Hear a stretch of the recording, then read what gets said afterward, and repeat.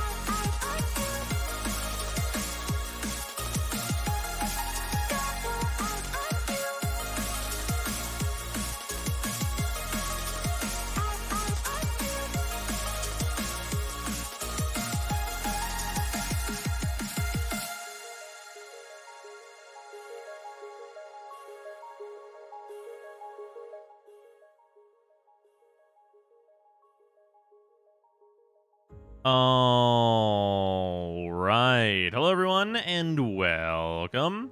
So today we are going to be, the basic breakdown here is that we're going to be doing more of the free-to-play through. I have daily rep grinds to do that need to get done, things to farm for, just stuff to do in general here. Bros, when or if you grind Fortuna rep the stream, I can just cap some Gooberdons with you for the standing. Fucking, that sounds great. Or if you grind Fortuna rep the stream, I can just cap some Gooberdons with you for the standing. That sounds fantastic for me. Night for 23 more minutes. Okay, cool. Sounds like we're going to do the planes first. The rest of the planes did a little bit earlier. Actually, I think that was before reset, so I guess I got a little bit extra there. So what's the plan for the Modern Horizons box? So we're not going to do that today because I wanted to get in and do some free to play through stuff. That should be tomorrow, though. Tomorrow, we should open the rest of that Modern Horizons stuff and also do some other things. So yeah, having to like stagger stuff out, just to not stack everything, you know, together, and yeah, just do as much as we can here, pretty much. Yeah. So tomorrow we should be doing the Modern Horizons box. So I am very lucky. So I have a very nice resource booster for the free-to-play account. You have a separate box set aside for crackbacks. Let me go check. That's a great question. I'll be right back.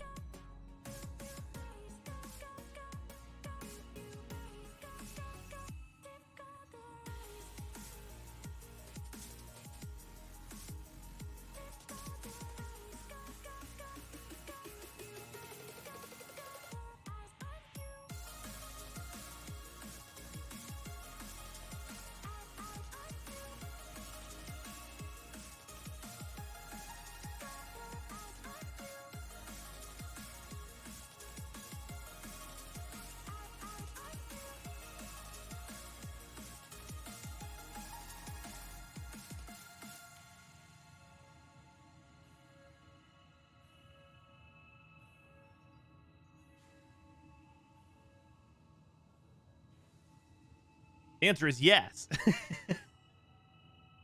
Is it only free to play through this stream? Yeah, I don't see any reason why. I mean, I could jump out of the main account and like spend platinum on the ghoul saw. Houseman's still sleepy. Yeah, he is all bundled up out in the living room right now. Are any of the tenant melees worth it? The sword and shield is definitely like the most compelling of any of them. But yeah, the sword and shield is definitely the most compelling one. Yeah, the scythe is somewhat interesting. But yeah, you got to get the right element on them, though. It's so random. Yeah, it's more so like if you're doing Void Storms anyway for any of the other rewards, and you happen to get one of them, you're probably not going to be too disappointed. Because, like, they have decent stats, but you're going to have to wait for the right element and stuff. They're not really worth counting on. What I'm hearing is I should turn these back on. Huh? Yes, that makes sense. Oh. I guess we're starting off with a cracker pack then. Oh. This is a box of Theros Beyond Death. So this set is out of print now. I bought this a while ago. This box is out of print now, and I should open it. Whenever I organized my cards and stuff, I found this box lying around, and it might as well be used for cracker packs. Because I got it a while ago at some point here. Damn it, I wanted to redeem one. That's fair. Oh, okay, so real quickly, we're going to get into this box. Where's my... Oh, yeah, right. My knife's out in the living room. Well, I'm not going back out there. I want to wake the dog up. Here, come here. I don't have anything else I can use the Zyme Dimes I have. Yeah. We might have some other uses for Zyme Dimes in the future. When's the next Genshin stream? The Moonchase Festival's out now. Ugh. That might be tomorrow after Modern Horizons. After we do the Modern Horizons opening, that might be a good time for it.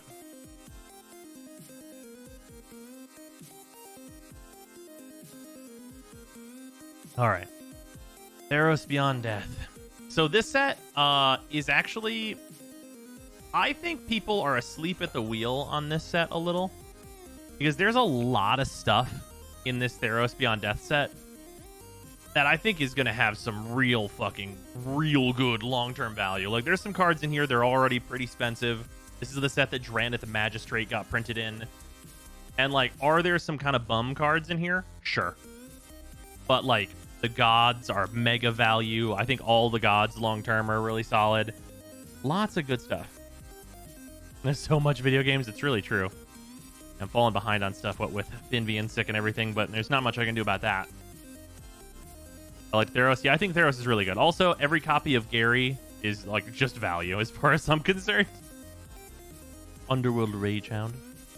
That's Pilgrim. Underworld Charger. Also, oh, no, that's a Coria. Never mind. I was going to say Bastion of Remembrance. That's an uncommon. Really good uncommon. Plummet. Satyrs Cunning. Hero of the Pride. Chain to Memory. Funarka's Libation. Hyrax Tower Scout. So, this is actually a real card for Vanifar. If you are playing Vanifar, this card goes into that. It's also just generally useful. Whenever it enters the battlefield, untap target creature. This is used specifically in Vanifar because it is a basically a rank up on Vanifar, because you'll pod a 2-drop into Hyrax Tower Scout, and then when this comes in, it'll untap Vanifar, so you can pod this into a 4-drop. There's a whole combo line with Vanifar that this is a part of. It's a really good card for specifically that. The Hero of the Nyxborn. Create a 1/1 white human soldier token. Whenever you cast a spell that targets.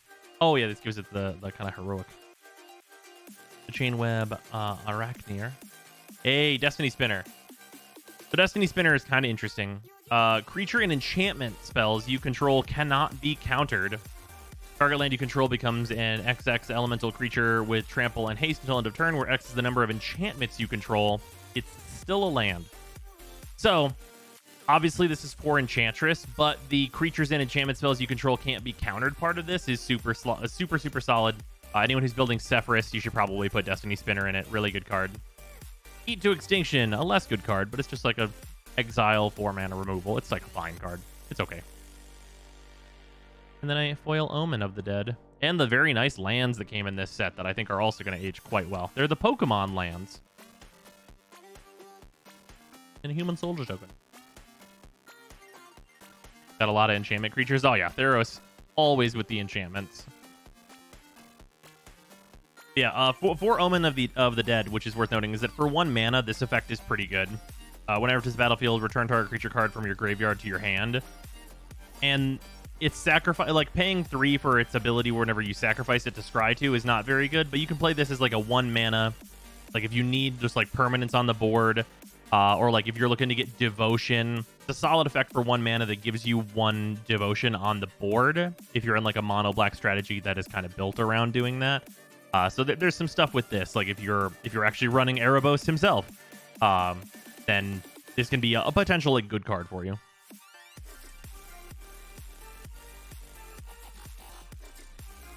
Yeah, not a bad start.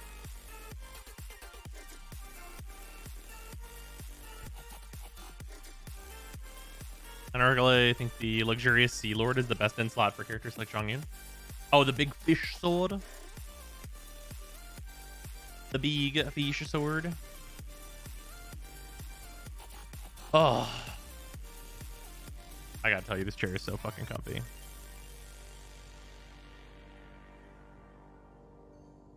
Hold on 1 second. I'm adjusting it.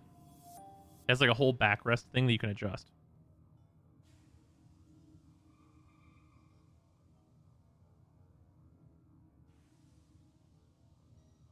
Oh, it's nice. All right. Let us grab the resource booster and get in here. So let's, I guess it's probably pretty close to not night anymore, but that's not a big deal.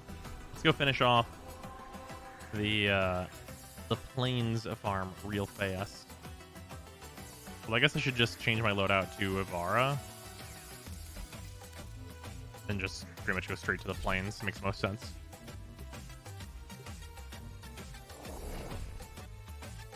Spagatel Sea Lord is unironically a best in slot contender among free-to-play weapons, and I find that hilarious. Yeah, well. The chair Herman Miller. This is a Secret Lab. Not sponsored, but it is very nice. These are their new chairs. A Secret Lab sponsor me. This chair's nice.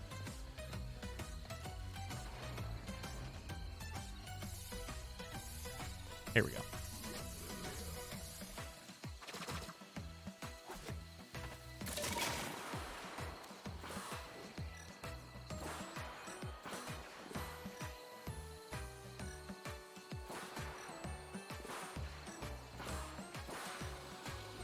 There it is. Just a plain squawka. It's only 1-2.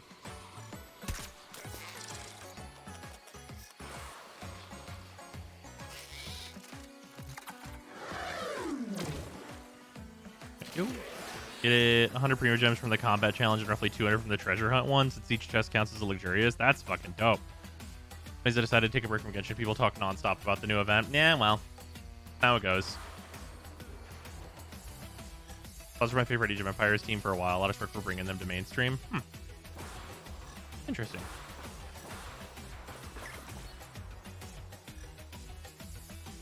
Oh. The moment you walk away, the Chondrix fucking spawn at the main gate.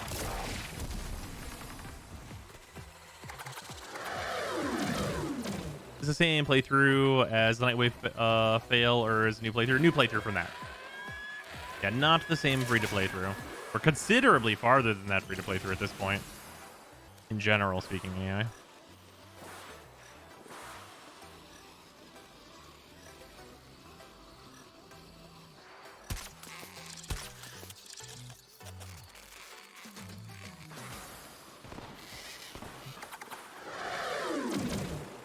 And they always seem to have a new event, pretty much.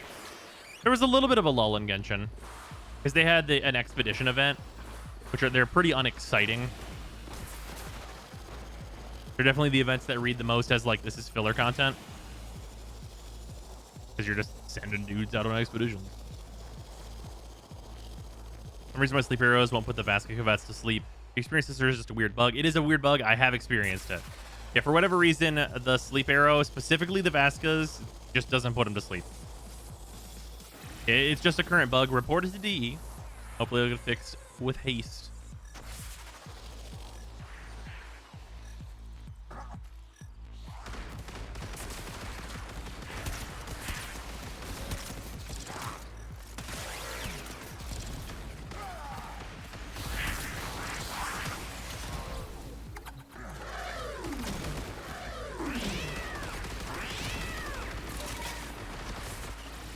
Very annoying, Grenier.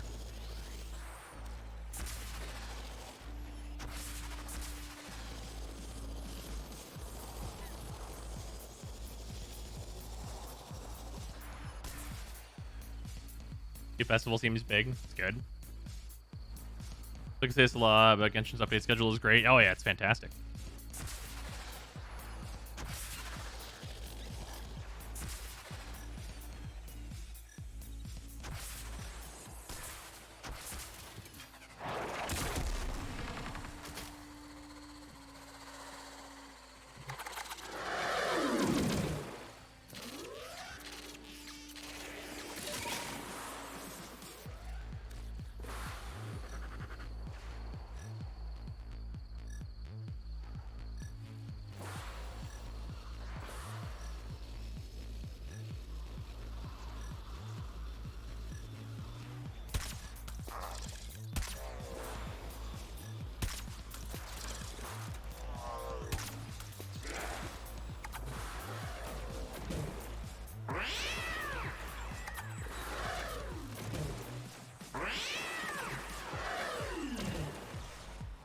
Go away, Eidolon drones.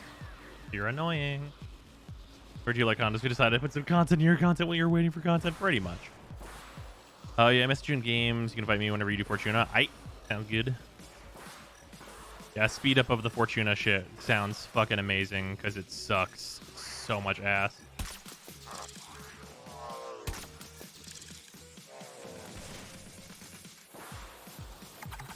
There's a video that it should be out tomorrow, but it might be the next day. There's a video that I recorded that is an hour and 20 minutes long. And it's just like, it's talking about like a lot of the new player experience. I spent a lot of time shitting on Fortuna.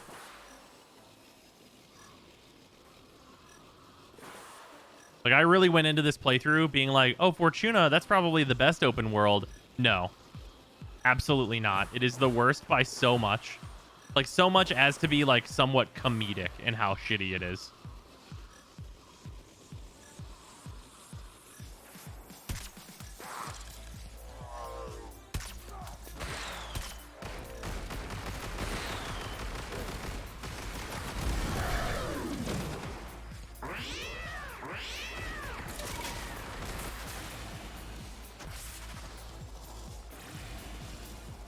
Fortuna reprint fucking blows. Yeah, it's terrible. Deimos is the best of the open worlds, I would say. Lanes outside of Eidolons is much better since the rework compared to Fortuna. Yeah, I agree with that for sure. It is the second worst open world grind. The Quills grind is in PoE is worse. Yeah. I mean, is that just because you have to play as the operator, though? Like, is that, like, the main reason? Because I would tend towards saying that that is the most of the reason. Because it's just operator content, which is just not very good. Also, yeah, you can ignore the Quills. That's true. You probably shouldn't ignore them entirely. Because there are some decent arcanes. I mean, you can ignore them entirely. Like, realistically, actually. Just use repair. And they're looking into it. Yeah, them saying that they're looking at, like, the amp grind and, like, maybe just amps in general to make it not shitty. This sounds like the best.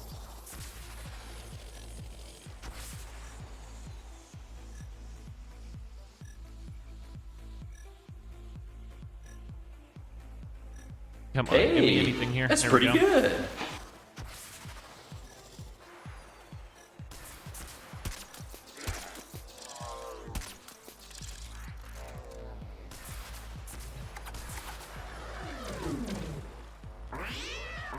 Nice, another cool 2000. About halfway done.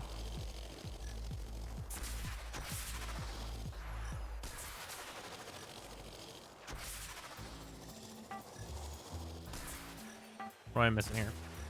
There they are. Just some plain squawkas.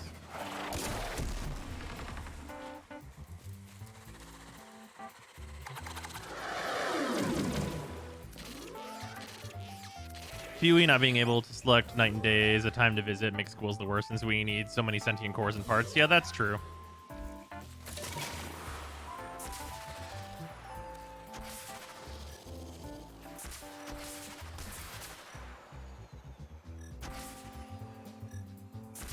Oh, fuck yeah. 3 bow.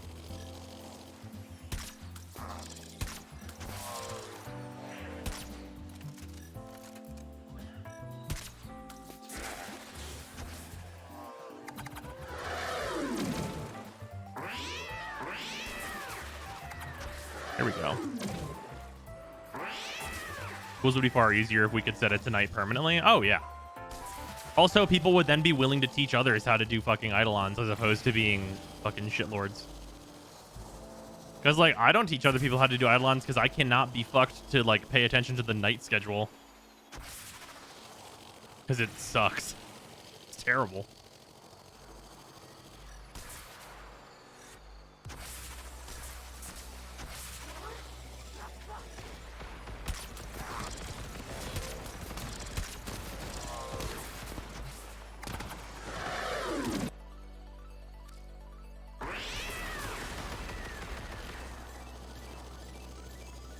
All these bow. Also night's just better. Everything is there. Except for domas. Doma. Domas are the one good thing about the daytime. And they're actually pretty important now. But domas are not enough reason to not just make the whole thing better.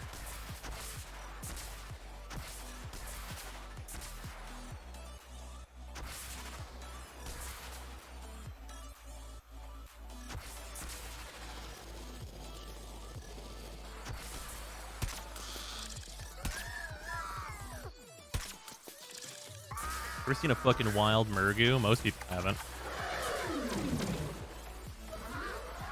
Nice 2400.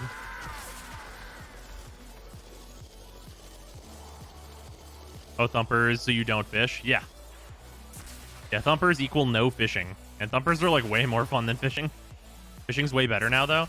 I mean, sure, fishing's definitely improved. But, like, I don't think it's so much better that I wouldn't rather just do thumpers. Mostly because, like, some fish are dependent on day-night, and fuck paying attention to that. I just don't want to.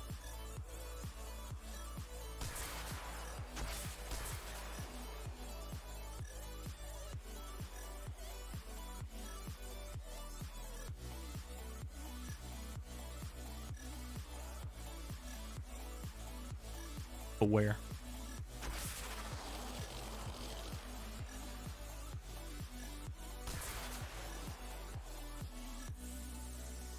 There's animals somewhere.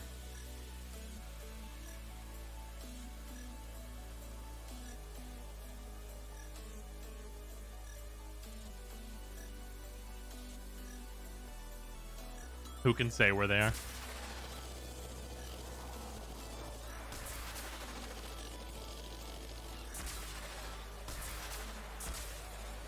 Oh, fucking pack a ghost waka. Hell yeah.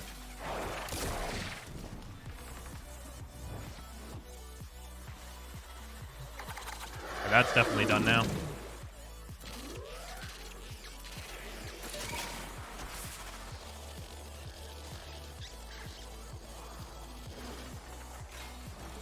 Another slave for hours to maybe catch a few fish or kill a few stompy boys. Yep.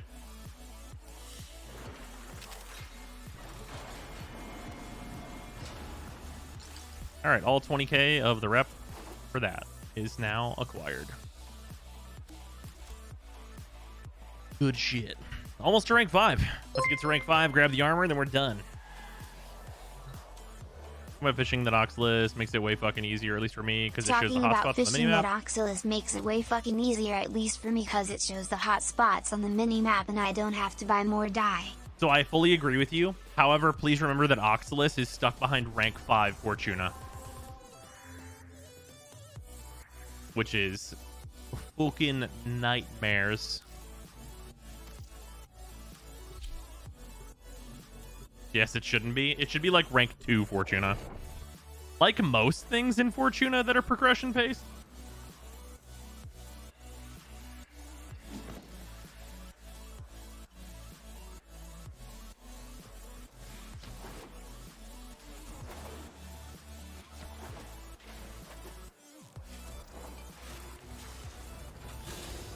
Sure, I'll invite you once I'm out here. Also, worth noting, I am inviting Shermie to do Cooperdons because I'm not going to make you guys sit through a fucking half an hour of me catching 20 Bolarola. And it has no other, like, bearing on progression at all.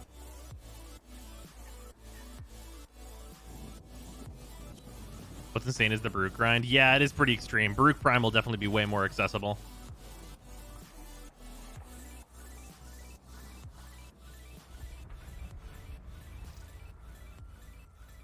Not to mention, I still don't understand why Profit Taker is locked behind rank 5 Fortuna. Yeah, you really should just be able to go over there after the intro quest and be like, hey, this other rep grind is here.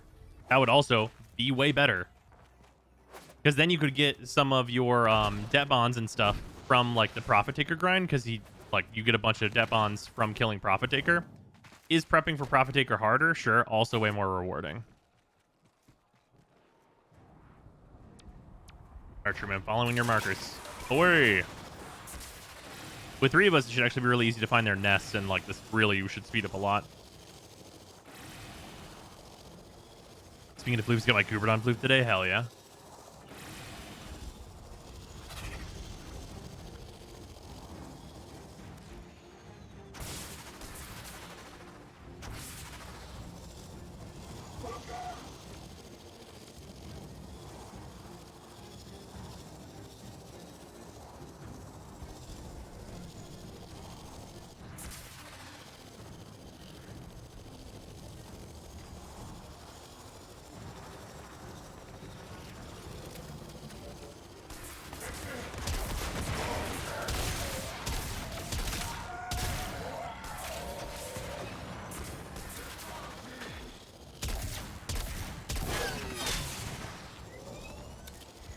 Okay, we will no longer be disturbed.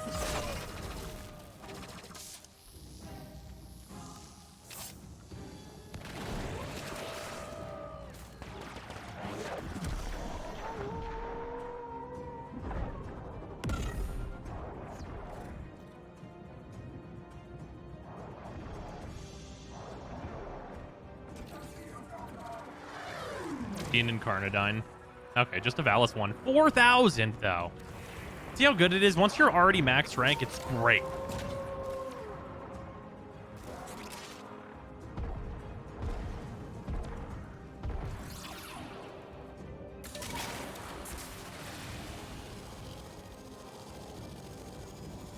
Being your first Kavat was a bit annoying. Yeah, thankfully it's like not really worth it until you're like mega late.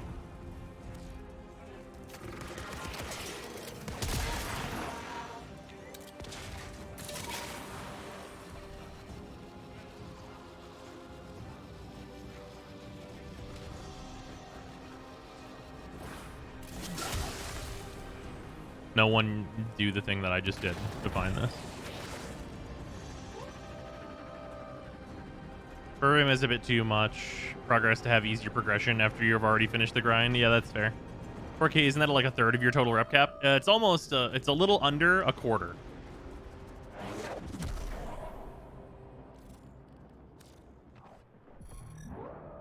And Incarnadine is like half my fucking rep cap, though.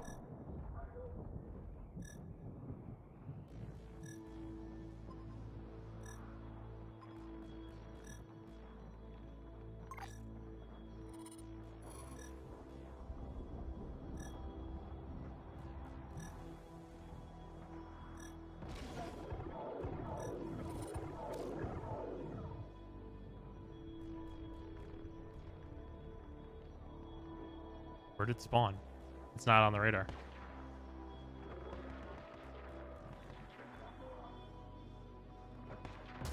Oh, we haven't called it yet. I see.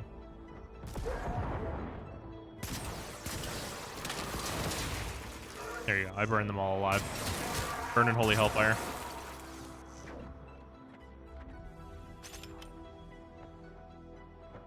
I was like, what happened? Oh, we didn't call him. Business progression is fucking garbage. Like, I remember thinking it was good being fresh off the fresh hell that is PoE, but looking back, holy shit, this sucked before you could do Kuberdons. Yeah, it was terrible. And your options are pretty much either Exploiter or Kuberdons. And Exploiter is locked behind Thermia, which is the most insufferable shit ever. If they fix Thermia, it honestly won't even be that bad. That's a Bolarola? Question mark?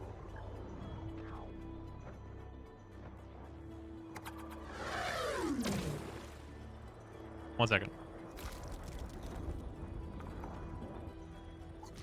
One sec, be right back.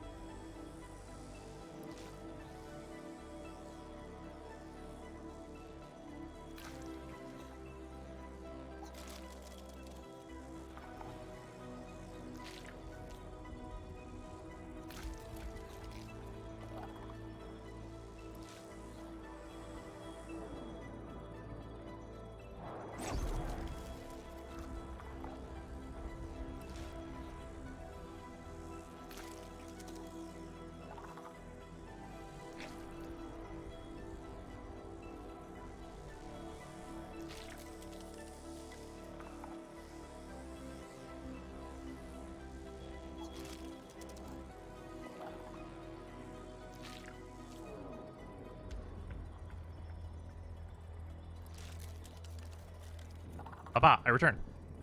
Sorry. Gavin's PC randomly shut off. And just to call him out, just a absolutely huge blowout. He totally just kicked his power cord out of his PC. 10 out of 10.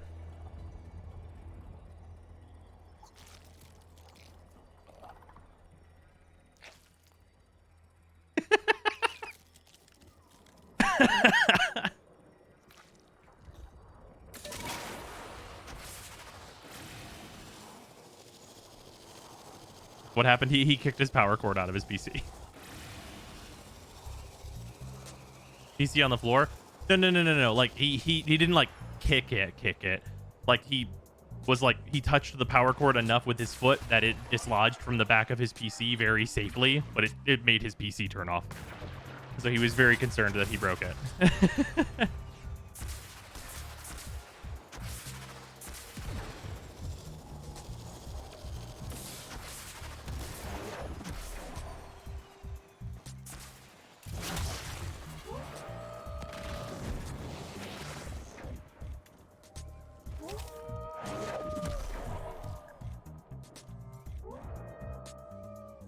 Scares like that always run me to do backups, then I forget. Well.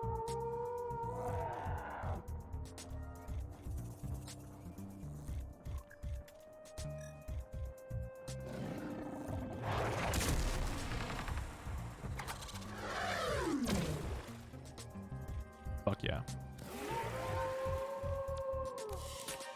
I love being halfway done with my balance wrap. Be lying if I said I've never disconnected the power cord by kicking my junker of a PC. Well. Out of the PC, not even the wall. Yeah, not even the wall. Just like dislodged from the power supply. Like just enough to not be powering it. Oh, Shermie's PC turned off and he has to rejoin. Oh, well then. I do an invite. Not bad.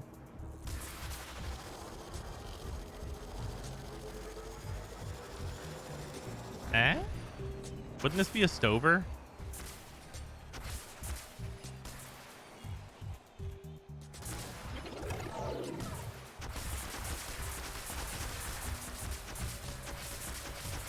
Wave dashing.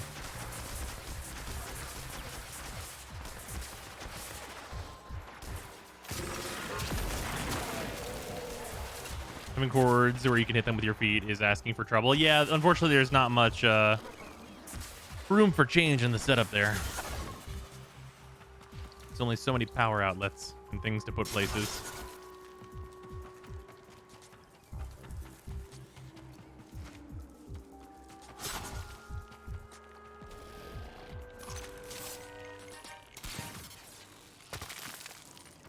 Bruh.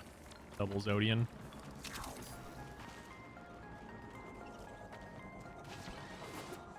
Last update from Seraph, and looks like he's mad. Like, don't put that recovery suit back on me. Well, he doesn't mind. So the recovery suit, he's totally fine with. He's super chill with. He does not like the cone. He is a very big not a fan of the cone. And he has to sleep with the cone at night because obviously me and Sarah have to sleep. So he's not a fan. He's like, no, don't do it. Yeah, he's very okay with his PJs, though. He gets many naps in his PJs.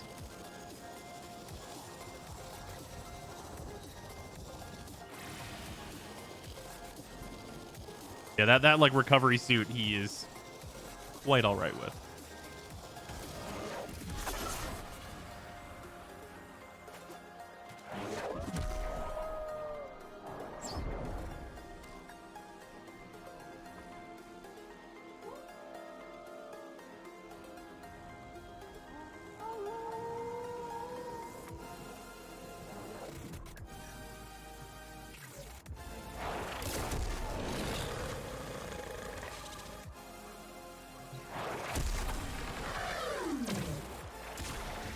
Oh, good capture. Only 3,000. Still so fucking good.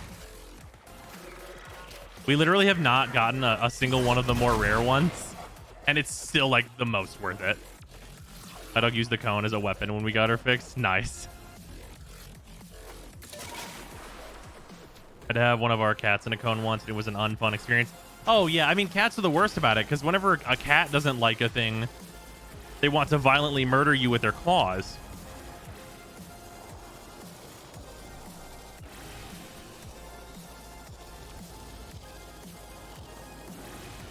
They say I am not a fan. Die.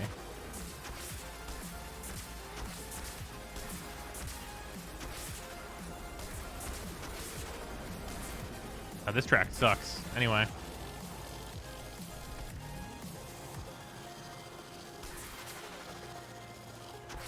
Okay, you found it.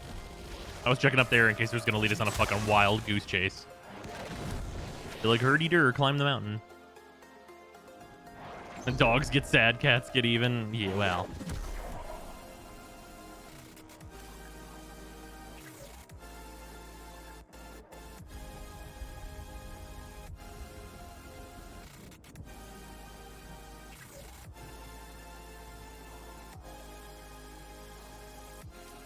What the fuck is happening with the ritual of the crewman? Locate and tranquilize, but it's not on my radar.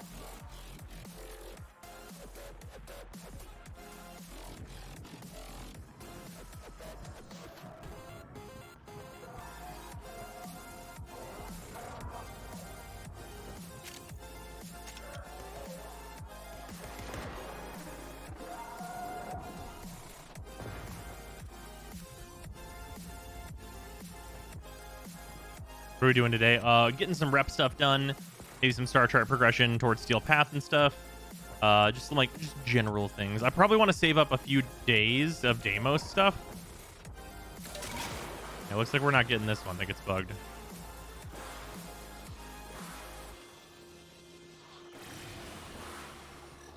Oh.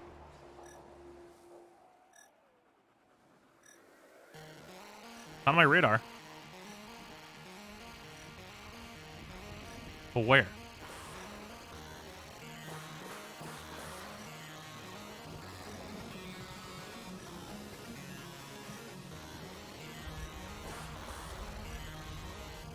This thing can only detect animals. Holy shit, I see it. It's an Incarnadine.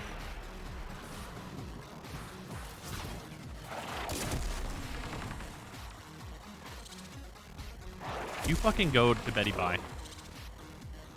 The fuck to sleep. It's time for Tubby Bye-Bye, motherfucker. There we fucking go. Look at this shit. I'm done with my rep now. That's it. That's the rest of it. That's not even as much as they give. That's just me up to cap.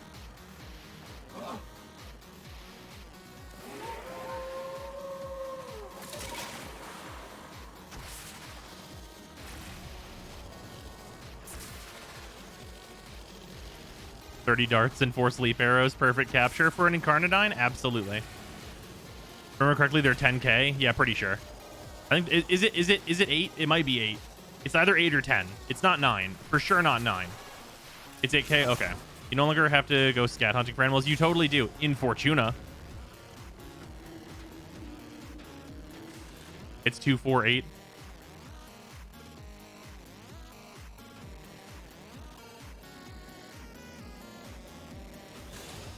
I have to farm Moxium so I can use Arcwing in the open worlds. Yeah. You're gonna...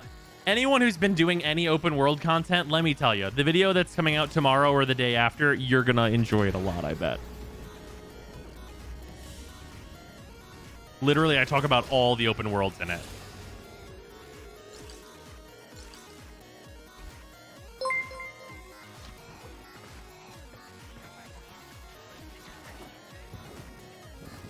Perfect capture. Also, I don't know why it was all the way over there. Oh yeah, it's just buggy. More medical debt bonds. I don't know if I have enough medical debt bonds though. I might have enough. If I don't, I'll get this. How many more medical debt bonds do I need total? I think I have 30 right now. I think I might be done. I might be free of this evil. Yeah, I have 30 medical debt bonds, so I'm going to rank 4, and then from 4 to 5, I think it's 12, right? So I should be done with medical debt bonds. But I need familial debt bonds, right?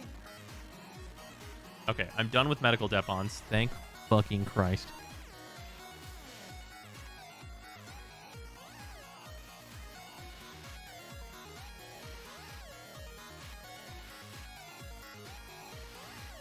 Look at the rank 5. What I fucking need for this bullshit. I need another 12 advances, so I need I need 10 more advances debt bonds, and then I need 10 familial. Rank 5 is 10 familial, 12 advances, 12 medical. Okay, so I need 10 advances, and then I think I need like 8 familial or some bullshit. Fucking hate these things. It's garbage. Also, wait a minute.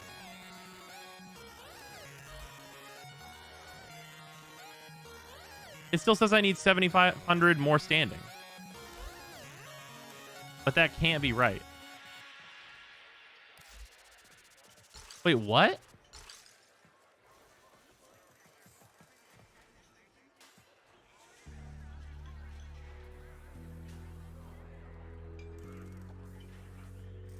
Quick math, 8,000. And then 3. One of these was good, so I got 2 for it. And 4 of the Valis Kubros. What the fuck?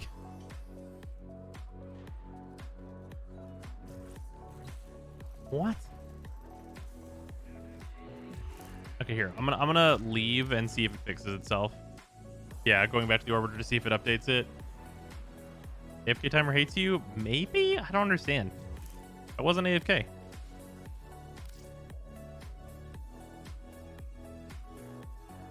Yeah, no, it still says they have 7,500 left.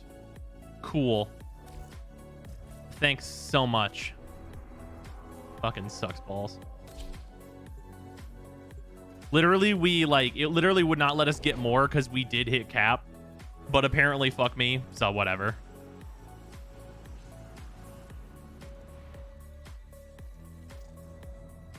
Shit's broken. What's new?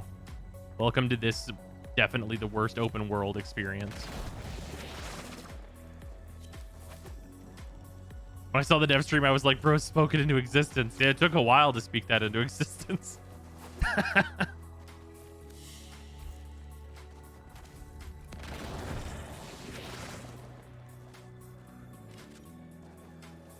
it's gonna be so nice whenever we can just form a Warframe and be like, and there we go. And there they are.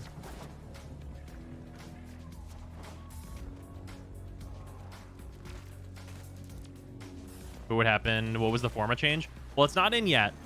But basically, whenever you forma your Warframe, they're gonna have abilities equivalent to your mastery rank. So if you're MR10, your Warframe is going to have at least rank 0 of their 1 through 4 whenever you forma them. So they're going to be like an actual fucking Warframe and not a Naros.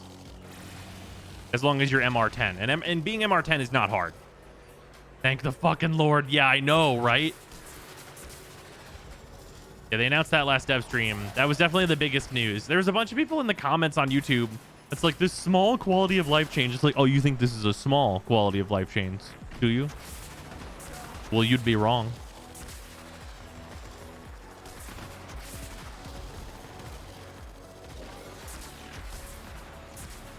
Who can say which way the wind blows? I'm gonna guess where this nest is. Oh, also the circle disappeared. We should just hit another. We should just hit another point up. It bugged out. How did it take them this long to figure this shit out? I don't know. So Hydron SO meta is gone. I wouldn't exactly say that. I would say that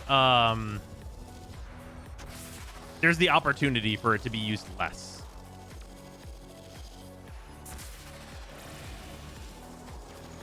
You still need to level them up to put more forma in them. But they'll be at full performance if you're MR30. Which is important.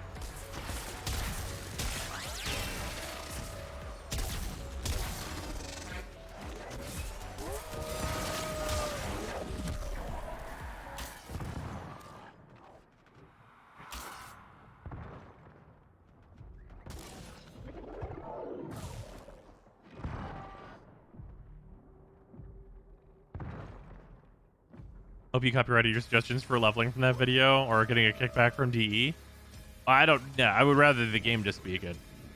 Also, like, I'm not the first person to suggest that. I don't think it's been a suggestion for a while. I was just trying to keep on it for a bit Because like we talked about that with Rebecca on Shy's podcast a year and a half ago.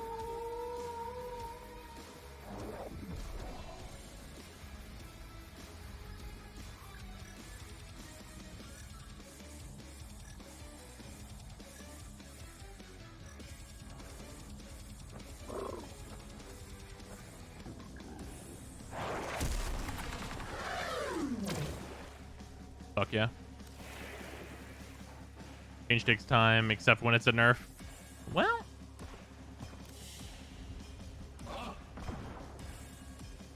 cool. 0 rep gained. It said plus 4,000 though. Although this is usually you get it like a confirmation after like the hunt afterward for it to like count towards what it says in mission. It's weird. Glad they finally listened. I'm much more likely to form more frames once this is a thing. Absolutely same. I see it as nothing but a positive. Because, like, what is it going to mean? It means that the people that, like, don't want to go through and, like, fucking unmod their fucking Warframe and be like, okay, what do I put on? Fucking Umbral Vitality, all this other bullshit. Like, if you're at least MR 20, you're going to be able just to be like, I keep my full build, basically, and I just level that shit. Brozime, how many sub-goals have you finished honoring? Okay, so we're through most of the boxes. We did about half of the Honkai stuff that I want to do. I still, of course, the 24-hour stream, we still need to figure out a day for that. That's going to be upcoming. And then, let's see here. I'm forgetting one. The Genshin waifu tier list. If we're going to do Genshin tomorrow, it'll probably be smartest to do that tomorrow, whenever we also finish up the Modern Horizons stuff. Yeah, normally log on, cringe at taking stuff off a frame to level, lock out. Well, it's because it's just a bad experience, right? Like, you get on and, like, the new Warframe's out, and you want to play as the new Warframe. You don't want to play as a Naros for fucking an hour and a half while you put Forma on this damn thing.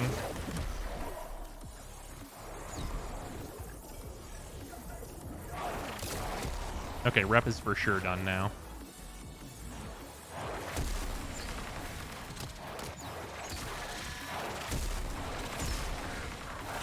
Asleep, behemoth.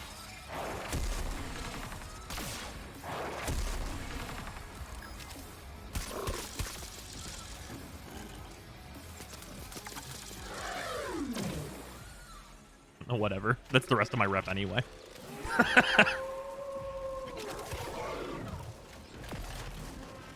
What are you doing? I'm pelting him with fucking tranquilizers. Avoid Tuesdays or Fridays for the 14 stream because something tells me if you did schedule it for that, new war would magically be released on the same day. For fucking real. For absolutely fucking real. It should be a Saturday. It seemed like that was like the popular pick. Is that people wanted a Saturday for it, which I'm into. Okay, it says plus 7,500.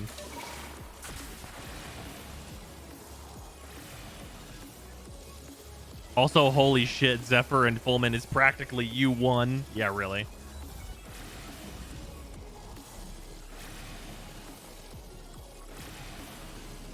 Is there also in? They usually do maintenances. Oh, okay.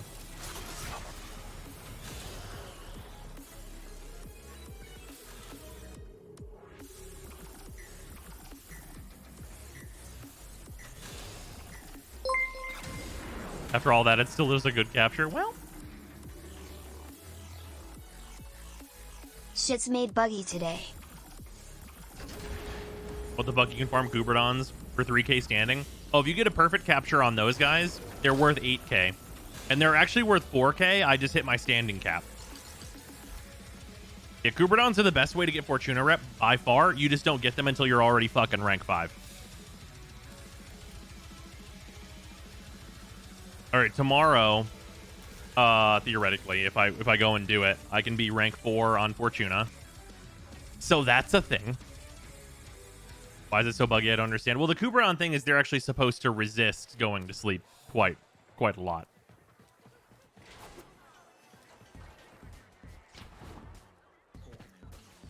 Especially the Incarnadines, which are the rares. And I don't need anything from you unless you have a fucking bundle of Mi Familia. Which you do not.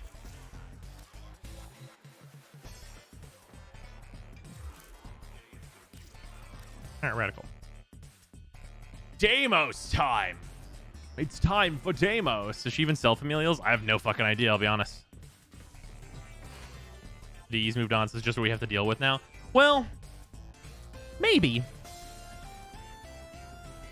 I mean, they fixed the like leveling Warframes thing, or rather, it's coming in an update. So I wouldn't put it past them to update things to like up to the standard of Deimos. You know what I mean? Remember correctly? Yes, Ticker can sell familials. Okay.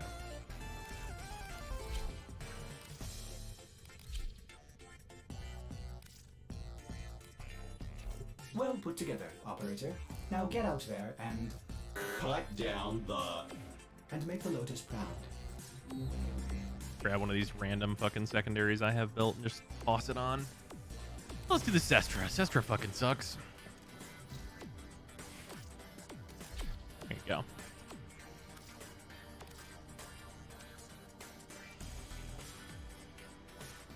Should level this fucking Diriga. Nah, I should probably actually wait until I'm like actually going and leveling if I'm gonna get rid of my companion. Sestra fucking sucks. It's such a mood. Yeah, well.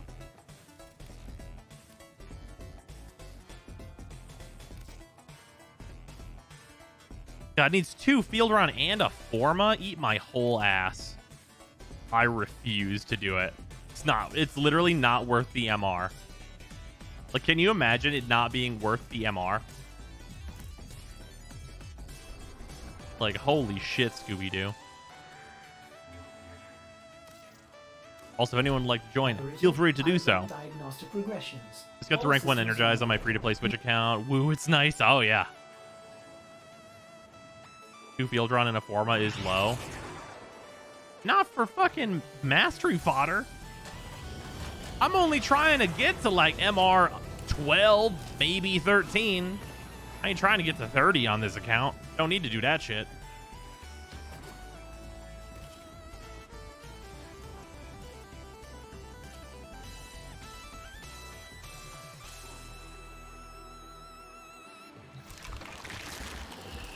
See if I can grab any grandma tokens while I'm here, because I'm gonna need to get Sarah Glass. Nope, not getting rid of all my sun tokens. Not doing it, grandma. Unless I can get more sun tokens. I'll be right back, grandma. Grandma. Grandma.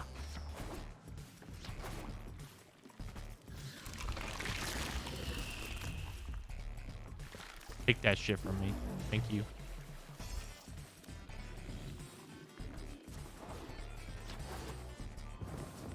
Dual Zestra is not worth a single Forma. Absolutely not.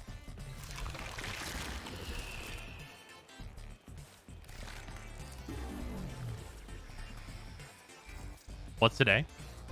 It's Monday right now.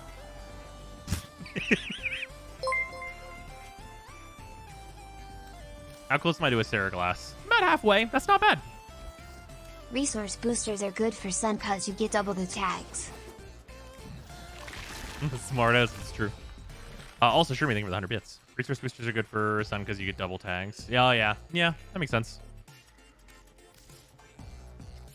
You know what? You know what's good for fucking Vilcor? Literally existing on Deimos. Look how much ganglion I have. This account has only logged in like 30-ish times. Look at these fucking resources.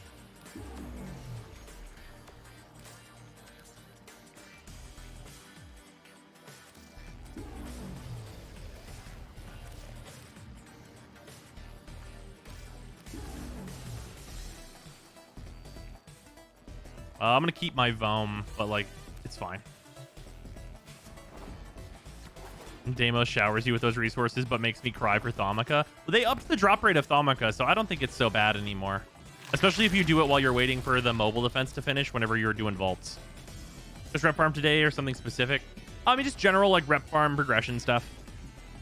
Might try and might try and farm out the Stropha / Protea. Get some progress on that because I need all the Stropha parts together. Need to have those.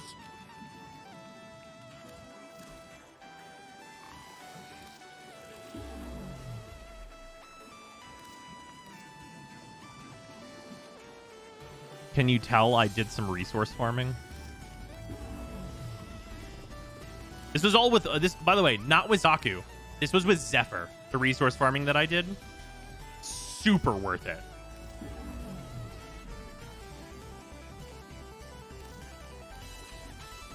Have you done ISO vault runs on this account? I've done a tier 1 and a tier 2, but the tier 2 gave me enough trouble that I'm waiting to do more tier 2s and tier 3s until I have a Stropha.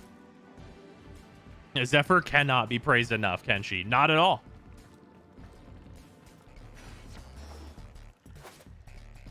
Got the Pulmonars for my login reward. Yay. I mean, it's a weapon. Turns out post rework and buff, Zephyr's a monster. Yeah, she's fantastic now. Oh yeah, imagine using Zephyr 2 years ago. Also, the Trumna's fucking dumb. Oh yeah, you should see... the Trumna's bugged with Zephyr, but you should see it with Zephyr. It's bugged with Zephyr to be non-stop infinite bullshit. We have some options. Oh, this could give me Blood Rush. I'd be pretty into that. I do kind of need that. Yeah, let's roll that. It also looks like it has like the really easy end stage, so it might be super fast.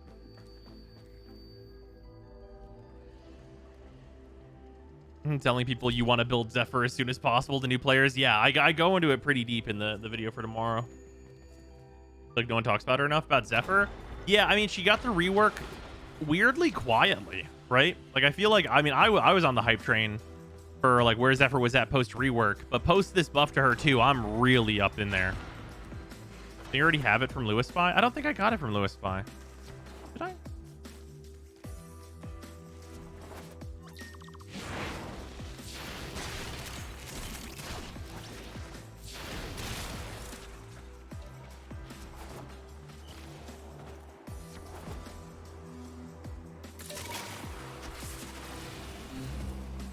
Okay, let's tell me. Oh, I do have one. I do have one owned. Okay, we can just do like 2 tier 5s after this then.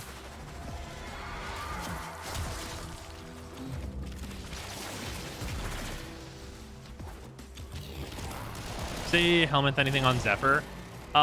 Yeah, I really like Wisp 3 on her. I think it's super high quality. But you do pretty much always have to drop her 1 because there's kind of nothing else that you can drop. So it depends on if you want to like lose the mobility for like a lot of damage add. How's her 2 compared to Nidus's 2? Very favorably. They cost the same amount of energy as long as you're jumping. Otherwise, Zephyr's costs double. But you can always recast Zephyr's without needing an augment. So that's a huge positive. It's not quite as fast at grouping enemies together, but it will try a little harder to like pull them around corners and stuff. Also, it does do damage. So for like low level clears, you're going to have a really good time because it can just clear low level maps by itself and killing a bunch of enemies. Their air burst pulls tight enough to do Rhino things. Yes, absolutely. Also, it's super notable that it breaks boxes and stuff. And like that doesn't seem like a lot, but it is really noticeable over like a longer period of time that you're going to get like a lot more resources and stuff because you happen to cast your 2, break a bunch of boxes and get some more resources because of that. So if you're in a position where you do not quite have infinite resources yet, that's also a consideration to make. Where it's like, hey, you wouldn't look into a room with a bunch of crates and without a box breaking ability, you wouldn't break all those boxes individually, like without an AoE weapon or whatever, right? But if you have Zephyr's 2, you throw it in there and grab everything. Zephyr's has twice the energy cost of Larva, not if you're jumping. Whenever you're in the air, air burst costs half energy. So just make sure you jump. Also, some things that Larva cannot do that this can do, kind of only important here, it can move Jugulus. This is actually really important because you can stack the Jugulus up and then use your 4 plus whatever weapon you want to kill Jugulus really, really easily. That's mostly kind of like a Steel Path thing that's going to be important if you're doing Steel Path Deimos, but it is a thing you're allowed to do. Also, NACL, thank you very much for resub. Much appreciated. Yo.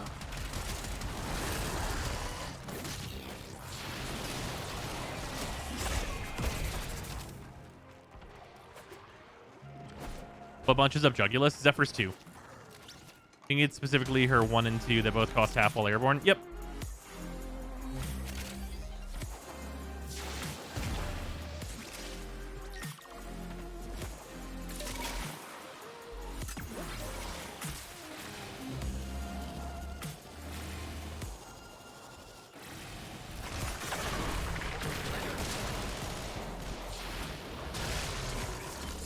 They see you can move them.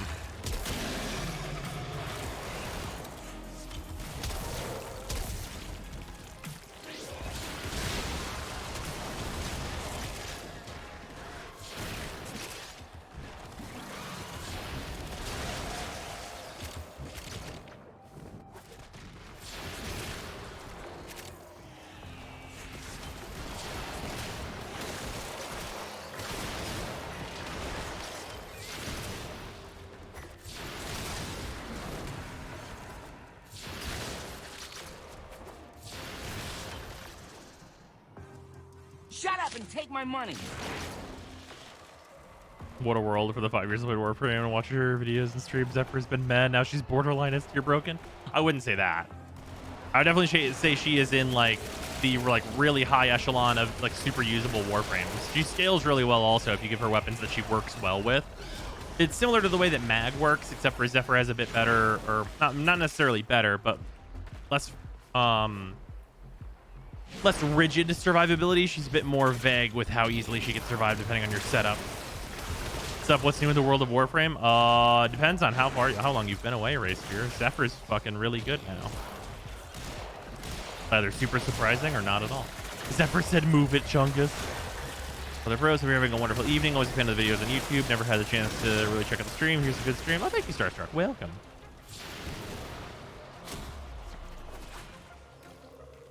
Okay, I got a couple of lenses kicking around. Zephyr less die. Yeah, because I mean, you throw her 3 on, then projectiles are not a threat to you, which is great.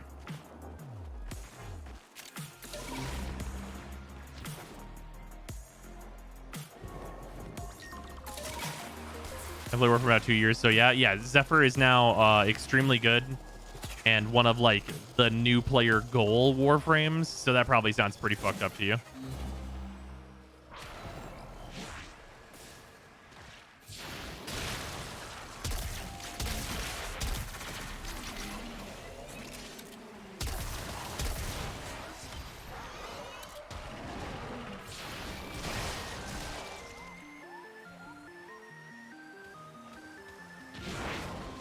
Weird, yeah, pretty much.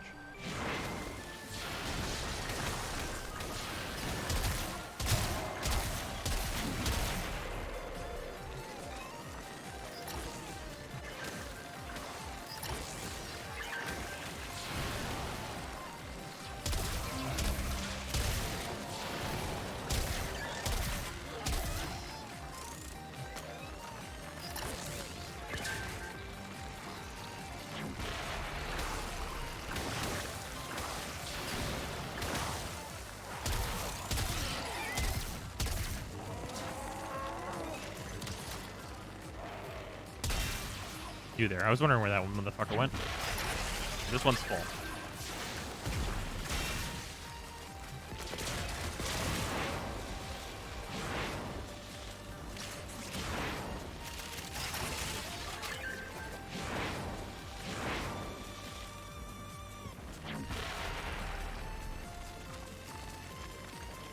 Here we go. She's good enough. I've gifted her Prime to some friends that left Warframe and came back. Oh, yeah. Joy of playing frames like Mag and Protea is building all this shield just to die and steal path to one hit from a toxic ancient's hit scan ranged attack? Question mark? I mean, Protea usually is not too much of a victim to that because she's more of a ranged character and enemies kind of can't move when she's around normally, but Mag, yeah, a little sometimes.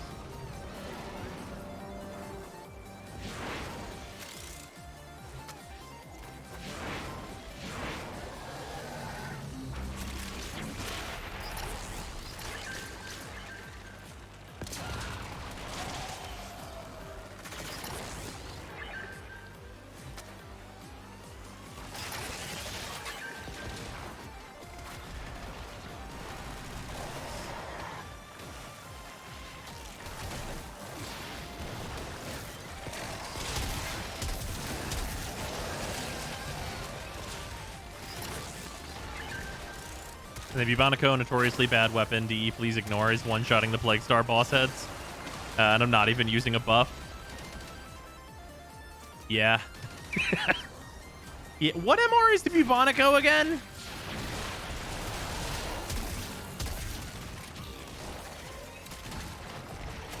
That is also another weapon that's like hilariously good with Zephyr. Don't say 8 to me. Shut the fuck up. Yeah, 13 sounds way more reasonable. Okay. Yeah. All right. All right. Costs like 10 mutagen mass though, except that's worth it. I mean, it's not worth it at all. DE, do not look at the Bubonico. Definitely do not watch my video on the Bubonico. It's for sure not worth using, guys. Yeah, 13 makes way more sense because it's right there with the fucking Trumna. The motherfucking Trumna. Imagine using a Trumna. Also a weapon, please ignore bad gun.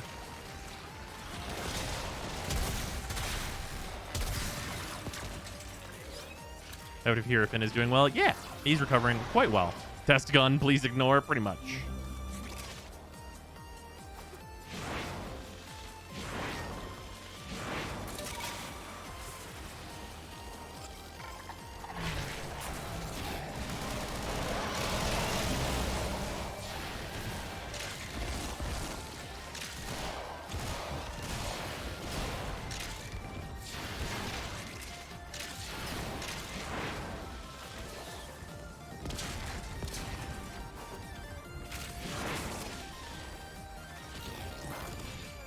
Just built and put 7 Forma into the Trumna today. It's pretty good, huh? Trumna or Sea-Doo preference and why? The Trumna is more of like a true nuke. The Sea-Doo has the large benefit of having double condition overload. They're kind of just good on different things. I mean, I would say the Trumna's closer to like the good at everything that you usually want to experience.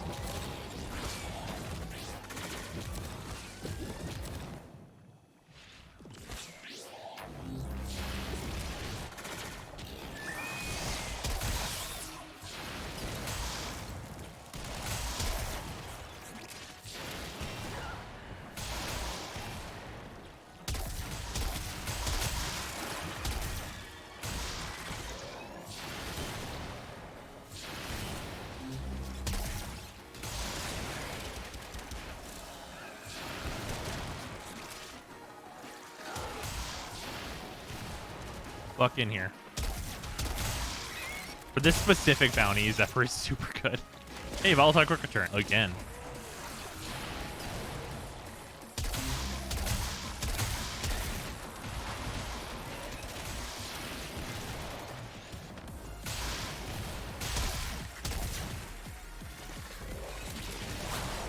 The Sea-Doo is the Lich Be Gone, pretty much.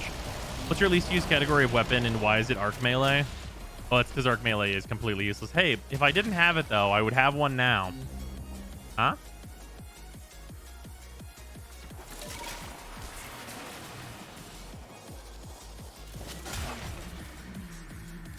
What do you mean mission chrome? I disagree.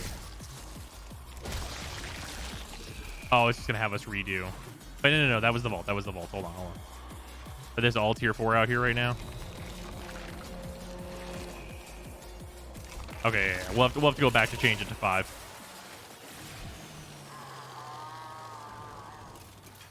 Arc melee can be used for arc wing scans? No. What are you farming now? Pretty much just like mother tokens in order to get the Deimos rep. Interested in playing Project Eve? I don't know what that is. Sometimes you have a magical moment with the CD where the all-fire projectile just bounces around and clears an entire room. Oh, yeah, for sure. I mean, that's any regular Star Chart mission, right?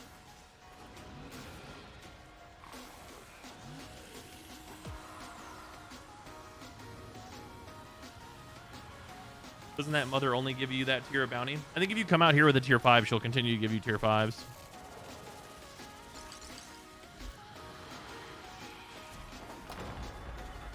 I want to name the Trumna Acolyte too. Pretty fucking accurate. Basically Korean automata. That sounds badass. A 200 strength invigoration for Wisp. Super busted. Jesus Christ.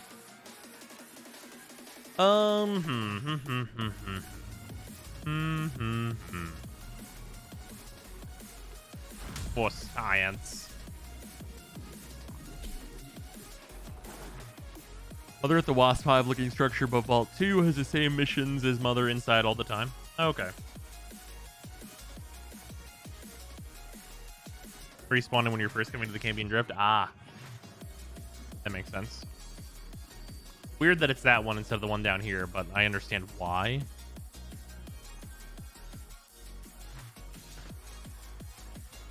Need to actually farm the Trumna. I've been using the Exceltra. Oh, the Trumna is like the Exceltra's older, stronger Super Saiyan brother.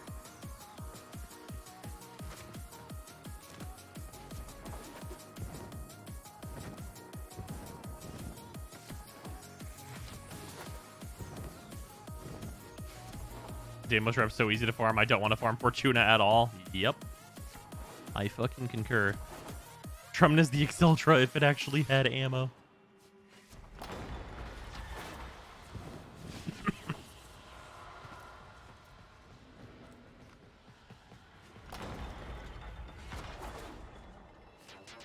Alright, convince me to farm Seraglass Shard again for Trumna. Cheers. Hell yeah.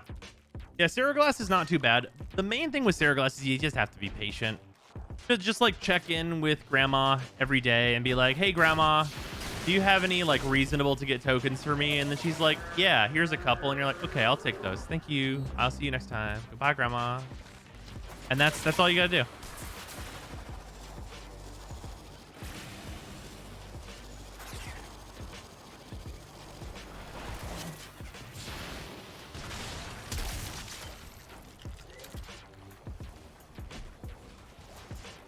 One issue with Trumna is Primed Firestorm doesn't work on the primary fire. I mean, yeah, but you do not need Primed Firestorm.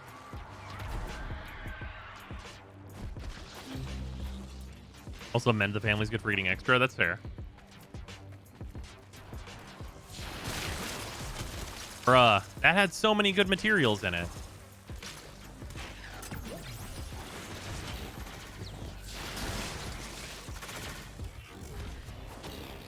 Unironically, come over here and make sure you pick up the materials.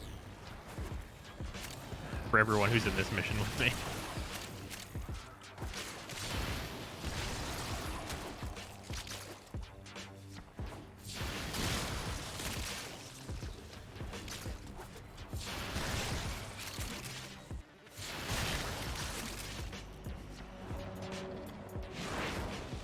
A big boom.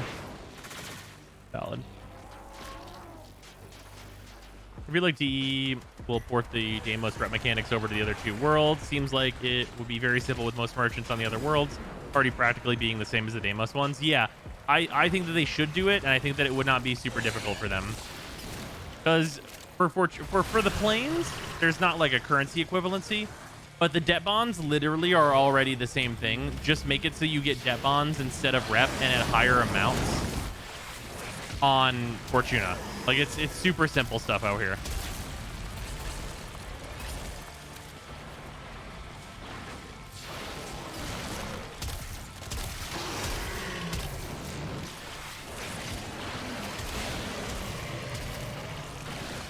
Big war crime energy.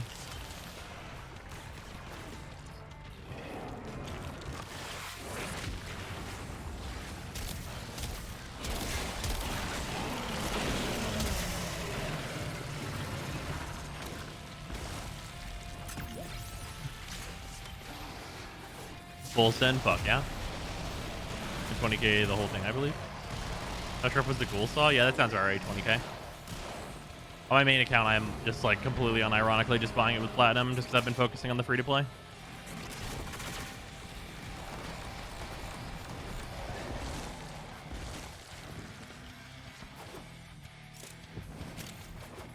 $23k with the stance, but it's like what, 9 runs or so?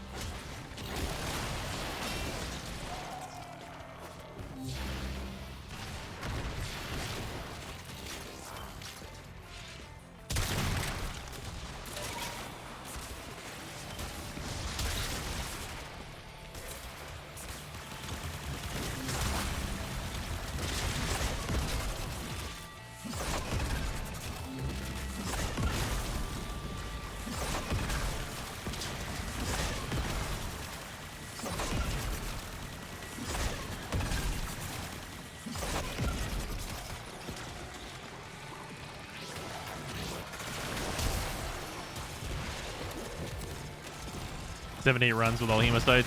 Okay.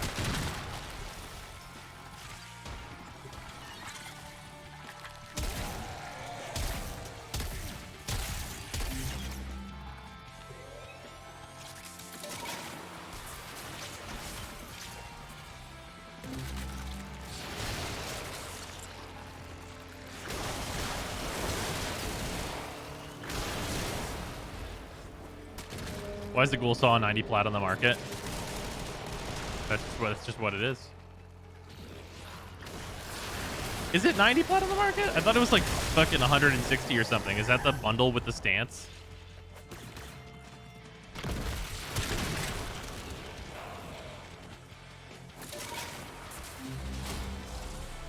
Oh, you mean on Warframe.market. Oh, okay.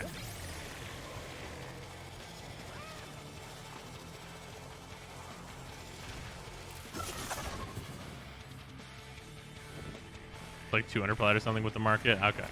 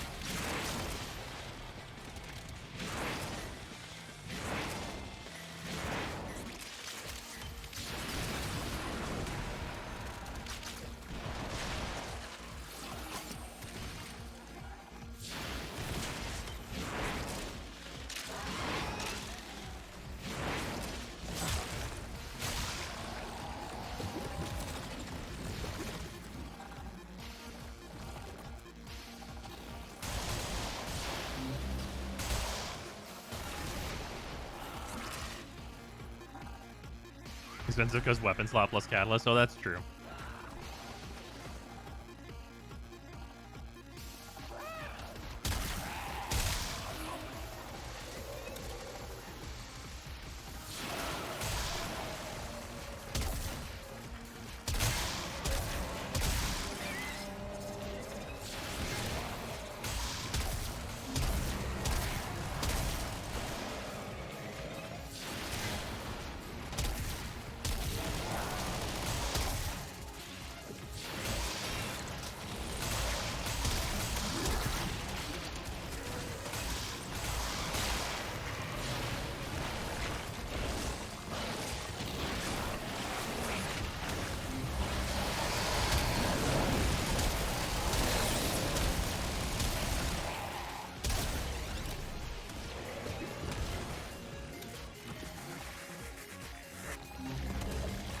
There's no polarities, only 10 runs of Plague Star now.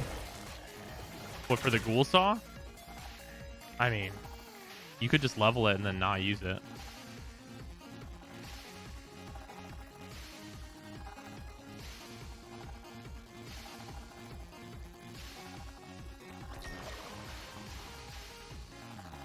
I'm just saying.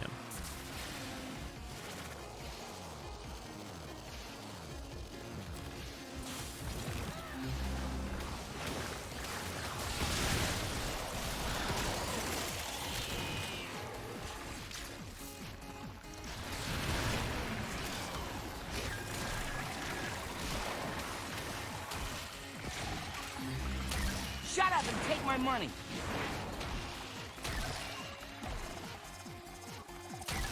Unlucky number of months. Also re-downloading Cyberpunk since they had a patch that makes the game look decent on next-gen consoles. Oh, interesting. Frank, thank you for the 13-month resub. Much appreciate it. Yeah, eventually, someday, we will maybe get back to... There's a lot of qualifiers there. We'll maybe get back to Cyberpunk when and if it is considered to be fixed.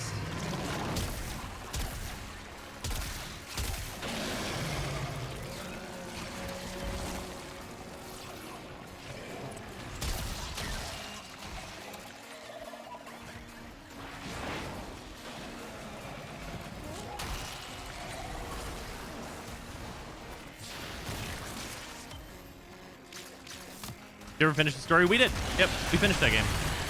I enjoyed it. I had a good time. Like, unironically, I had a good time playing Cyberpunk. But like, game absolutely just like broken into fucking bits in terms of like bugginess of the game, especially for most people. Like for me and like my PC setup, I definitely got like the lucky end of it. What's the better necromech? Void Rig. What's the other one's name?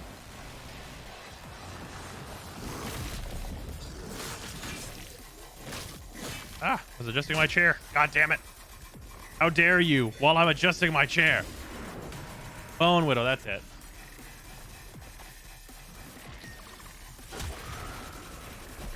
Here we go. Thank you. Near useless? Well, doesn't matter what the other one's name is. That game crashed almost once a session, almost every time I played it. Yeah, that seems correct for Cyberpunk. Unfortunately.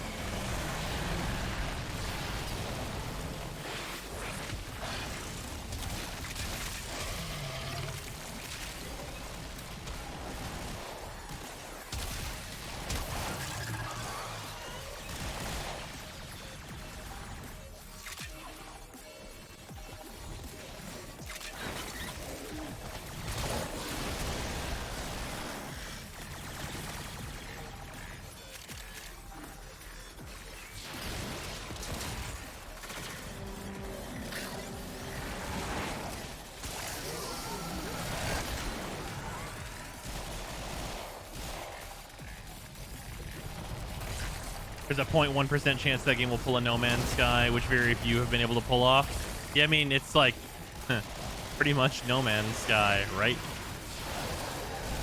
Like, is there another one?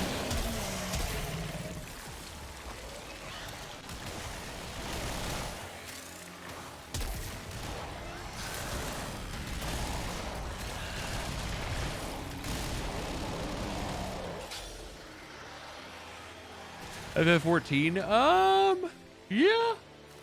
Okay. Yeah, that's fair. Yeah, absolutely that one. That's, yeah. Witcher 3's combat.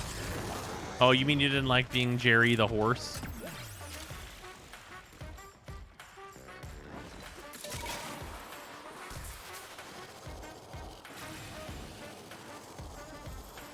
What didn't you like about being Jerry the horse?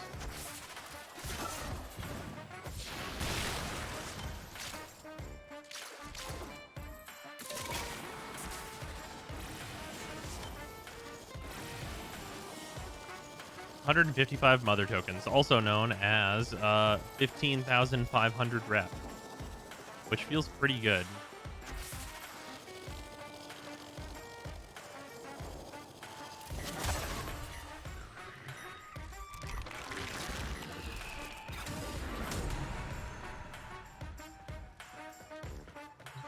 Oh, here, you know what? Actually, let's cancel that. Let's just do the endless one. Like, we might as fucking well.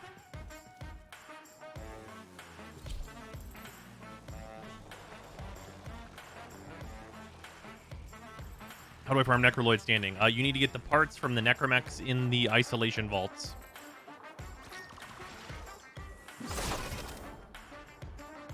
feel like Cyberpunk made bad will with delaying a game to make it better and not making it better. I mean, I don't think the bad will comes from delaying the game, because like delaying the game is like, I mean, usually the case is that stupid people get mad about the game being delayed. That's like usually how that goes. With the exception of like Kickstarters. Like if a Kickstarter game gets delayed, like, you know, there's some amount of investment from people and et cetera, et cetera, et cetera. But in general, like delays to games shouldn't really be seen as a bad thing. It's really just that it came out and was not like optimized for fucking anything, and like just didn't live up to expectations. Like that's really the long and the short of that.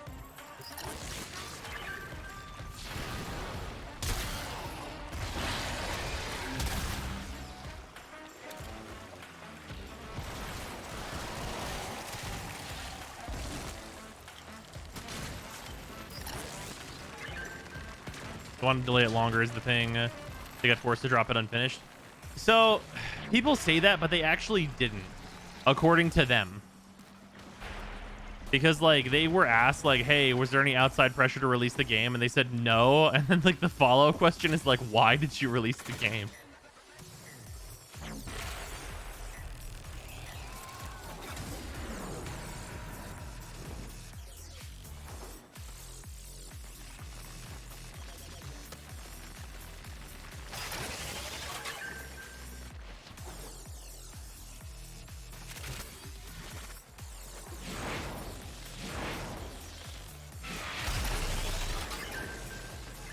You get the fish parts I marked? I think so. Yeah, I must have. It was rushed and they purposely misled people with pre-vetted footage from reviewers. Yeah, that's true. That's definitely a thing. That no is 100% a lie. I mean, it certainly feels that way. They're peer pressured into release. Fear, however, remains to be themselves. This 2077 runs better than Odyssey for me. Really interesting. Hey, I got a defiled Snapdragon. I haven't seen one of those in a bit.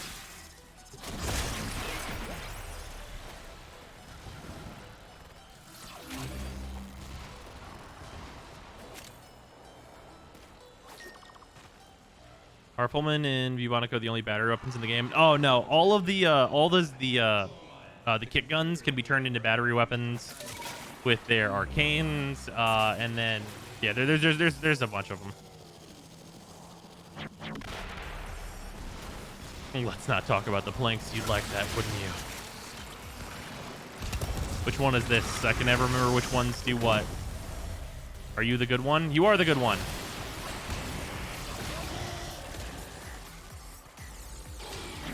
Too bad I am a fucking really shitty operator. So shitty.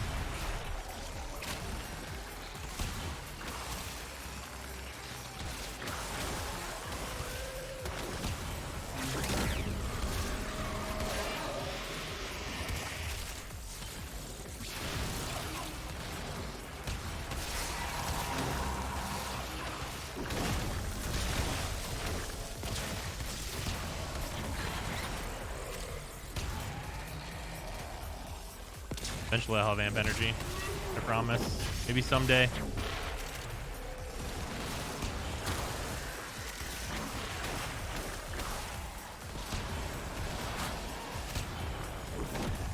Level fucking 28 on 8, please.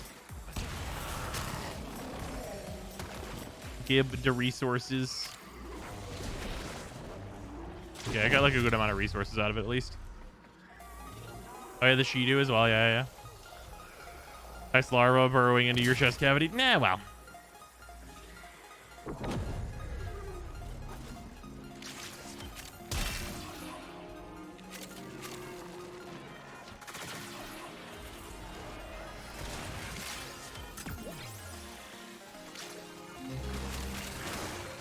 Well, I got a perfect railjack engineer from Ticker. Nice.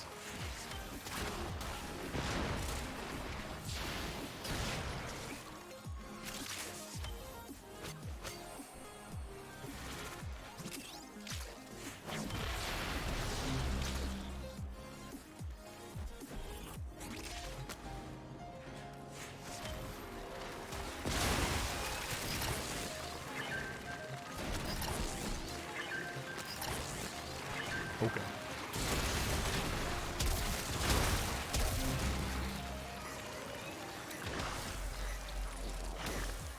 Very 50% crit bonus. Here's a new core. Wow.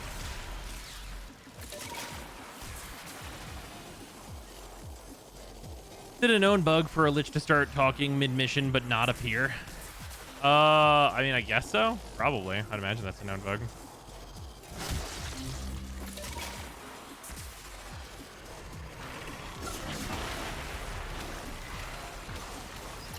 Warframes even have chest cavities?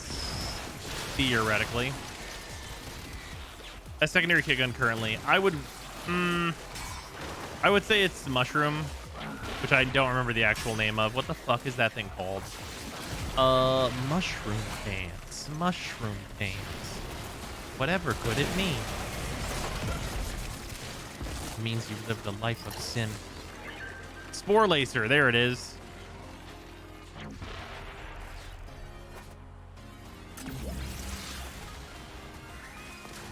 Fun fact, Zaku can permastun liches. It's fair.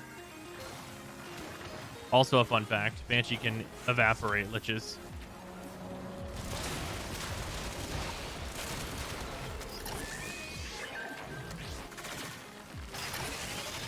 These facts are similarly fun.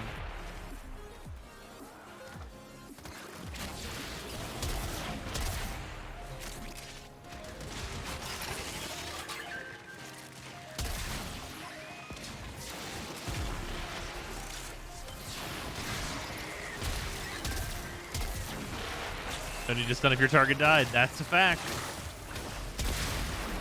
You're right, and you should say it.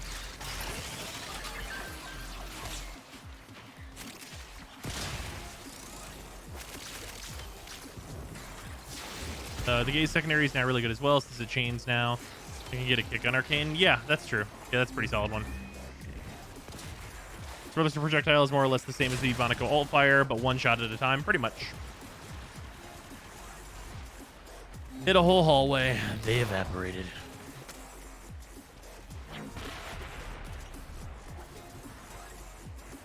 We're getting a pretty good spawn rate, which is good, because it means we can complete these excavations at a good speed.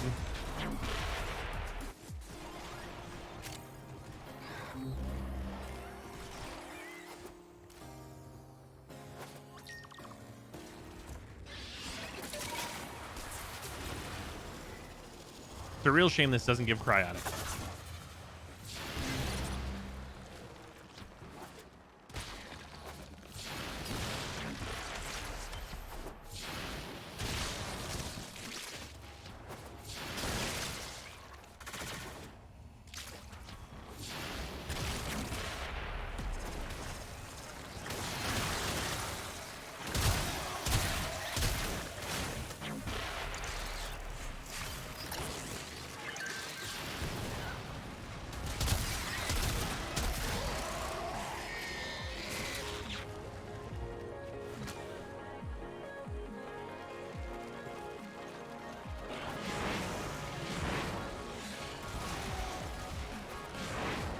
OTAG, get the fuck out of the way. I cannot see which one of these things needs power more.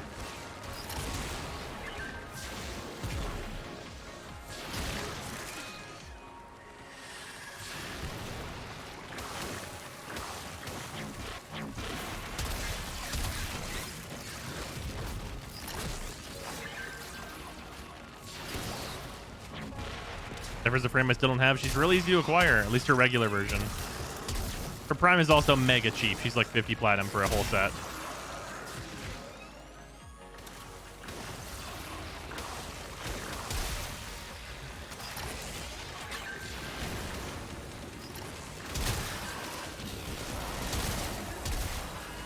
Off topic a little. Is the Rattle Guts kit gun any good? / what are your opinions on it? It's single target, which kind of means it's automatically bad. That might sound kind of harsh, but it's really the truth.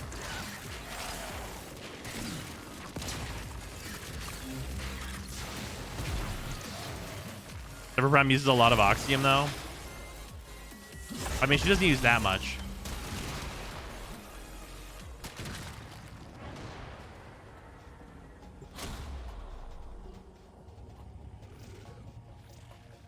Fucking goddamn it. I forgot it doesn't tell me.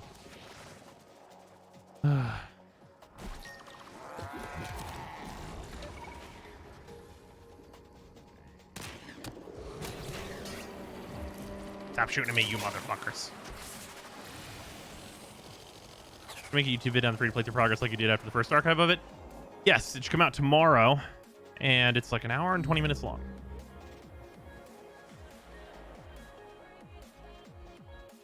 Oh, you can't link the blueprint? Motherfuckers.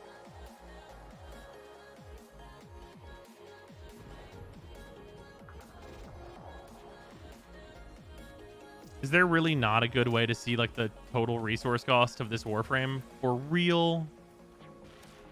Motherfucker, for real? It's like, I think it's 1,200.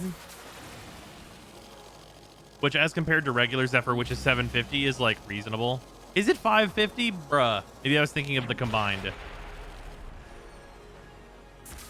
Yeah, the wiki. Yeah, it's true. I hate it. It's true.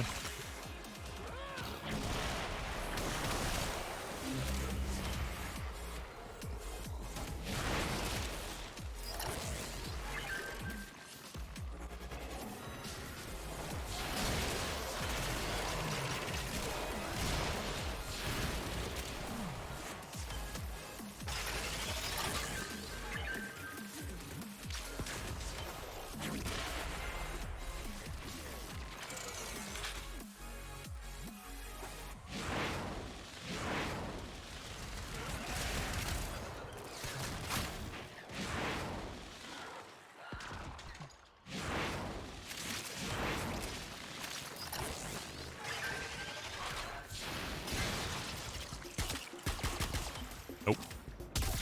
Nope. Man, fuck Nightane. Yeah, well. At least it just comes from the Nightwave now. Or when the star chart was a big circle. I have bad news, maybe.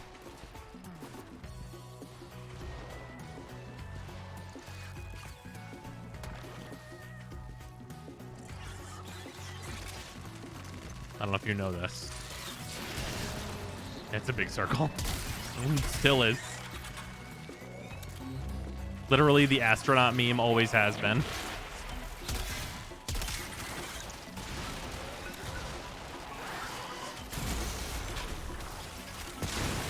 It's now a series of circles. Ooh, fancy.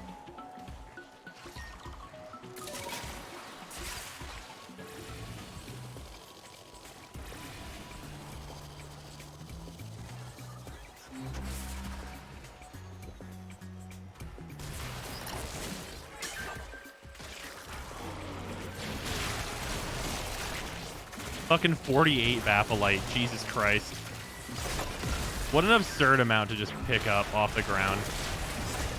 For a resource that drops in like bundles of 6 from mining. Like, what the fuck is that?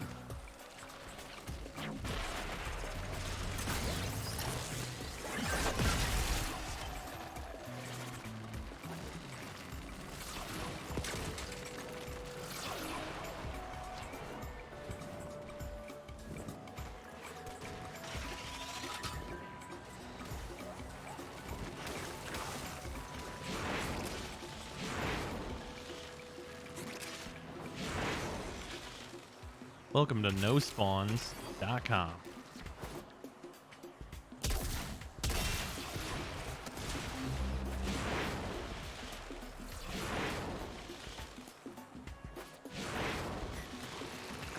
You guys know how to make the determining factor in which one of the drills you should power first?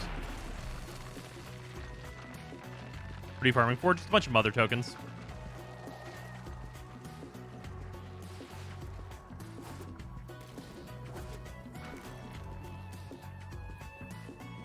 Shut up and take my money. Ooh, Arbiter, thank you very much for the resub. Much appreciate it. Yeah, do you guys know how to determine which one of these Yo, excavators you take should this power up. first? It's dangerous to go alone. One that's lower? No. You should choose whichever one has the highest amount of time. Because any time that... okay, if the time is the highest, think about it this way. If you have one that's 55 seconds, and you have one that's 48 seconds, the one that's 48 seconds can stop for 7 seconds, and you'll still have done the mission for the same amount of time. But if the one that has the most time remaining on it stops, it's extending the total length of the excavation.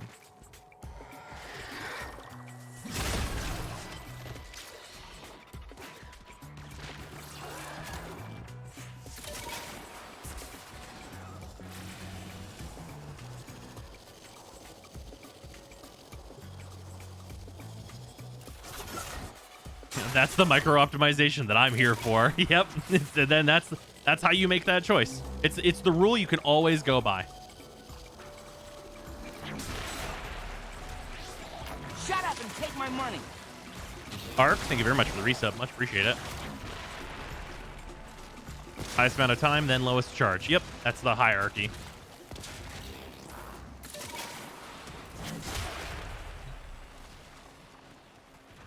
It's like that one, the correct option is C. Because you have like a full 10 seconds that B cannot be running, or it'll matter. And A you should power last because it has like 20 seconds of time that doesn't matter. A lot of people tend to charge up A first, which is almost always wrong. But yeah, C is really like your barometer.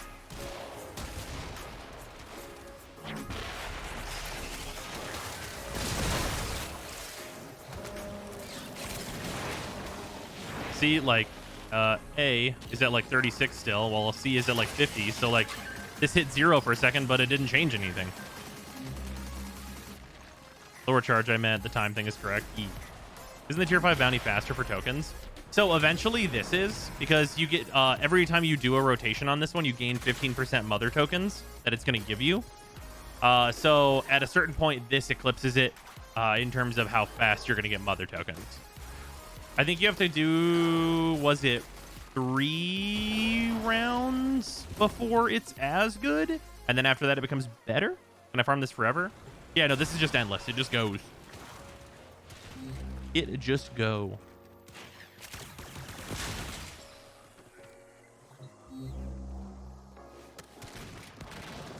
Can we still do this trick? The answer is yes. Okay, so another way to speed this up. If your Warframe grabs a power cell and then you're not in it, it keeps it between waves. So that's the thing you can do. And then you can just take it to the next site. It's another piece of optimization.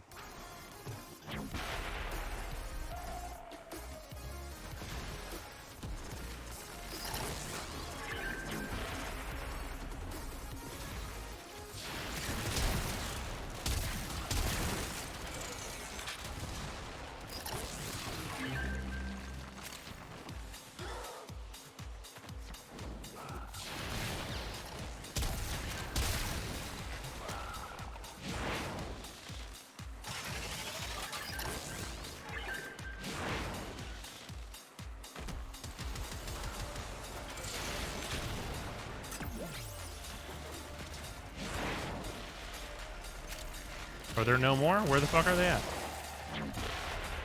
Okay, they just decided they're not going to give us energy. That's unfortunate. That's slowed us down a couple seconds. There's one.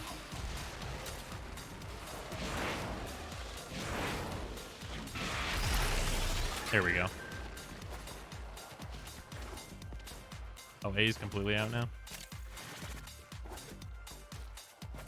Alright, spawns just said no. Guess that's the world that we live in.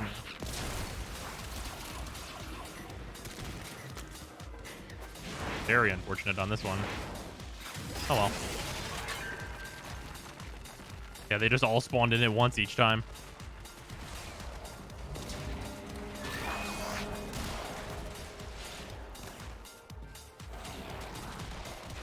We need fuel cell, quality of life, they're so outdated. I mean, it'd be nice to have markers for them.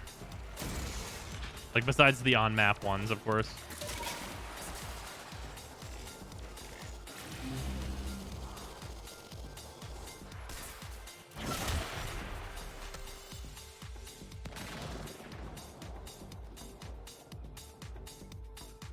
The on-map ones, like, you can go by.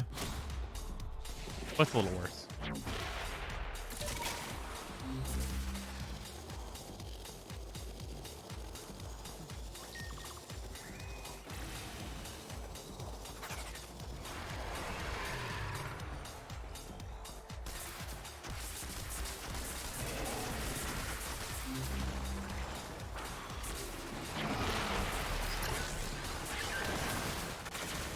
We'll just dunk that in there. Here, before they're all spawned, I'm actually going to go get this other one that's across the map.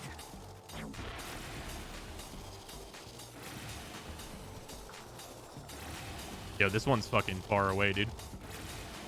Bruh, we were over here so long ago.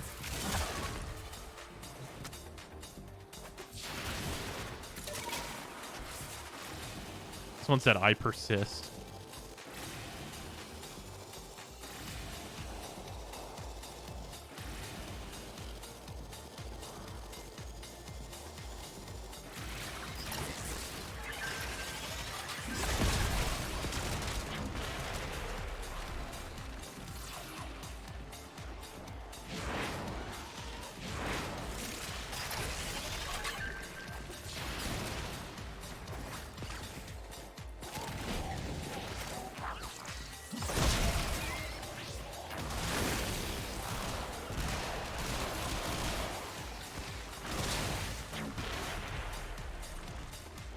Hanging out for 40 seconds commences.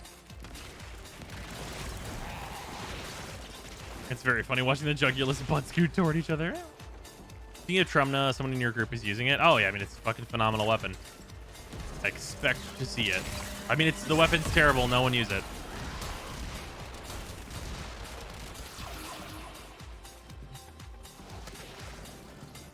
Weapon really bad. Nobody should be using that. That would just be silly. Yeah, truly an awful, awful thing.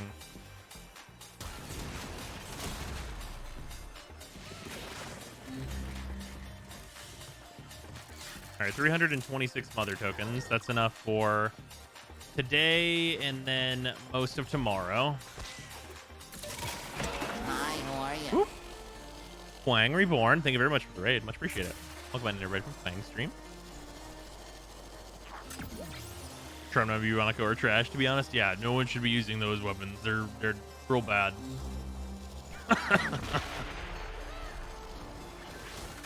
Truly distasteful weaponry.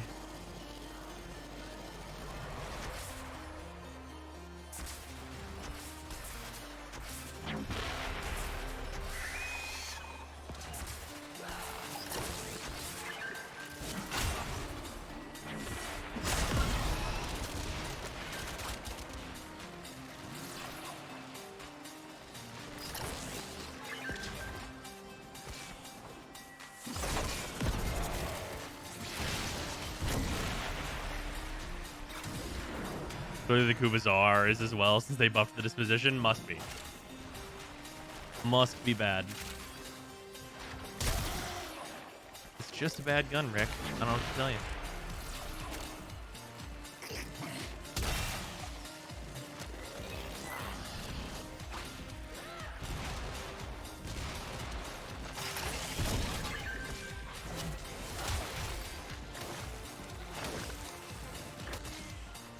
Sea-Doo the best Deimos weapon?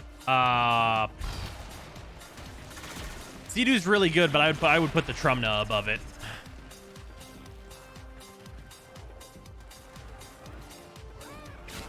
Yeah, the Trumna is just a fucking nuclear warhead. I mean, the Trumna is really bad. Don't use it.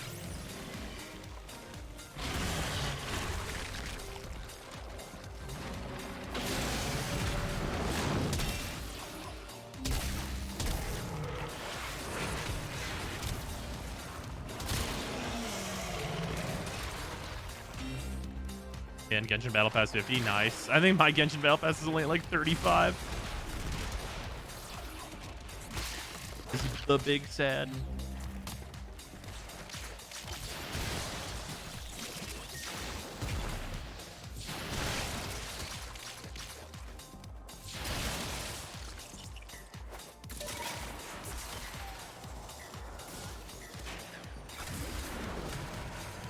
Let's do one more of these, then we can do another like tier 5 to mix it up.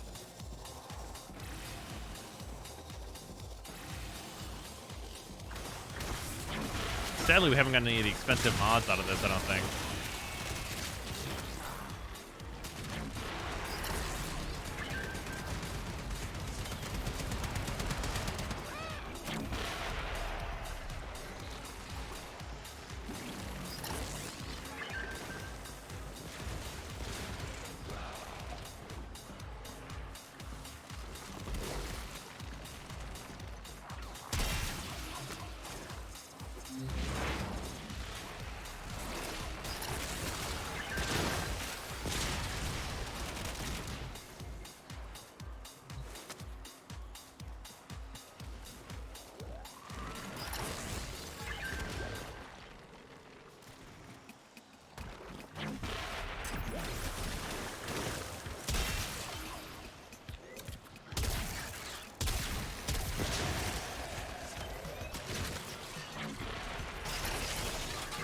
There we go. Doing the endless excavations, yeah. That was Mooncheese. You absolutely have enough VP to max it. Oh yeah, I mean I would anyway. From 35, it's like I only need 15,000. It's really easy to do. Like 7,500 between 2 different weeks. It's not hard at all.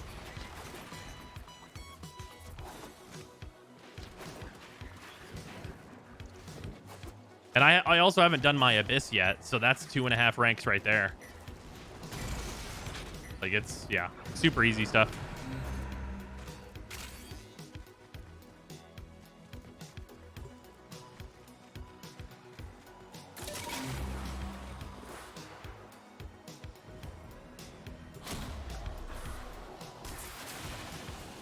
Think they'll ever increase the squad size? I think that they will try the 8-man squads at some point in the future, yes.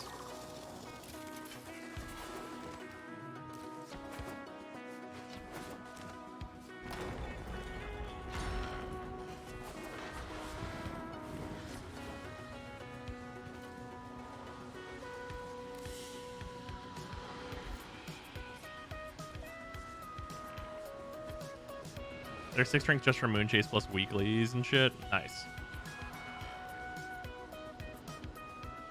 They're probably going to do banner reruns here soon. Who are you hoping / speculating they're going to bring back?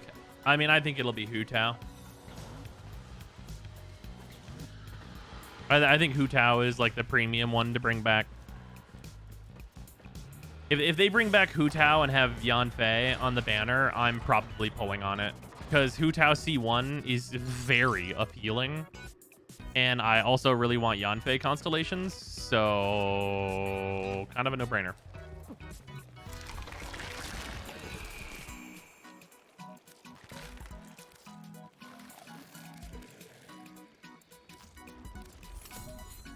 All right, rad.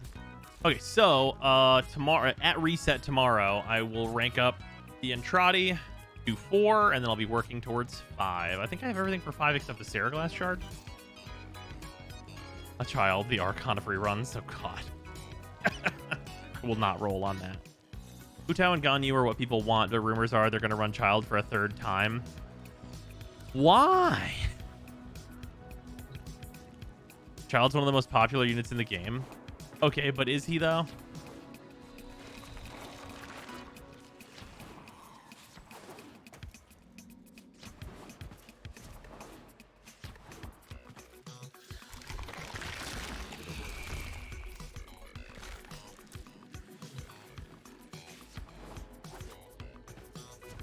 Child's done nothing but get better with the unit that got added over time. Sure.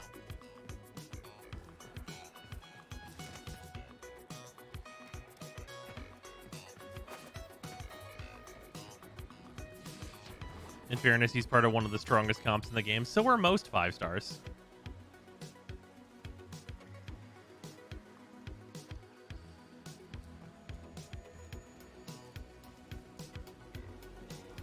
He's not even close to in the popular club by sales. Maybe not most popular, but hot Russian man, go comrade. Motherfucker. All right, let's do one more tier 5 bounty. And then after that, probably trying to farm for Stropha parts / Protea parts, which is super easy.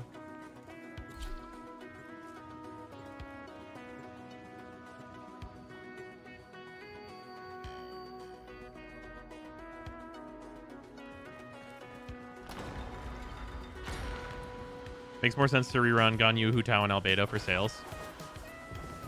Yeah, Albedo I'd be pretty cool on, just because I already have Albedo, and the Ascensions don't do anything for me.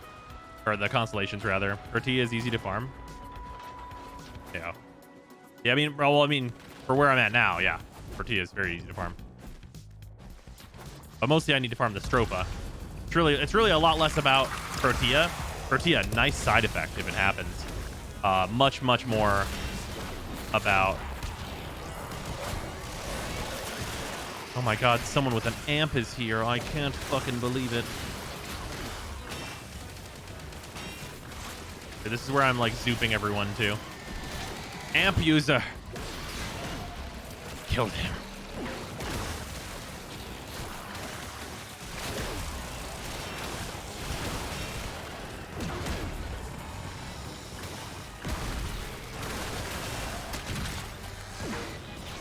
We're getting like nothing out of this one. Is this one that sucks? Oh wait, is this the one that makes them turn on each other? This one's useless.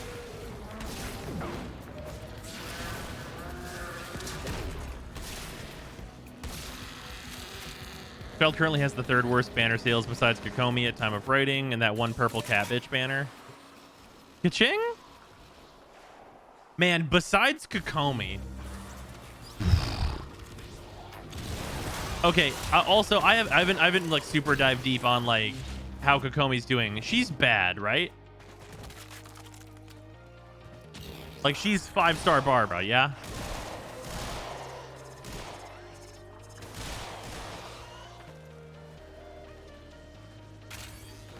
Kokomi is a healer, yes.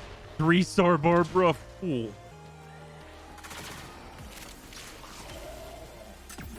Kokomi's exactly what you think? Great.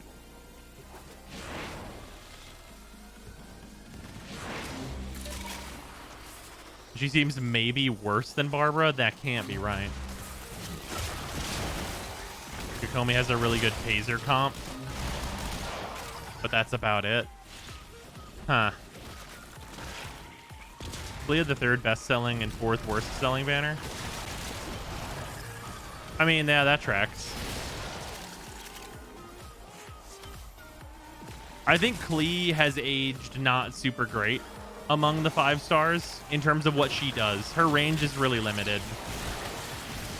Like, there's an argument that, like, the overall better unit is actually just, like, a higher constellation Yanfei. Because Yanfei is a fucking sniper rifle.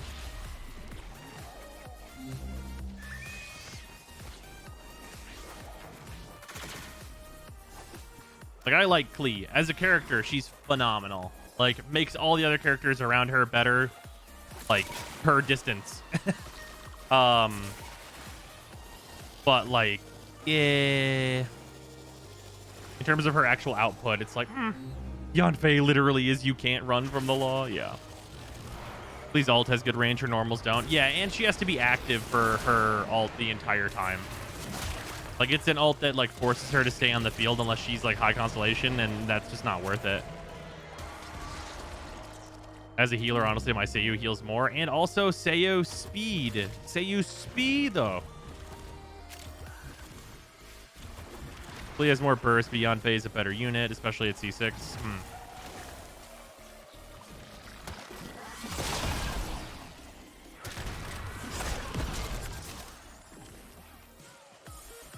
Yeah, I would generally say that's pretty true. Just based on my experiences. Like, it's definitely looked more and more like the case where, like, I'm looking at Yanfei and being like, you know, if you were C6, I think I'd give you Skyward Atlas. Is so bad that she is either one of the highest investment mediocre DPS, or an arguably worse healer than Chi-Chi. Let that sink in. Fuck. You can't just be worse than Chi-Chi. Small note about the former change, the fact it also works on Nurkamex makes forming the Void Rig way better. Oh yeah. Side note, my internet speed feels like someone is trying to download a pirated extended edition LODR. God fucking damn it.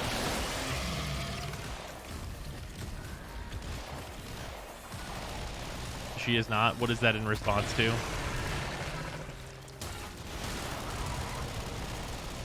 Yeah, also, yeah, I mean, she's a water unit that can, like, apply any hydro at all, and that immediately makes her better than Chi-Chi.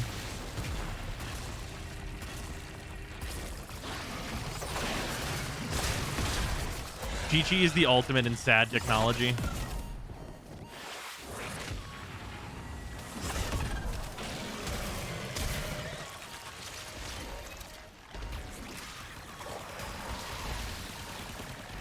Do we know if the former change also gives you the stats for that respective rank? What? The stats? Oh, you mean like the extra With energy the and Forma stuff? We don't changes know. Working with Probably not. Archbones, I may actually format a good one now. If it gives you the stats, it'll actually be kind of funny. Because the optimal way to like go into missions would be Formad at MR30. Because if it gives you all the stats, but you still get the level up bonus of being fully healed and getting your energy fully restored, would technically be right for full optimization to Forma your Warframe every mission.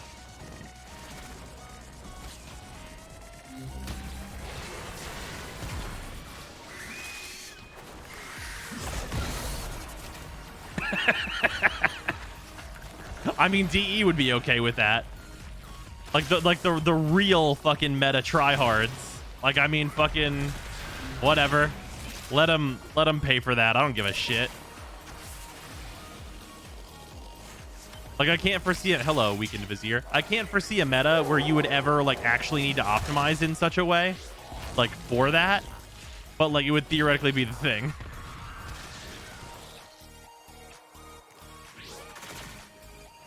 Which is very funny. That's mostly just like a funny thing to think about that might like technically be a like a next level optimization. But like whatever.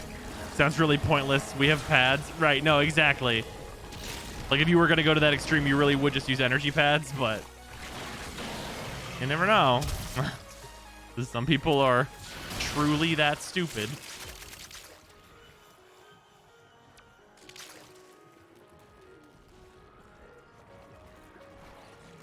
You'll run out of Forma real quick. Oh, yeah.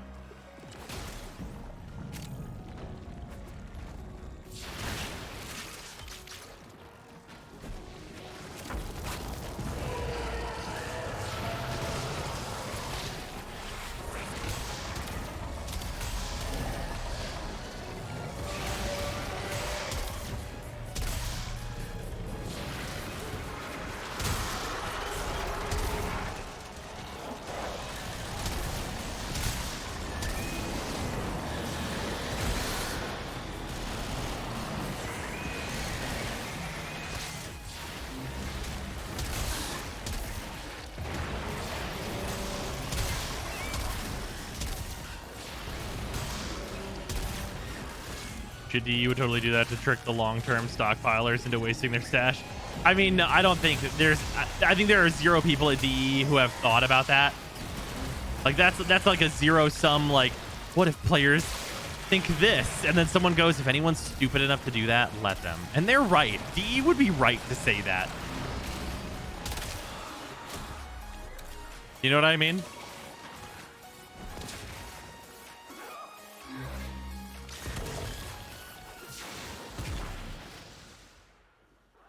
So for the purposes of your next roster review, what do you think about Zephyr? A+. Easy mode A+. I forget. What was she at for this last roster review? I think she was an A- after her rework, I believe. Maybe mid-A. Now it's definitely A+. For sure, for sure. No argument.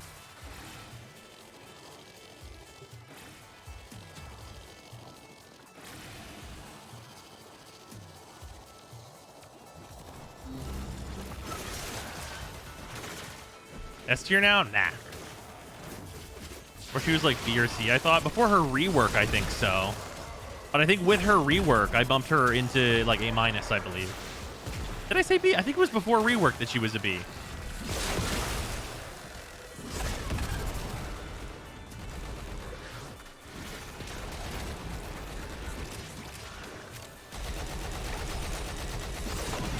Best frame in the game and why is it Grendel? It is not.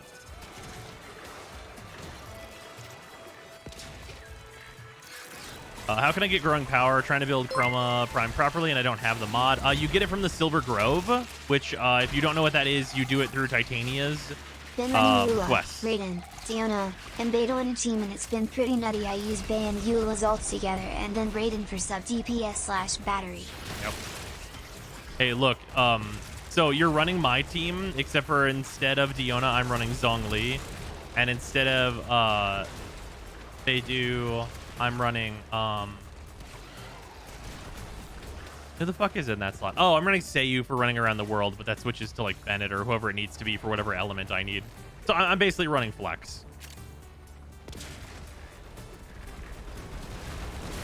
Hey, Zhongli is the better Diona. They do the exact same role. Hey bros, any take on a couple thousand players getting permabanned for having cursed adjacent ZA/Titan names with no warning, and then seeing Crumb Guzzler on his stream? A couple thousand players getting permabanned for having cursed adjacent Zaw gun names with no warning. Did they get banned? Usually those people just get warned, and then they have to change the name of their item. The only people getting banned for that are people that have had their items like changed multiple times in the past. And then that is like they're multiple time offenders. Because DE has a system where you have to rename those items.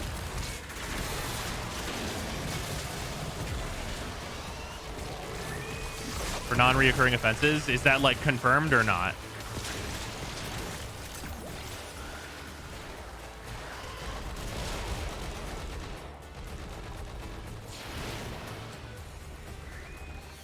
Confirmed. That's pretty fucked up then.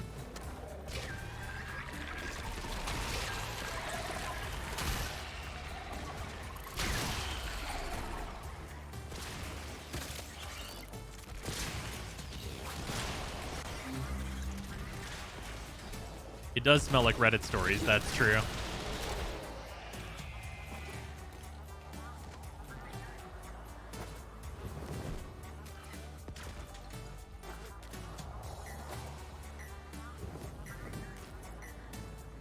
It's not, I personally verified a few, but like how? How could you have verified a few?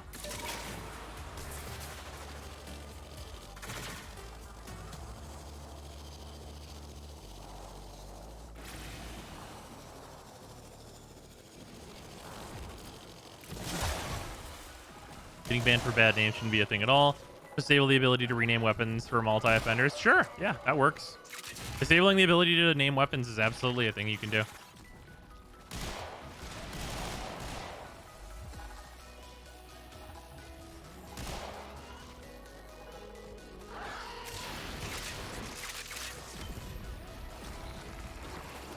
Yeah, I definitely don't think people should be permabanned for abusing the name making. You know what I mean? Having a system that just like disables the ability for you to name things is all much better. And just having default names for the items like Panzer and, you know, all that stuff.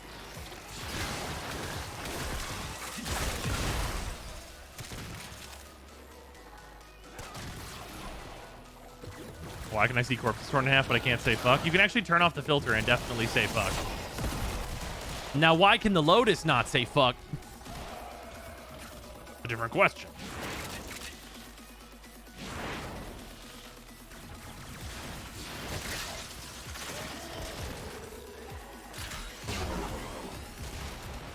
You need to tell me you haven't spent a dime on this playthrough? That is the case.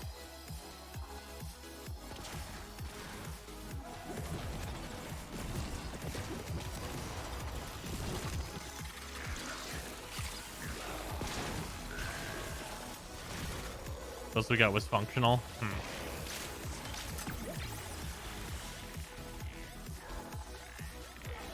Yeah, let Ortis say fuck.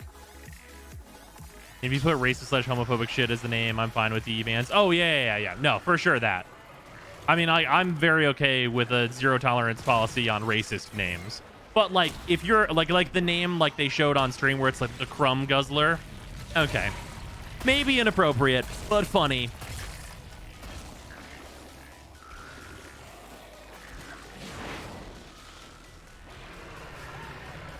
Curious as to how much plat you have. I've got 80 on this account currently.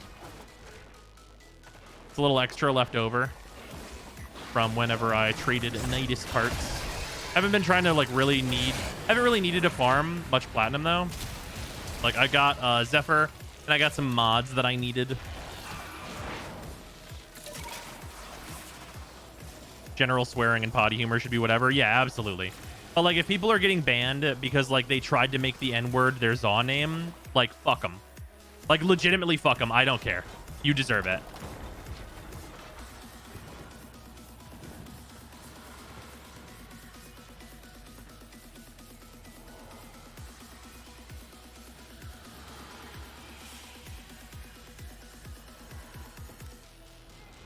You deserve it, and I do not feel bad for you.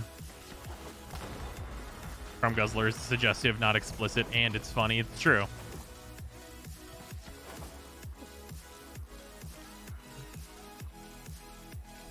Yeah, exactly, Pancor.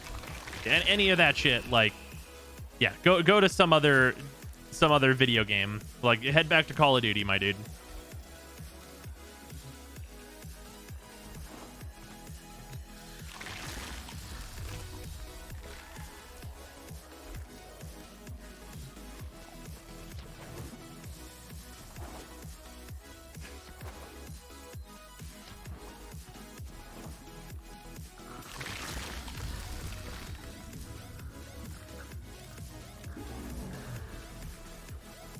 Oh yeah, or World of Warcraft. Yeah, head back there.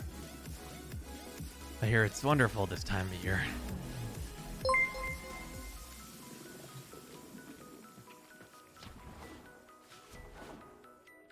Anyone that says they got banned for a weapon, I always feel like that's not the only thing they did, but the last thing they did. Yeah, that's fair, Shermy. Also, thank you for the 100 bits. Jokes the devs make on their official stream wise, his names. Great. A racist, homophobic, perish. Yeah, exactly. Also got Bros, also Swishy got no warning ban for urethral swab and foreskin remover and only got reinstated due to his status. Yeah, I mean, I don't know. I don't know what the situation is beyond that. Like, there's plenty of, like, partner situations where DE has, like, plenty of grounds to justify banning them. Like, there have been situations in the past, and also it's always up to DE's discretion, you know what I mean? But yeah, for like names and stuff, yeah, I don't know. Yeah, there's always more. There's always another layer to the cake whenever someone says they got banned for naming their weapon ass. You know what I mean?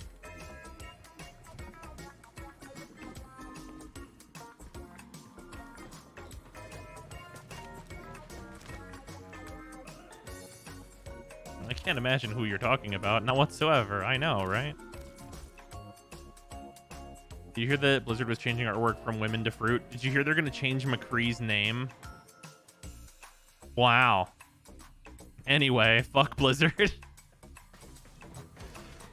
Can I tell you, like, okay, so everyone's like, strike Blizzard, but like, what the fuck was Blizzard making that anyone gives a shit about? Like, I know that Overwatch 2 was theoretically a thing that somebody was going to give a fuck about, but like, they ruined Overwatch months, if not years ago. It's been bad for so long. Diablo 4, literally, who cares? Like, they're remaking Diablo 2, and like, the project manager for Diablo 2 said, hey, if you don't want to buy this game, it's K. Like, literally, like, the project manager fucking came out and said that shit. Like, for real? He literally came out and basically paraphrased, I'm not going to take it personally. You probably shouldn't buy this. Like, holy fuck. How do you fuck up that bad? Excellent armaments, operator. Please return Covered in blood. safe and sound. I'm taking notes from EA, I see. I mean...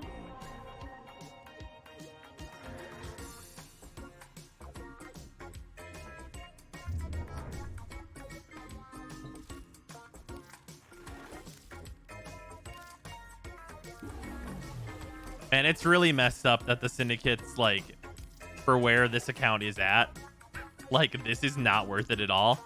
So they literally are just relic packs the system. Like, that's their entire use.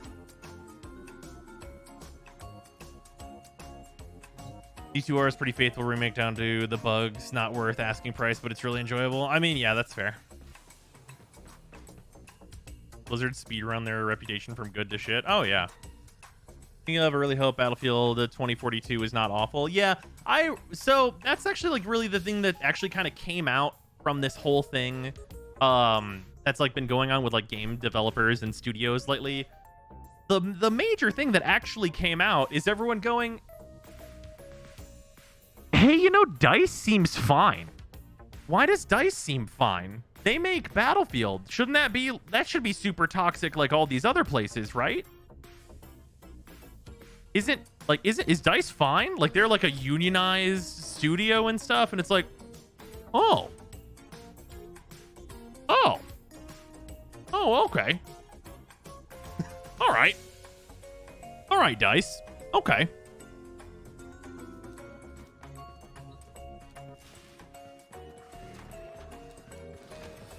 Like everywhere else on fire, DICE is just like, we're making Battlefield. Don't look over here.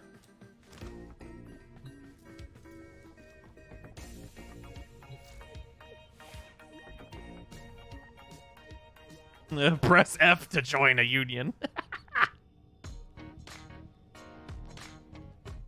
Good thing people will be able to play Battlefield a week early. We'll know if it's bad. Yeah, I mean, I used to love Battlefield so much. Like around like the Battlefield 3 era, I was way into that game still. But I got out of it, and the games after that. Oh Lord, the Sestra leveling it.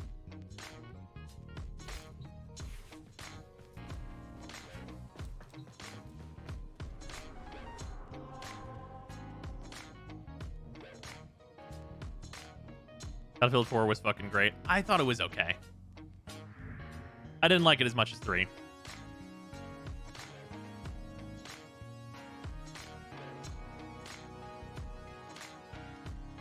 Only ones that cover mental health are DICE and Supergiant. Correlation, maybe?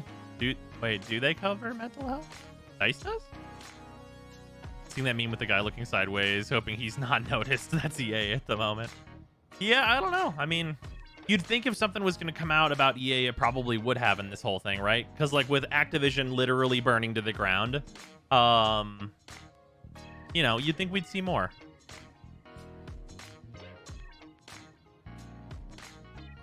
Also, we have 2 Cracker packs to do, so let's do that. We have a couple of Theros packs to open up.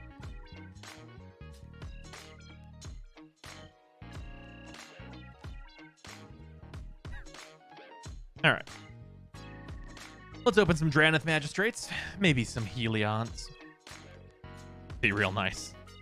Dranith Magistrate's a fucked up magic card. Transcendent Envoy. Riptide Turtle. Gorilla Possibility. Nyxborn Courser. Light Breath. Catabalpos. Loathsome Chimera. Altar of the Pantheon. Your devotion to each color and each combination of colors increased by 1, which is interesting. Hylia's Huntmaster. Inspire Awe. Reverent Hoplet. Heroes of Revel. Enemy of Enlightenment. Yeah, Temple of Deceit. Yeah, the temples aren't bad. Temples never very expensive because, I mean, they are tap lands, but they go up a little bit whenever they're in standard. That's okay. We got a foil Archon of Falling Stars.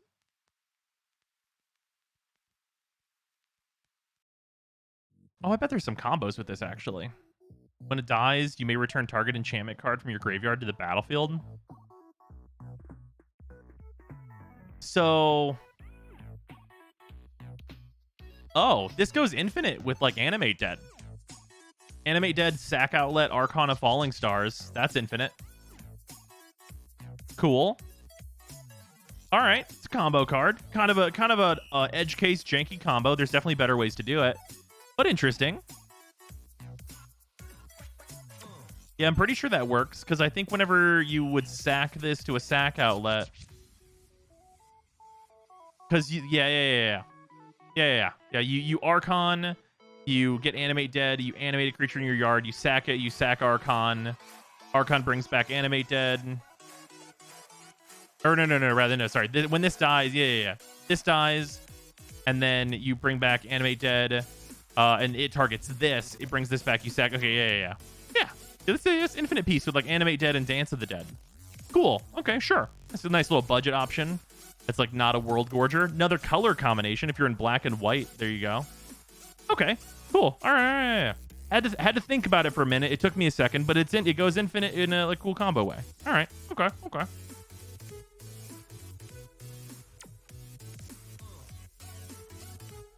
some good shit with that card. Might actually put that in the deck. It's a nice fun little combo. Just casually have a Jessica's Will shilling there. Yeah, this is what was in the last pack of Commander Legends we opened.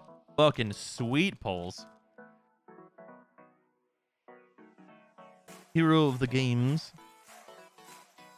Dominable Will. Stern Dismissal. Stern Dismissal sees play from time to time. Turn target creature or enchantment an opponent controls to its owner's hand. Pretty solid card overall, honestly. Simple Thief. Hylia's Forerunner. Chain to Memory. RX Tower Scout. Once again, a piece in Vanifar. Satyr's Cunning. Hero of the Pride. Hey, it's Gary! Gary! Gary needs to go in the new Zombies deck whenever that arrives. Should probably be about tomorrow. Gary! So yeah, for anyone who doesn't know, this is a famous card that everybody calls Gary. It's gray, Merchant of Asphodel. Whenever it enters the battlefield, each opponent loses X life, where X is your devotion to black. You gain life equal to the life lost this way. So it's 3 black for a 2/4 that does this effect. What this effect means is the number of black mana symbols you have on permanents that are in their mana cost. So like this is 2, but this one down here doesn't count. The amount of these that you have in your permanents that are on your field, that's your devotion to black. So in Commander, if you have, say, 5 of these, you have, these 2 plus 3 others, you deal 5 to each opponent and you gain 15. So that's pretty good.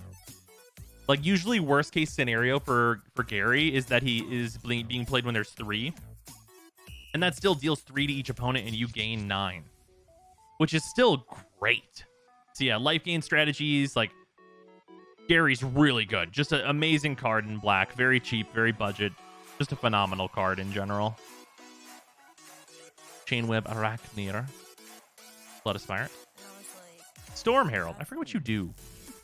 Enters the battlefield, returning a number of aura cards from your graveyard to the battlefield attached to creatures you control. Exile those auras at the beginning of your next end step. If those auras would leave the battlefield, exile them instead of putting them anywhere else with haste. Oh, it's like kind of like a big one-shot kill card.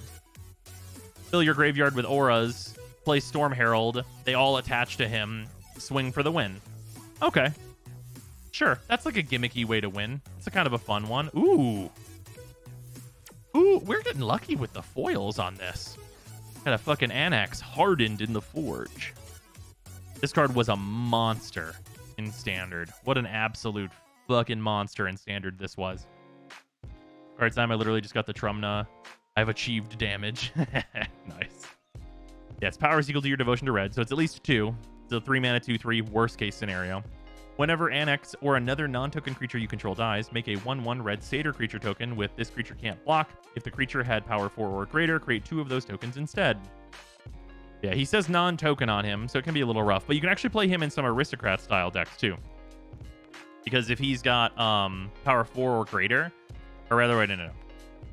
No, so that's for whichever creature. But yeah, so basically, your creatures that are non-token turn into other creatures, which can be, you know, multiple sack outlets, like doing a bunch of crazy shit. Like, you use this guy in, like, a jury deck in order to get more out of each and every one of your creatures by, like, also getting an additional 1/1 or more out of it. There's stuff that you can do with this in Commander, but in general, it was mostly, like, a really good Standard card. Like, generally speaking. Nice Forest. And a Wolf.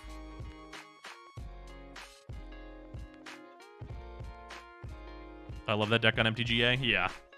Fucking ridiculous deck.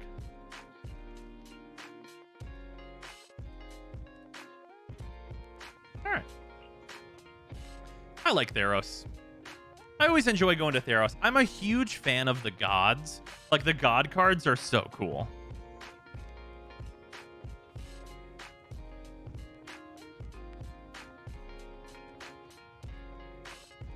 Okay, Annex also notably really fucked up with Embercleave. I fucking hate Embercleave.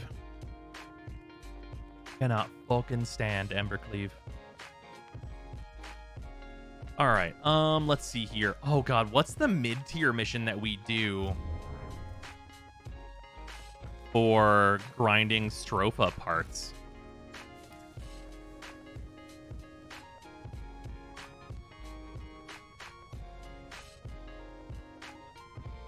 Planeswalker guy in Theros, I think, is good. He's like an Enchantments Matter deck, yeah.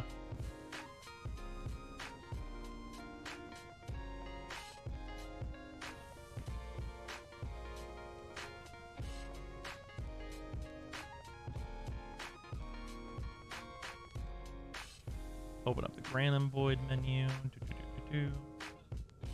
Okay, Exemplar, Granums, Granum Crowns, Neptune / Triton. Rescue? Triton Rescue now? God, that's been so long. Also, Jupiter Sabotage. Jupiter Sabotage is really fast. Wait, no, it's not. Never mind. So yeah, probably Rescue on Neptune is going to be the best bet there for the Exemplars. Clothis was so pretty. Clothis is radical. I fucking love Clothis. Also, hey, Para, notable, Clothis is extremely good in Modern. But yeah, if anybody would like to farm this, I'm just on public. If you want to jump in, by all means do. But we're going to go to Triton. Oh, whoops. Up.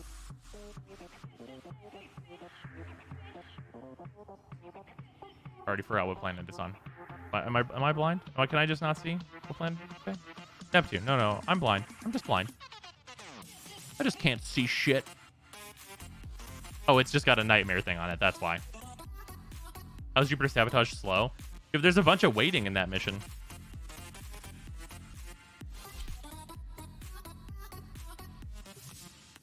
Yeah, Jupiter Sabotage is a mobile defense.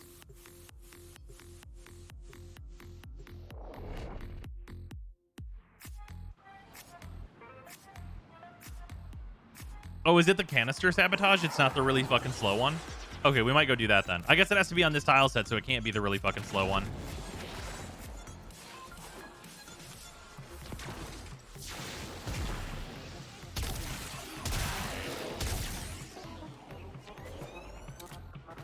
So I will need to do one run of this without going into the Granum Void, unless somebody else wants to join and has a mid-tier key already.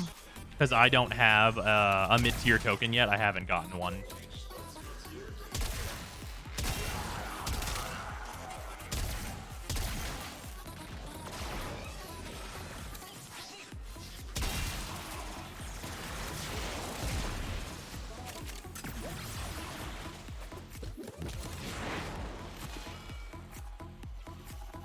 Also, this is the part of Protea that's most inconvenient to farm if anybody has not farmed Protea yet. So, this would be a good time to do so. I'm only going until I get the Stropha part. Protea part is a bonus.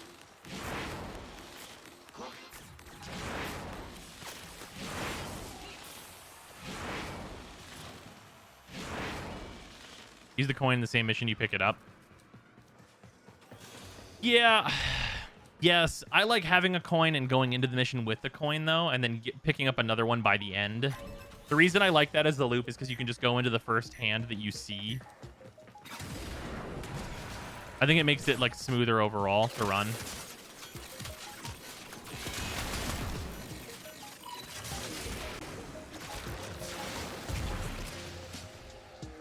Oh, well, he's in that one, I guess.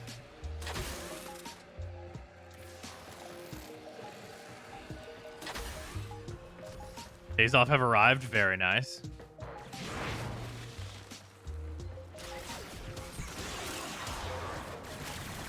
Zymluck says it will drop now. Also, you have to be in the mission for 2 to 4 minutes, so it kills some of the time. Yeah.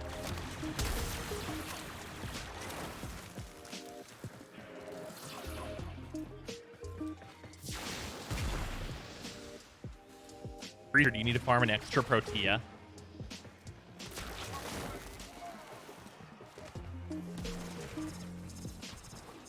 Helmet ability is really good.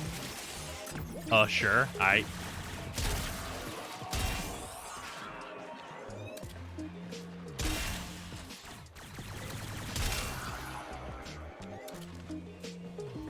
Where's the whiny guy?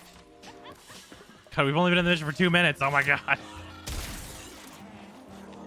For mastery, nice. You want to farm a free-to-play Nidus for mastery?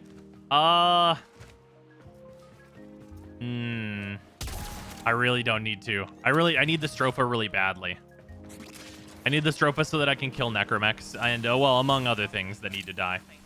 Where is he? Did he evaporate? Who evaporated this man? Oh, there he is. Here he goes. All right, Exemplar, Granum Crown. Arrived. Oh, you mean... You mean regular Nidus? Fuck. Wait, the freezer. Fuck regular Nidus. Just fucking. You have Zephyr in there, don't you? Her 2 is busted now. Just use that.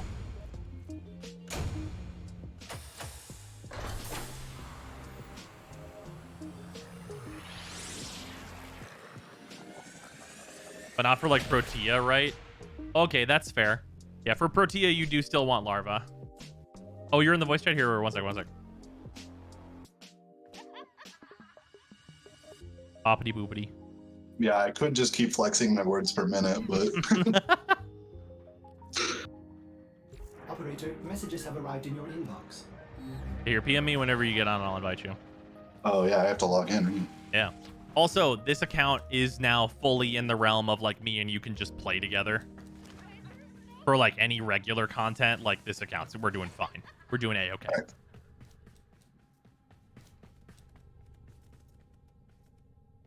Like the only Yeah, things that like we can't do together are things that this account like shouldn't be doing right now, which is like Eidolons, Profit Taker.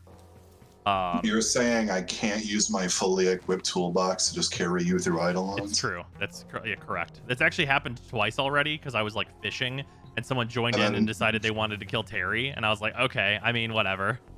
They just want to bully Terry for the heck of it. And they said I want to dunk Terry's head in the toilet, and I was like, okay, you do you. So because of other games and job, I have been very behind on Warframe. That seems correct. My main account So, still does not have Nidus and the Ghoul Saw and stuff. Yeah, I basically skipped those as well. I don't have any of the Nidus content at all. Yeah, I pretty much came to the conclusion that like I'm buying the Prime Access, because Warframe I think is in a very good spot right now and they're doing a lot of really good improvements, especially that last dev stream really sealed the deal where I was like, I should buy this Prime Access. But I'm also going to grab the Ghoul Saw through the market. Oh, is it in the market? I thought it wouldn't be. Oh yeah, there's like a bundle for it. It's pretty expensive, but it is in the market.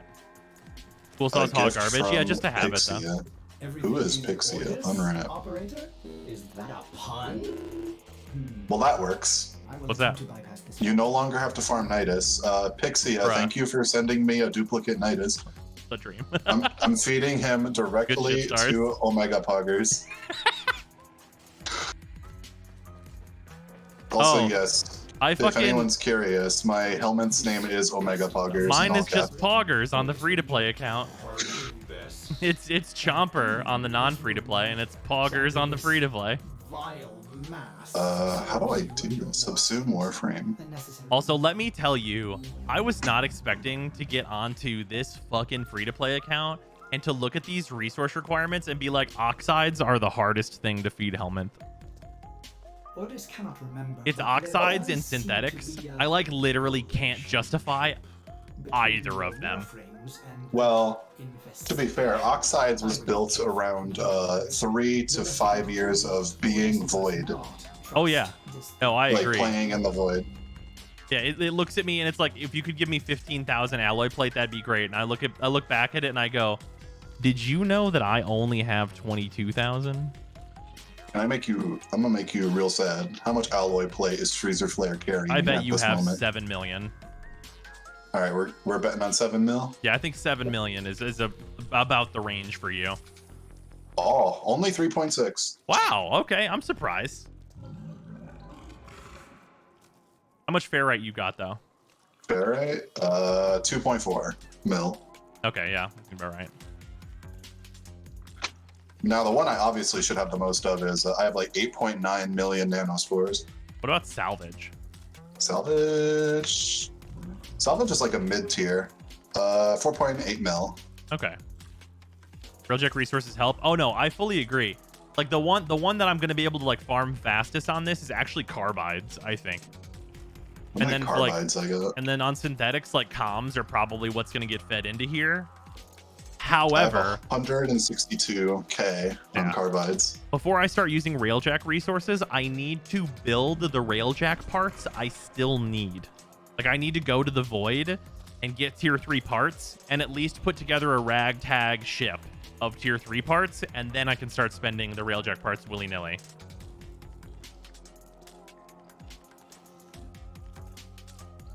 Yeah, a lot of the Railjack parts were balanced around no one fucking playing Railjack.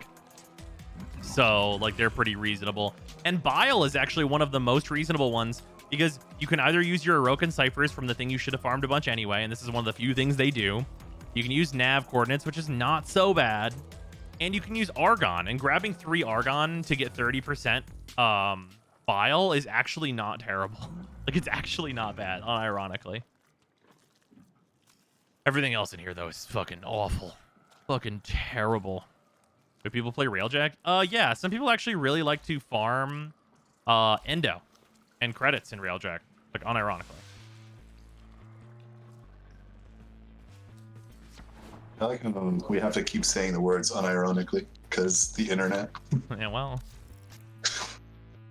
I enjoy everything ironically. I don't enjoy anything. Motherfucker.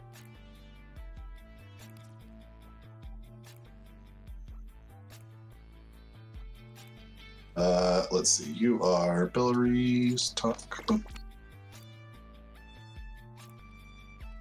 Yeah, the only things I've done in Warframe is I logged in on the Fridays I remembered to visit Borrow. And why are he bringing magazine capacity mods? Can I tell you, I am fairly certain I did not even grab that on my main account. I don't blame you. Because, like, what Why? the fuck am I going to use that on? Why he bring primed ammo stock? I don't know. I couldn't tell you why. they be hearing us ask for more prime mods, and they'd be like, "Okay, curls monkey paw." Yeah. When did they add Orokin ciphers? That was pretty recently, but it's the only use for Orokin ciphers now. They literally don't do anything else. You can just feed them to poggers. Poggers. Yeah, I love that we have that emote. I'm always surprised it doesn't get spammed a little bit every time I walk into here, though. Vile. Look at this fucking poggers. This thing is responsible for biological functions of the There it orbiter. is. A strange design. Why would I be built with such a flaw? What if ammo was just unlimited as a default function? Nah, I mean, I think ammo is like a reasonable balancing thing, but I mean, usually it doesn't matter. We just make it not matter with mods. Orokin ciphers are a new add to Helmet that I fucking thought it wasn't there before. Yeah, they weren't there before. Yeah, the Pog Mint. The Pog Mint. The Pog of Mint. Oh, welcome to your profile. Oh, there you are. Are you happy we're getting the Demon Wings, Freezer? Eh? Yeah, so for the Halloween event, they're adding the fucking devil to your angle. Oh yeah. We're getting like dragon wings. I can't think of too many things I'd use those on. Oh, I can think of a lot of people that would use those on too many things, though. Oh, absolutely. It's like, like I'm not one of those guys rocking red and black. You know what I'm saying? Uh-huh. I'm not those guys coloring my Warframes like they're Razer mouse and keyboard. Fuck. You know, okay, wait, that's actually not fair. Razor's color scheme is green and black, and that's all right. Because it's like a bright green. It's about the people who use it. You know, that's fair. Alright, so this thing's like, it wants to be status, I guess. I just bought the Ghoul Saw, by the way. I don't care anymore. Yeah, valid. Keats. I didn't feel like doing eight hours of Plague Star. Yeah. I mean, it's not that much Plague Star, but it is a bit. Feels like ages. And the status is this thing and this thing. A Devil Wisp to go with Angel Wisp? Shit, I might. I mean, aren't we getting that new Wisp skin theoretically? I think I retweeted it on Twitter, where it's like fucking Devil Leather Mommy Wisp. Never thought I'd put those words together, but there it is. More efficient. Yeah. And then Truth. Well, that's probably not a good build, but I don't care. They nerfed the Oni horns. Oh yeah, they said they couldn't be super tall, so they like broke them. I think they should have just shortened them. My Logitech's black and red, so it's not just Razer. Mine is a nice oscillating Logitech mouse. I like that it goes the rainbow. It's very nice. This is a good mouse. God damn it. I've been ruined. Logitech, can we do more together? Logitech gave me this mouse and keyboard, and they're fucking great. All right, Logitech, I'm gonna make we you do very more upset. things. I'm gonna make you very upset right now. What's that? I just spent like 10 seconds trying to sprint, very confused. You know what I was doing? What the fuck were you doing? I was pressing Alt because I've been playing Skyrim for 60 hours. Holy shit, dude. Did you not change the key bindings? No, You're a monster. What's wrong with you? I don't know. Oh my god. Is there not a capture for this? No. What? Yeah, get fucked, loser. What the fuck? There's no middle rank capture. There are actually only 2 missions that give these coins in the whole game. Yeah, I was sitting here trying to do butt scoots with alts, and I'm like, what? Why is it not go? I'm halfway done, by the way. What's my actual percentage right now? Fucking mommy. Sorry, mommy. Sorry, mommy. Fucking that fucking clip. Oh, also, there's a hand here. Look at this large hand. Oh, actually, I have 2 of these. Apparently, I did have one already. Anyway, done. You see the Grendel Zamaru skin? I think I did, but I have the like fucking horror movie Grendel skin that I have, so I'm like immediately not interested in any other skin. Like keeping it 100, and that's like legit where I am with it. Yeah, I'm 60% of the way done with Skyrim gamer points. Jesus.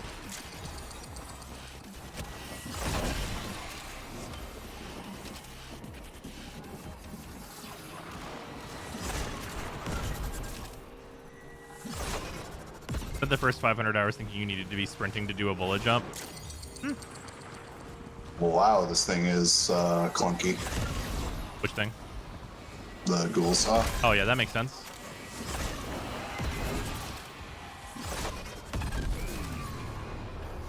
You enjoy that?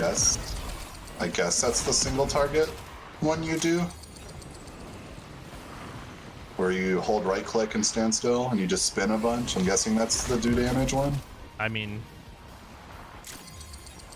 we're gonna be real. None of them are the do damage ones. Deal damage, parentheses, theoretically. Yep, there it is. I want to use a weapon augment on a secondary. What mod should I drop? Want to use a weapon augment on a secondary? Like the Syndicate ones? It really depends. Generally speaking, you're going to drop your 3rd elemental.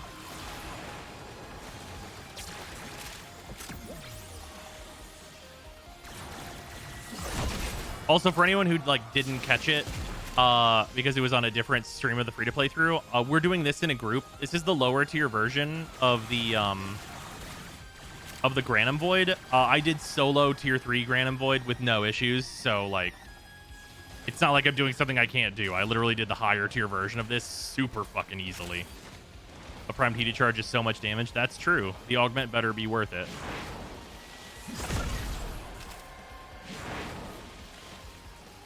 I mean, realistically, you can drop whatever you added instead of Serration once you're on Steel Path augments. Oh, there's that. Or Arcanes, rather.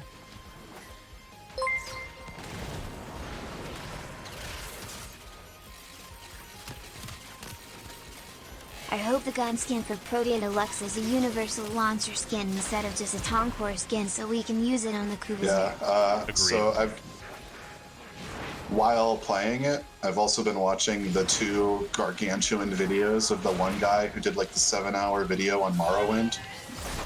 All right. And then the 12-hour video on Oblivion. Okay. That like just dropped. Those just dropped? Is it like explaining what happens in Oblivion and like all the cool shit, or like what is it's like the whole shebang. Okay. And I gotta preface this with like, he's one of those monster people that because he played Morrowind, he thinks Oblivion is trash. Oh sure. Because like he was started with Morrowind, right? Yeah. I mean, so here's the difference between people that like really like Oblivion and really like Morrowind. If you played Morrowind first and it was before Oblivion existed and you invested the time into reading that shit, what a great experience. They're both phenomenal games. But I think like the gameplay improvements from Oblivion and also like the general storyline and like adding the voice acting really adds a lot. Yeah, because it's like if I click over to the tab I was watching it, I'm 4 hours, 40 minutes in so far. And the general theme is like a lot of things from Morrowind to Oblivion just feel dumbed down, and like from Oblivion to Skyrim even more so. Oh, from Oblivion to Skyrim, they remove the brain from the series. Yeah. Like, it is a fucking full lobotomy. Also, what item did we even get for that run? I didn't check. Did we get the stroke part? I don't know. Oh, fuck. It's like me playing New Vegas first and then going to every other Fallout game. I just fucked myself up. Oh, yeah, absolutely. Because, like, I appreciate a Fallout 3. Like, Fallout 3, I'm like, I had a good time in Fallout 3. And then New Vegas is like... a Fallout 3. Yeah, like, New Vegas is, like, obviously the superior... Like, it's the superior game. Just, like, obviously. But, like, I don't think it's, you know... It's not like the difference between Fallout 4 and Fallout New Vegas, you know what I mean? Where Fallout 4 is like... I tolerated 3 more than 4, honestly. See, for me, Fallout 4 became like a different kind of game. Because for Fallout 4, it's like, oh, I'm just gonna not read anything anyone says and just enjoy this combat because I kind of like it. And I enjoy like the changes to the power armor. Like, I think that the new power armor system is really cool in 4. So it's like a lot of gameplay improvements where like I enjoy playing Fallout 4, but I do not enjoy whenever characters are talking to me in Fallout 4, and that's the whole point of the other Fallout games. Yeah, like Fallout 4 would increase so much if I could just mute my character. It would fucking be so much better if it was called fucking Outfall. No number. I'd be like, wow, what a really fun game that has a terrible story. Wow, damn, they really dropped the ball on that, but what a fun game. Like, that's literally where I'd be if that was not considered to be a Fallout game. And like, I'm getting like a similar vibe, just like, because I'm trying to like pay attention to the writing in Skyrim, and oh my god, it's so bad. Oh, it's terrible. It's absolute garbage. Like, surface level the game. As means it sounds, you would love Fallout 76. I don't think, yeah, I don't know. Like, I want multiplayer Fallout / Elder Scrolls, but I don't want 10 people in a lobby. I want like 2 to 4 player co-op. Like, that's like, what I'm looking for. They went way overboard. Co-op 76 that didn't cost like $1 bajillion, I'd be down to just fuck around and play co-op with you. But from what I've heard, that's like not a thing. Yeah. And also, it's like not like the same thing, right? Like in Fallout, you don't really like grind. You know what I mean? And in 76, you do.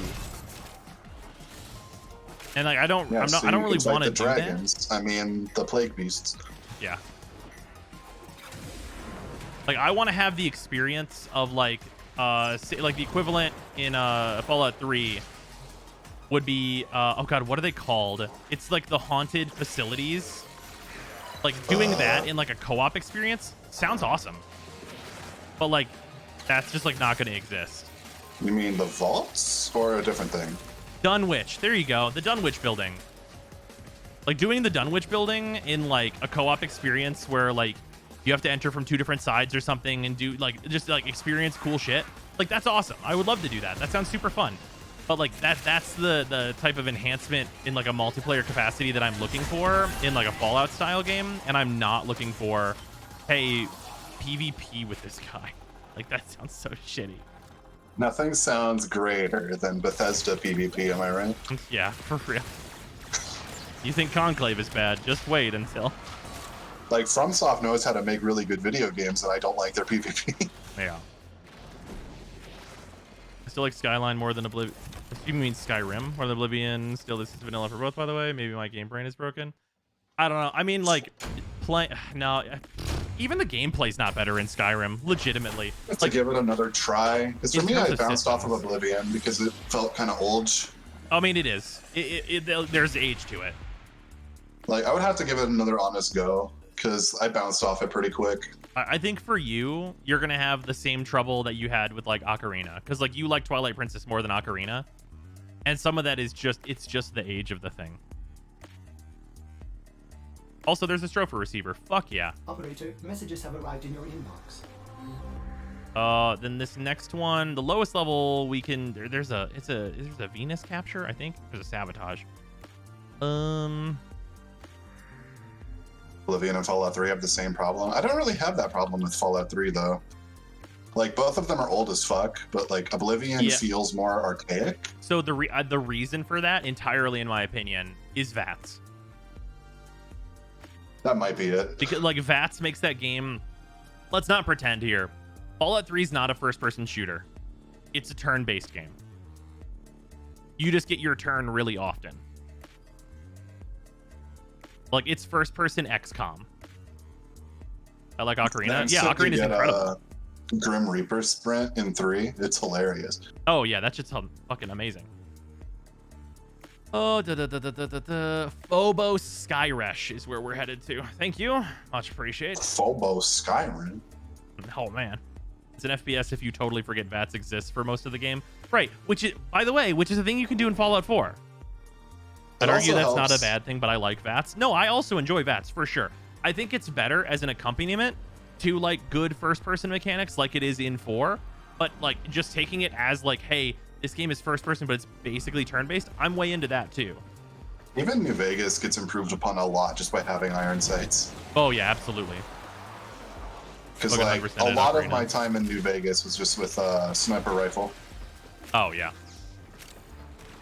And the sniper rifle is broken in that game. Like the first thing I do in like most of my New Vegas runs is I go to the cave with the giant rats, and then I get the rat slayer. Yeah, all right. Which is like the silenced varmint rifle with a scope. Yeah, I mean. And that's like my sauce until I get a sniper. Like yeah, until you get like a proper big boy sniper rifle. Also, I talk about this in the video for yesterday, but that shit that you just saw me do with Zephyr, where I hit 2 and it kills all the low-level enemies, yeah, that is absolutely a thing that you can do with Zephyr, is you can use her 2 for like low-level clear. Pretty good for that. Also, hand. Zahando. I actually don't have any tier 1 keys, I think, so I appreciate you using it, whoever did.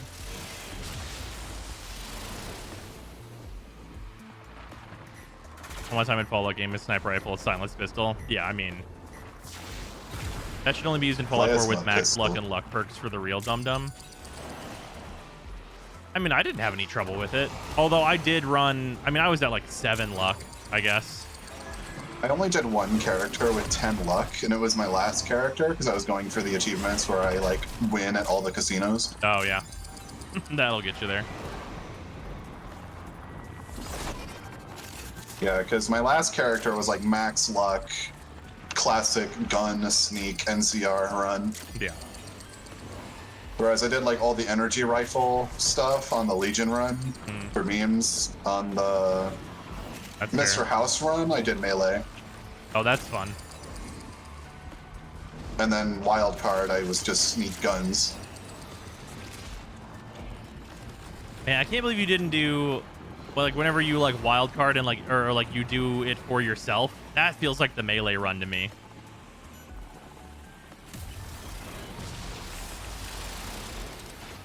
The best way to explain how Skyrim is dumbed down is the removal of spell creation. Yeah. Because spell creation in Oblivion is super rewarding. Also, like, just the way all of the guild quests are in Skyrim. Like, you are the leader of every guild. Haha. I mean, well, so that is also a thing in Oblivion, obviously, because like you can, you know, go and do all those quests, right? Yeah, in the video I'm watching, he's gone over like the Fighters Guild and the Mage Guild so far. In Oblivion? Yeah, like right now he's at the main quest. Yeah, the Fighters Guild is like moderate, I would say, in Oblivion. Like, it's pretty good, but it's not like, you know, it's not outlandish or anything like that. I really do like the Mages Guild stuff in Oblivion. The Mages Guild quest really makes you feel like you earn it whenever you like get into the Mages College and stuff, and like it gives you like legitimate rewards. I'm guessing we're waiting for the guy. Yeah, he should be here any minute. Yeah, right now my Argonian going for all the achievements character is currently the leader of the Thieves Guild, the Companions, about to be the leader of the College of Winterhold. Yeah, that sounds correct. Fucking College of Winterhold is the shittiest. Fuck, what a bunch of dog shit.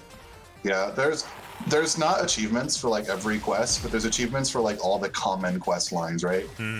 So like there's achievements all throughout the Thieves Guild, Dark Brotherhood, college quests, companions quests, like all of the shit that they would like throw on the trailers, right? Yeah. And then of course, like the only stuff I'm missing right now is I have to finish the Civil War thing and I have to do all the DLC stuff. Makes sense. Remember Morrowind standing behind a desk at a low level and kill a guy with a full set of ebony armor? Yeah, that seems correct. But also, as people mentioned, the spell creation in Morrowind is mega broken. I think that in Skyrim, it's toned down to about the right level. Like, they could go a little bit more powerful with it. But there's some fucked up shit you could make in Skyrim. Or not Skyrim, sorry. Oblivion. In Oblivion, the spell creation stuff, you could get really wild with it. The example the guy used in the Morrowind video, or like one of many examples, was you could like re-lock doors in Morrowind. Yeah. So you could lock a door, and then you could also make a custom like fire spell with enough AoE to hit all the mobs behind the door. Yes, absolutely. And like Morrowind, you have the ability to like actually fucking levitate. Yeah. Morrowind, you have things that are a lot more busted in half. Like, you can bust more things in half. Like, in Oblivion, one of the things that you could do is you could enchant a full armor set to all give you parts of Chameleon until you were 100% Chameleon, which would just make you invisible while you were wearing the armor. 1, 2, or 3? 1. Yeah, Chameleon 100%, I'm invisible forever. Yeah, like, in Oblivion, that's the thing that you can do that's busted in half. But, like, whenever you're looking at Morrowind, it's, like, not even comparable. Like in Morrowind, you can basically just turn yourself into God. I mean, one of the things like the guy showed as like an example is that at the very start of the game, you can get basically infinite alchemy, and you can make potions that give yourself like plus 1 billion magicka and intelligence and all that. Yeah. Like you can do like an alchemy loop because something he said like the vendor shops with like alchemy reagents will like reset instantly. So you can like buy all their stuff, make potions, sell it to them, buy all their stuff, make potions, and you can make like perfect potions at like the very start of the game. Yeah.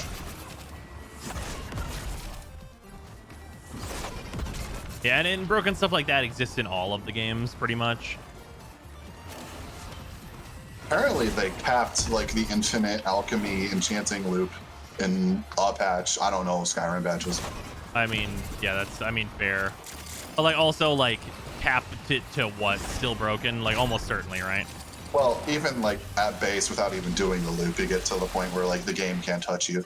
No, yeah, absolutely. You fucking make a rusty dagger that does 100,000 damage and kills all the dragons. Yeah. So like the tier of the gear doesn't even matter. It's just which one do you like the most visually, and then you enchant it to be broken. Right, exactly. And like in Oblivion, one of my things like that I did was I forget what the combination is, but there's a certain elemental combination that you can put together on like a really basic spell that causes a knockdown. And that shit, bruh. If you're a melee character, you get like the min spec for building that spell out. And you just fucking run up and you fucking slap a bitch in their mouth, and then you're like, I'm gonna put this claymore in your ass now. And like that's the whole strat. It works really well.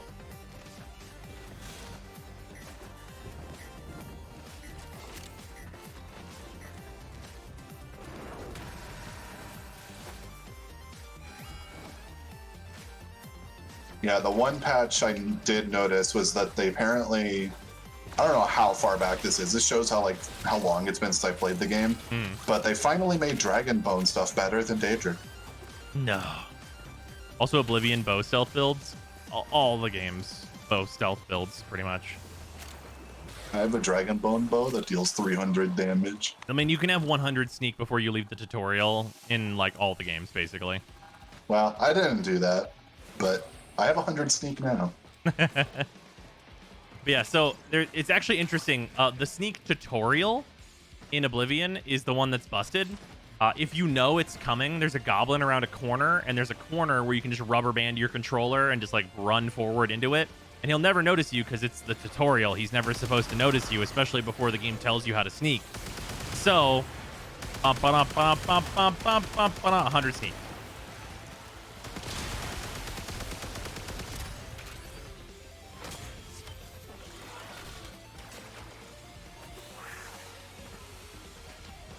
I just want to see Oblivion and Fallout 3 remade. Gamebryo is so bad. Oh, that's fair.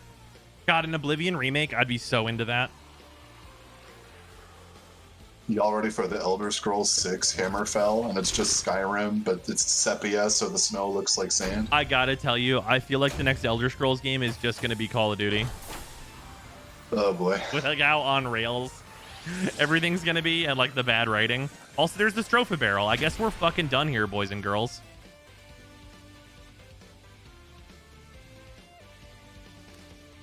I'm pretty sure that's all of it. Let me go check. Unread inbox messages make me ill. Oh no, I need the Stropha blade. Where's the blade come from?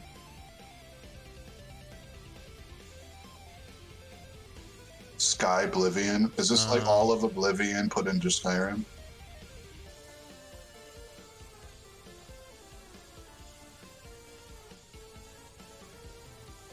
Lordy. Hammerfell is like the Redguard country, right? Blade. I don't know my Todd Howard lore. Maybe? Oh, it's just in. It's also in the tier 1. So we just gotta keep doing the tier 1 until I get the blade.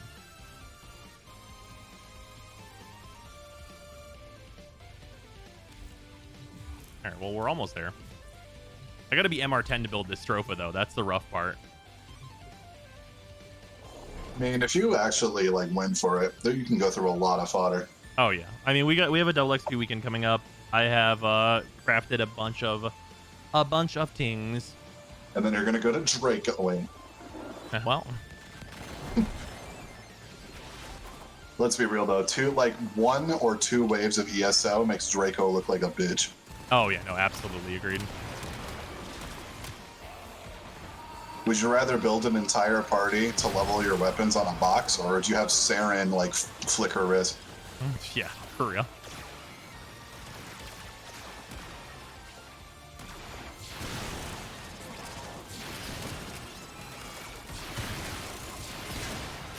Also, I don't know. Okay, chat. Any old people out there?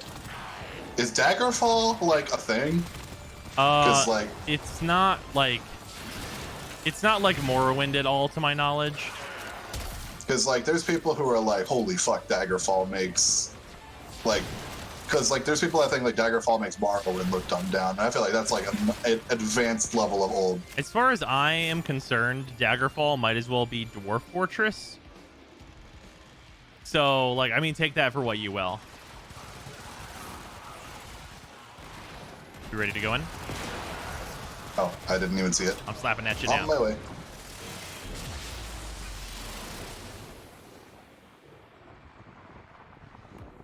Yeah, because from what I've heard is like Daggerfall has like insane scope for how old of a game it is. Oh sure, yeah. Because I mean, it's fucking like dinosaur aged in terms of like video games. Daggerfall's odd. Back then, the dwarves were meant to be short, hairy men, not underground elves. Oh yeah, that was one thing from the Morrowind video. Apparently Morrowind has like an actual alive dwarf in it. Yeah, I believe that's the case. And he looks like Urgot. Pre-rework Urgot. God damn it. The fact that you're being specific about that.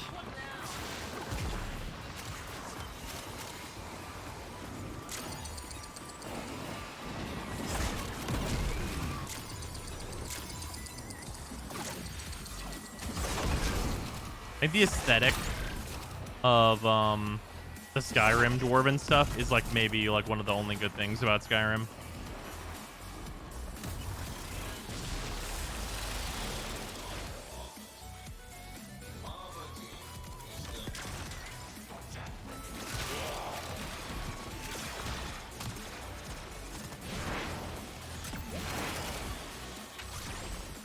Skyrim can look really good when it wants to, but most of the time it feels complacent and just sitting in gray tone.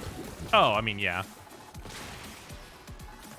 Like it feels like sometimes I'm blessed with the wonder of color, and then other times I'm stuck playing fucking Delirium League.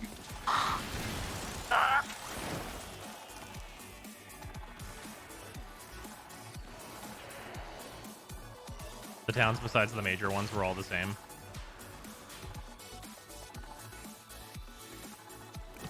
Also, you started in a dungeon. Wait, do you mean Oblivion? Because the towns in Oblivion have some pretty major differences.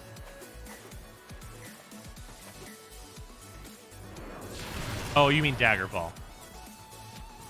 Okay.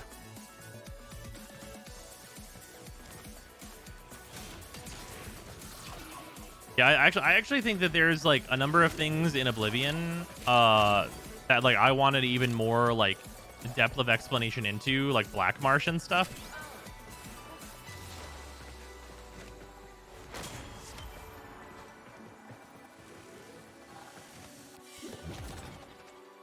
Stropha blade in one. There's another Stropha barrel. They have the same drop rate, so that's close.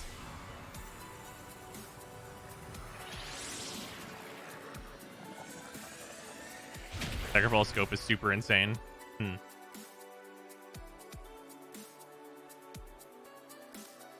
I wonder how many times DE thought about doing a procedural open world and then went, no. Ordis has received messages for the operator. Like, it's got to be a lot, I right? have not read them. Like, it for sure is a lot. I feel like unless the game is, well, this is such an obvious fucking statement, obviously, but like unless a game is built around the open world being procedural, it's just not going to work. I agree and disagree. I think Because that like Minecraft and like No Man's Sky kind of do it. I think But, like- the problem with a game like Warframe trying to do a procedural open world is actually the problem that the open worlds have anyway, which is that like how are you going to procedurally generate interesting things to do?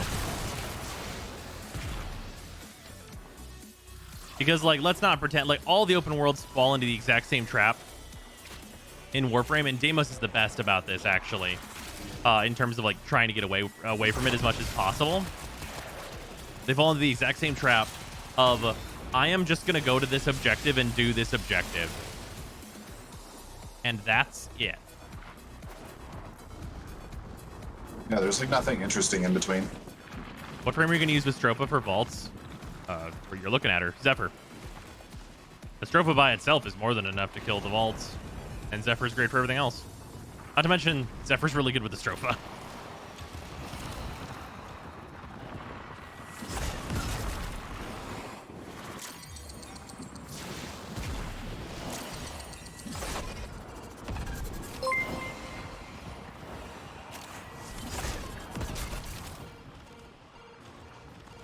The Black Marsh lore is racist trees that gave lizards boobs that said also Templar lizards. Interesting. Yeah, like imagine, like what does? Let's think about what a procedurally generated open world for Warframe has to have, right? It has to have rewards that are high enough that, and also like varied enough that you're not always getting or doing the same thing, and you're not really able to do always the same thing, but the rewards are so good that you want to go anyway. And also the objectives have to be varied enough that it's not just like super boring. So you have to, they have to come up with like all these like intricate objectives and things that like form around the same spaces and stuff, but aren't like specifically targetable. And like, it's really tough.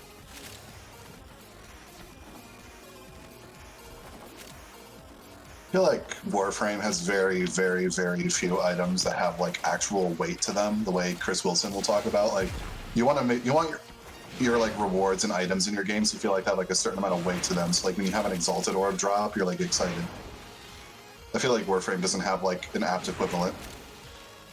Yeah, I mean, because like we get relics and we get endo, but it just ends up adding to like our dragon sword pile of relics and endo. So it doesn't like, they're good rewards, but they're not exciting. Yeah, that's generally true. I think that's like partially due to like the nature of the game in a way, right? Like we're not usually looking for like the perfect item, right? Because like the bar for like completing content is so low that we're not like trying to get to specific things once we're at a certain point. right? Because like for me on the free-to-play through, I feel that way whenever it's like, yes, I have the Fulmin. This is a very important tool that I will add to my arsenal, and it is extremely important. And I'm really glad that I have the Fulmin now to combine with my Zephyr in order to make like a really powerful build, right? And like the Stropha, like I'm targeting the Stropha for a reason, you know? Like the Stropha is a specific tool that is going to unlock specific doors. Like it is the key that opens the Necromech death machine. And that has value.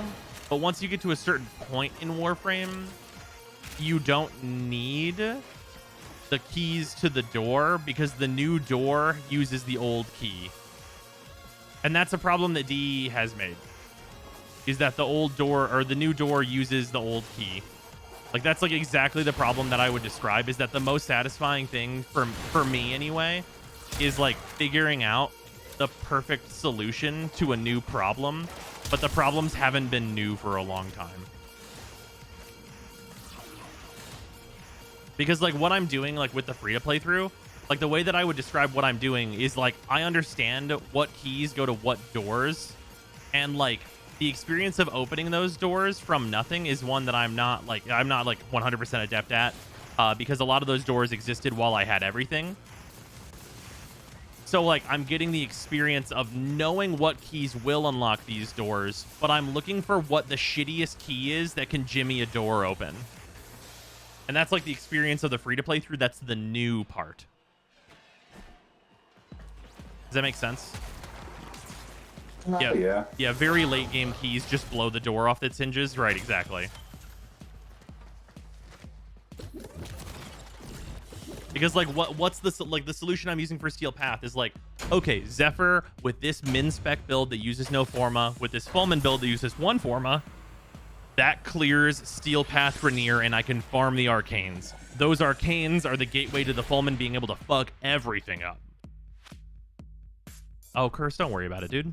I feel like DE makes content islands when they try to do something new. Absolutely agreed. They are very bad about integrating content. There's another Stelter receiver. Look at that. Like, it's not a real fault with the game. It's just something I've noticed that Warframe just does not have exciting loot. Just period, I think. I think that's true, and it's not. Because it has goals that you can work towards, but you're not going to have something just like appear. Because like you see a rare crate and you're like, oh, neat, rare crate. Yeah. But it's not like, there's nothing that it's like, it's going to pog your pants off. Yeah, I sort of agree, because I think there's not like the super pogs. Like, you don't get items that are like the equivalent of. We don't have things in Warframe that are secret rare. Nice. If that makes sense. It's like PoE has the Exalted Orb, which is like the classic, like this is like a big bar gold that just slammed on your chest. This is their first. And then like they have something like even above that, which is the fucking mirror, and mirrors don't exist. And if you drop one, you are God. Also, Stars, thank you for gifting us up to Curse. Much appreciated. Yeah, the plugin's connected to my main account, so it's not connected because this is the free-to-play account. By the way, a blade is 2 platinum on the market. I'll still farm it.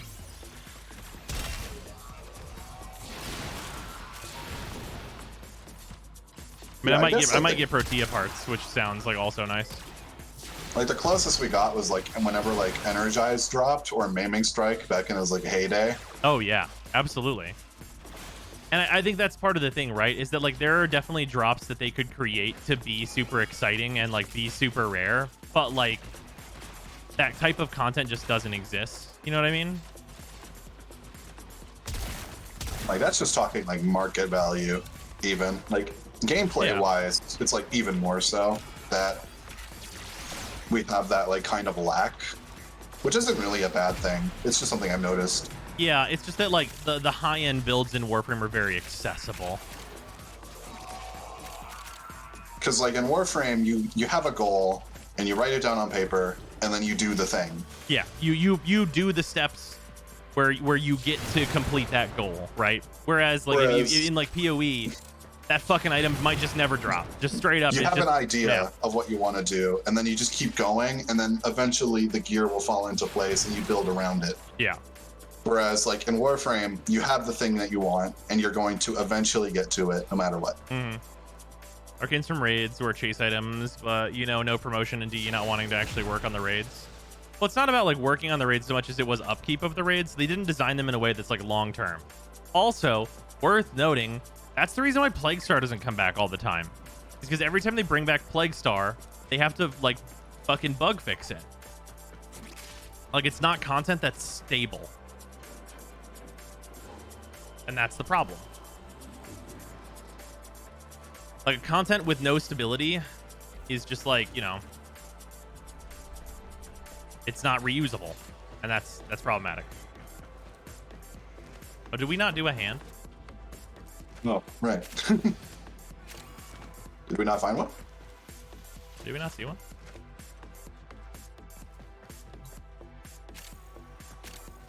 I can't even imagine the level of technical debt they're in. Oh, yeah, absolutely. Here's this chuckle buck. I guess our tile set just didn't give us one. Oh, well. It happens.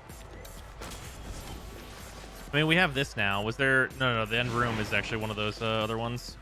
I go check this way real quick. Nope. I think the engine is still custom C++ with a Lua script engine. That's not a recipe designed for long-term success with a medium-sized team. Yeah, that's valid. It's in Realjack more demanding, but Plague Star is like more archaic. I feel like it's covered in more artifice, so it's easier to break. Also, demanding does not necessarily mean that it was designed not to break.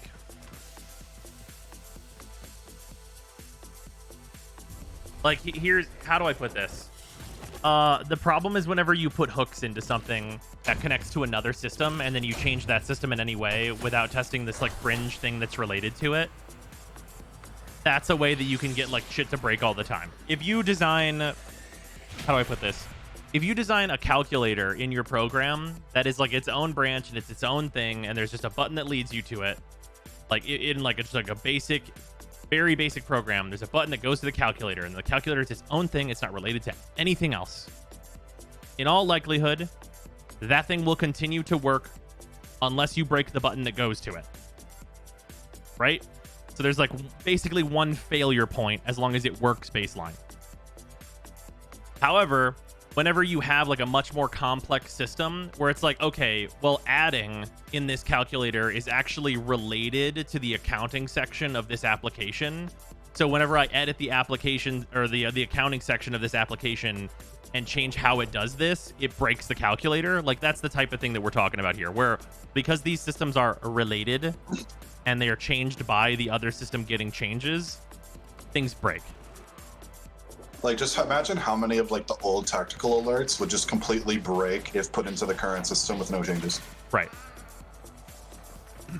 Changing stuff has unforeseen consequences. Yeah, for sure. Like whenever they moved Lephantis on the star chart, right? Like that probably broke Plague Star. I feel like I would rather have argued anything mostly reasonably than have really rare big ticket shit. Like I stopped playing for over a year because of like the rare big drop of Ephemeras and Exploiter. Still haven't gotten either to this day. Yeah, that's fair. Yeah, like, yeah. So, and yeah, there's also the case where like extremely rare mega drop type situations like those Ephemeras and stuff. Like some players will go until they get them and hate it, and other players will just quit, and some people will get it early. And none of those are really a good situation to be in. Well, yeah, it's different communities, right? Yeah, I mean it's different, like different groups of players. Like, you play PoE with the intent of like making currency, and if an Exalted Orb drops, cool, you did it. Whereas like you don't play expecting it to drop, right? Right, exactly. Because if you plan around, if your currency plan is based around Exalted Orbs dropping all the time, you're gonna have a bad time. Right. Whereas I feel like the Warframe community is kind of like expecting them to drop all the time, and then they would get fucked up if that kind of system was ever introduced. Yeah, because it's not that we like don't want to farm. It's that we don't want to farm days or weeks. We definitely want like a guaranteed deterministic path. Yeah, that's what's preferred. And like the items that we're looking for are also like deterministic, you know what I mean? Like obviously ribbons are the exception to that, and they're like the gambling gober fucking epicenter of the game. I mean, ribbons are literally just like chaos spam of the mod. Yeah. That's all the crafting is in terms of ribbons, is that you just spam chaos orbs on them, and sometimes you win and most of the time you don't. Yeah. Like every exploiter should increase that ephemera drop by 1%, sure. Or just have a currency that you also get, and at a certain amount of that currency, you basically can use that currency to buy it. Like you can get it from the drop and get lucky. Awesome, that'll save you a bunch of currency. So you can use that currency for evergreen rewards, or you can get the fancy thing. Players have no control over RNG or pity. Yes, that's true, but drop rates tend to be generous enough in Warframe. Like, tend to be. Keep that in mind. The word tend to be generous enough in Warframe that you can expect to get things in a reasonable amount of time. Like, you look at, like, the new Prime Access, right? What is the drop rate of a rare part of Nidus? It's 10% from this relic, which means, on average, you have to crack about 12 or so relics in order to get that item. But each player can crack a Radiant Relic, so that's 3 runs where you each have 3 of the relics, and you're quite likely to get that rare item. That's really fast. I feel like people will mostly get hung up on the relic farm itself whenever the relic has like a 9% drop chance on rotation C or some shit. Yeah. And that's where it really starts to get grading. Blade.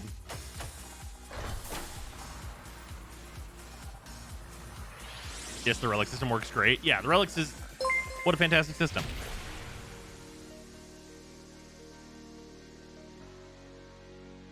I know I just shit-talked Exploiter, but I never AFK'd Exploiter. I've only AFK'd farmed one thing in Warframe ever, and it's Dog Days. Oh yeah, I mean, I AFK farmed Dog Days. I cleaned my room during that stream.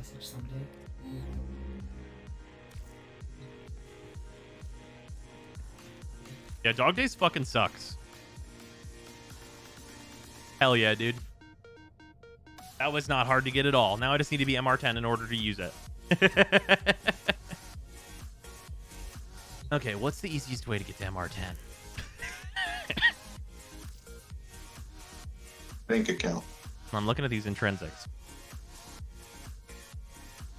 Strophe is set 30 Let me determine how much I need. I need 21,000 to get to 9. What's the 9 to 10 look like for me?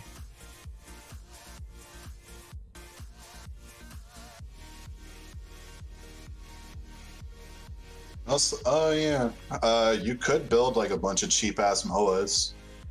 Yeah, I do have a companion to level already, so that's 9,000. Because every MOA is 9k. Okay.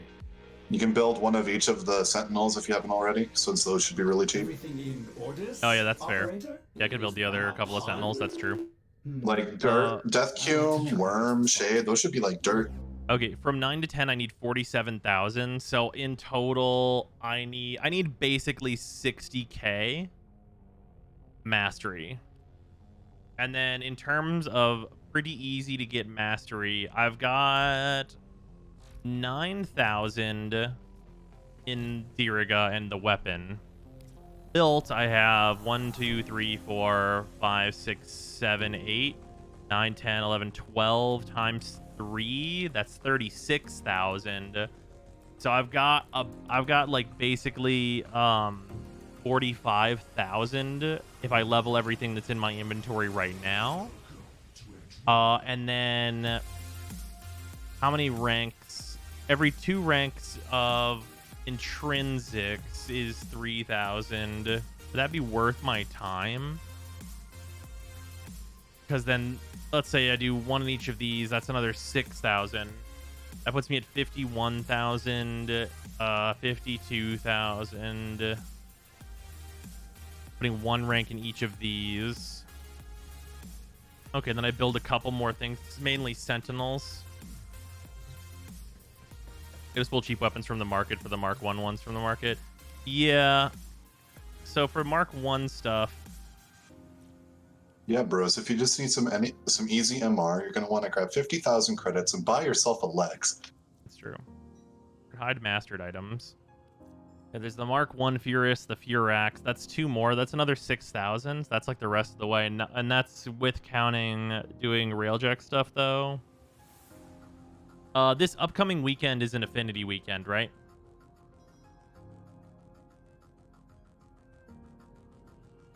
Wait, Strun? Yeah, I already did it.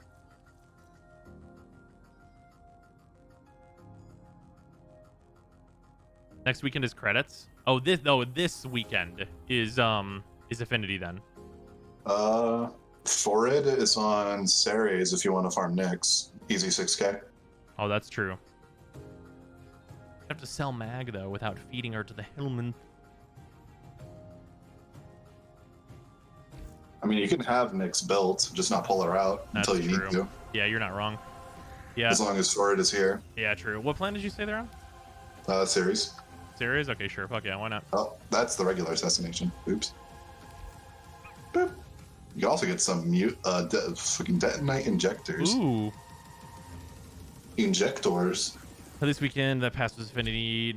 Next this week is credits. Okay, so the week after that, oh, I really don't want to wait that long. We might just have to suffer through some kind of slower end leveling, which is still super fast in ESO.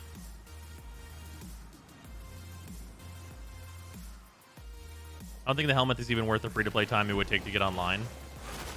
I mean, I have the helmet like up and running, but like it's definitely going to be like an edge case thing. Like it was mostly to see like what's the resource cost looking like whenever I have access to this. And like for like I'm going to be super honest, them putting that at MR8, like it's fine that it's more accessible, but it's also not more accessible at all. Like what was the original one? They were going to make it MR13 or 12 or something. Like they should have kept it there. They should have stuck to their guns on that one. 15? Yeah, they should have stuck to that one. I don't know. We might see some MR changes though. I do wonder if they're going to like change the curve on MR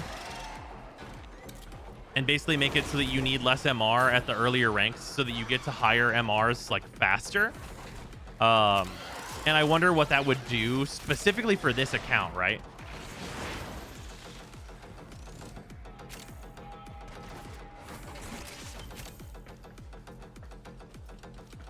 It'd be a nice change.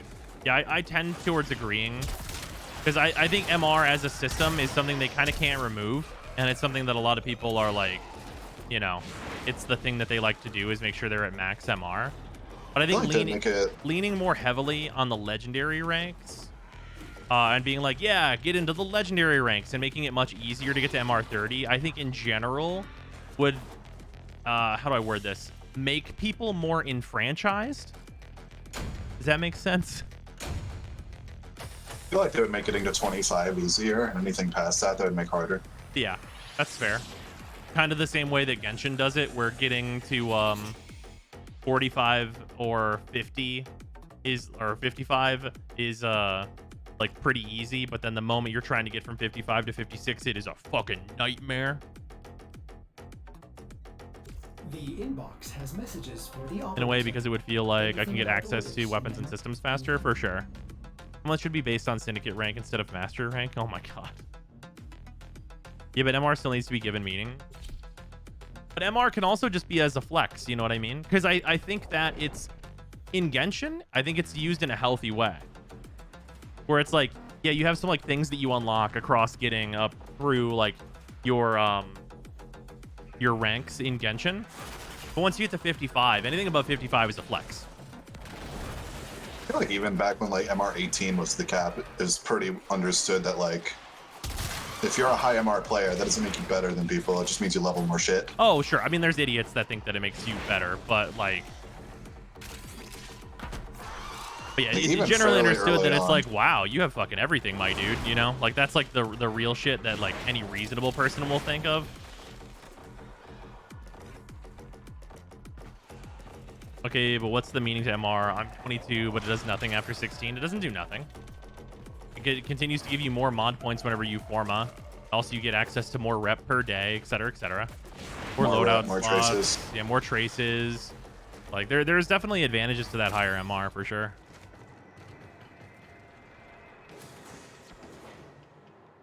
You still get more void traces, storage, and free loadouts. Yeah.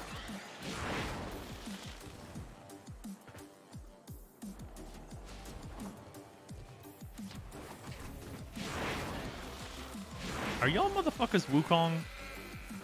Worse. Worse? Oh, you're both Titania. That explains a lot. In terms of you keeping up, even worse than that. Yeah. All right, you just need the chassis. Fuck yeah. The 15 loadout slots at full capacity yet unranked from R30 was amazing. Yeah, it's super nice. There's no need to be higher MR, but it can help you. Yeah. Like, for me personally, I love being MR30, and I'm about to love it way, way more.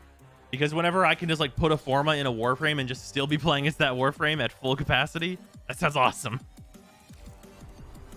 Operator, messages have arrived in your inbox.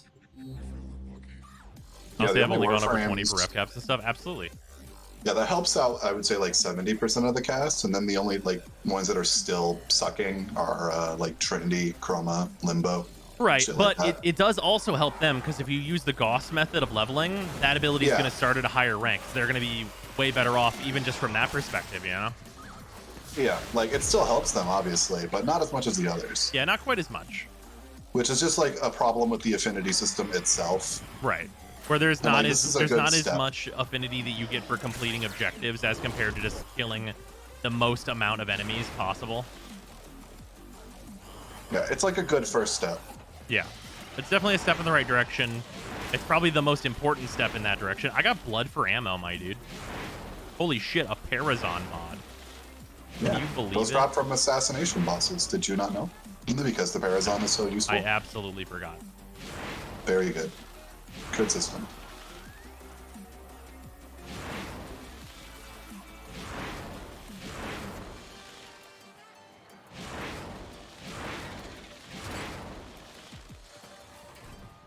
A what now? Are you satisfied with how Forma works now that they're adding the ability changes? Or is there some stuff you'd still want? Well, Oh, there we go. Bing, bang, boom. No, I'm actually super happy with it. I think that Forma is going to be in like a super solid spot. I think that if they are going to change mastery rank to make it so that the curve is a bit different, so that you rank up mastery rank faster near the beginning, so more people get to around rank 15 quicker, or even around rank 20 quicker, and then it's much harder to get into those like top end ranks, and it kind of equalizes the player base and where people are, generally speaking, and gives people more access to more mod points as they're forming their weapons and just doing the content that they want to do.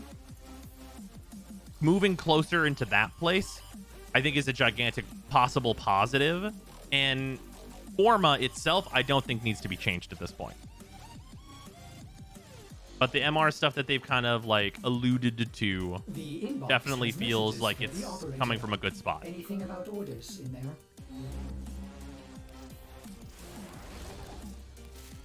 Anyway, Nyx is building.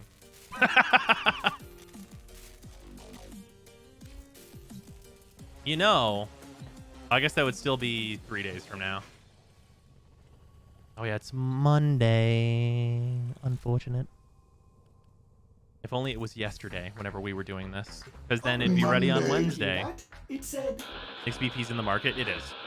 cosmic background radiation is a riot. Yeah, I'd really like to be MR10, or at least have like the MR for it by Wednesday. Oh wow, he's like actual dirt. If you don't need anything from it, you can just get Vauban. Oh, I mean from the Nightwave? Yeah. No. Nightwave credits are like the most important thing for any new player. Oh, okay. Reactors and catalysts. I mean, Catalyst, sure, but like you have your core Warframes, right? You don't need reactors anymore. I mean, my Avara doesn't even have a reactor in her. Does she need one? I mean, no. But also, I need reactors to rank up my syndicates also. Oh, right. Yeah. Oh, hey, for anybody who wants the Deus Volt helmet for Harrow, it's in the Deus Nightwave shop Volt. right now. That's a good helmet. It is. It's a shame Hero's deluxe skin fucking bangs, so I don't want to use it. Yeah. Damn it! Why is his deluxe so good? Do you want? I mean, do you have anything to level?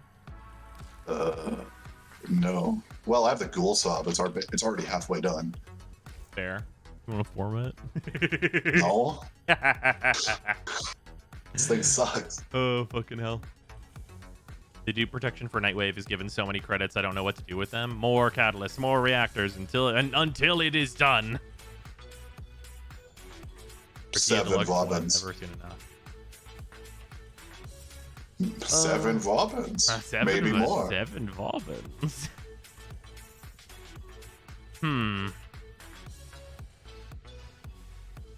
And do you want to form it? Get out. Well. Oh shit. All the ultimates? I think I have every I'll ultimate. be right back. I gotta give the dog away his medicine. Am I missing any ultimates? Let's find out. Warframes. Helmets. Hide owned. Oh, right. It just shows all the Tennogen ones. Fuck. Is there a way I can hide Tennogen stuff? Probably not. Look at all these Tennogen helmets.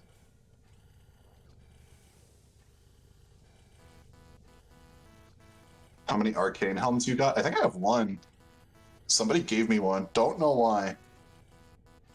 Inventory. You're gonna type in like arcane, right? Arcane, and it'll be like one. I have the arcane reverb helmet for Banshee. It grants max energy and reduces her health. Which, I mean, I guess. Not one of the good ones. They didn't get patched out yet? Apparently not. Yeah, I only have one.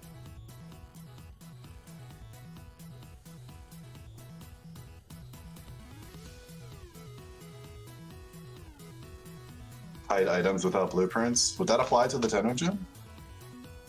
Let's see. Boop. Warframes, helmets, click. Yep, I own all items in this category. I did it! I have all of the ultimates. Thank you, Nightwave.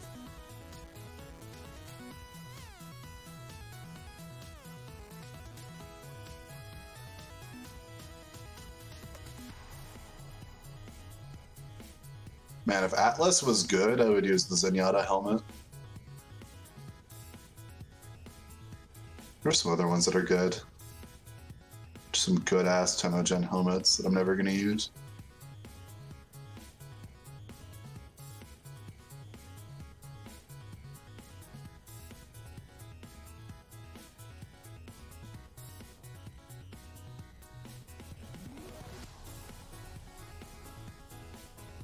Not that many jump out.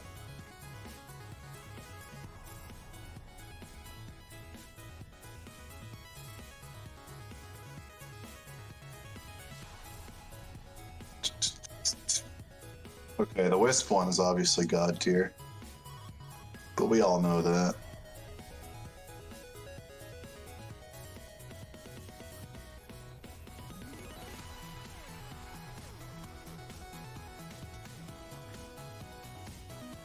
Saren Belladonna is good.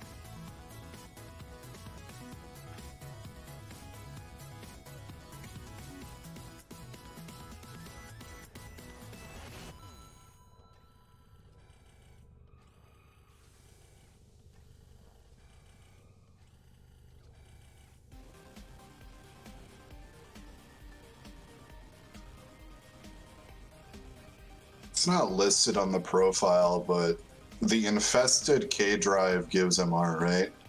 Because I do not have it. Oh my god, I'm missing so much MR now. Lamau. It does. Very good that it's not listed on the profile. Love that. I'm missing so much. Prisma Dual Decurion. Huh. I thought I bought those, didn't I? I just never used them because Lamau, why would I ever look at the Arcwing stuff? I think I bought them. Where are they? There they are. I'd never used them. Level 0.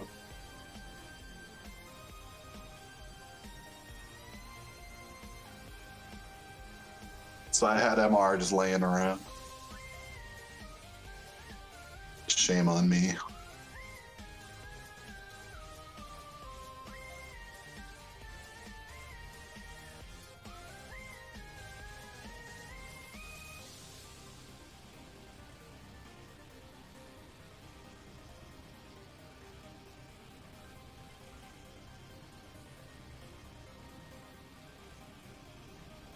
We also fixed K-Drive races. Are we getting back on the pipe? Hell yeah. Back on the pipe.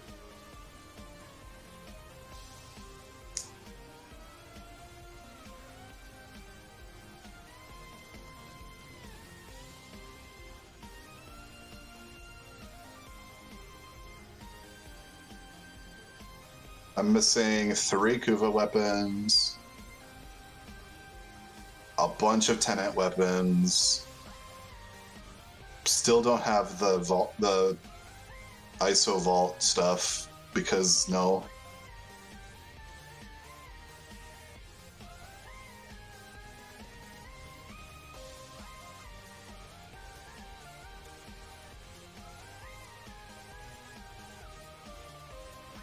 And I don't have any of the new Prime Access stuff.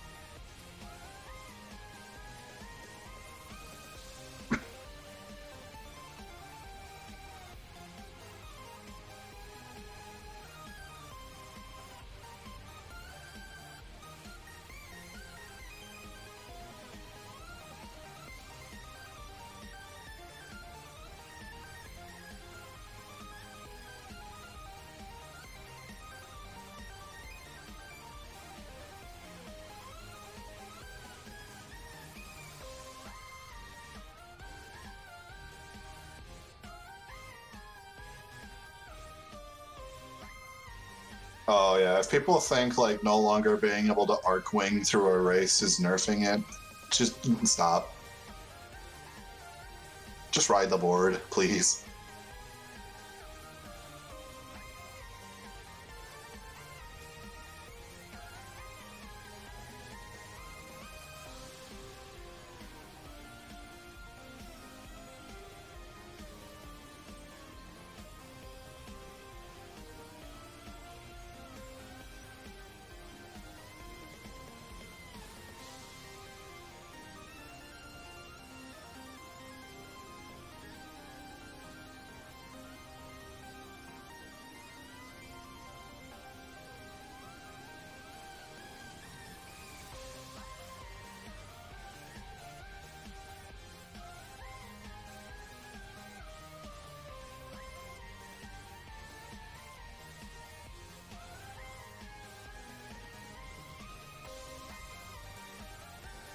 Had to do the one for the K-Drive part that gives mastery, as it's the worst race in the game.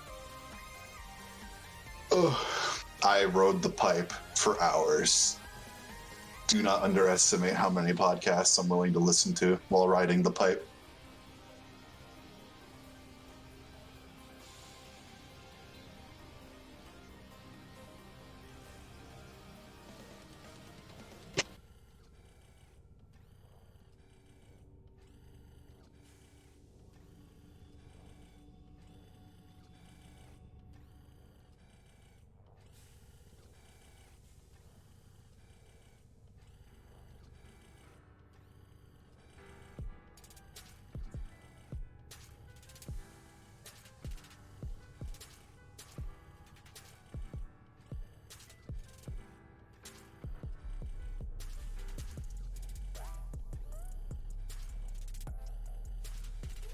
Oh, there she is. Return. Jeez.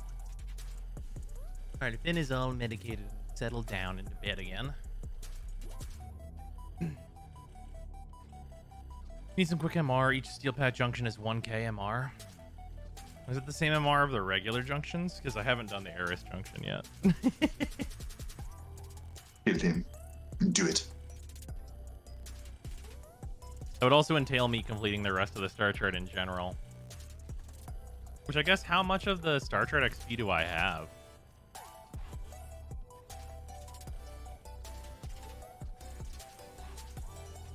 Jesus. What You ever up? just look at statistics and fuck yourself up? What do you mean? How do I still have 2,000 more kills with the Acrid than the Kuvanukra? I do not know. I have 6,700 kills with the Acrid. I have 4,600 with the Kuvanukra. Bet I use mining to get open world standing. No, that's fine. Everyone's talking about Squid suspicious. Game on Twitter. Squid Game is just It looked like a Splatoon. reality show when I clicked on it, oh, like I on figured Twitter, it was Splatoon 3. from what I thought. I just figured it was Splatoon 3. I just thought it was about squids who happen to be kids. That's true.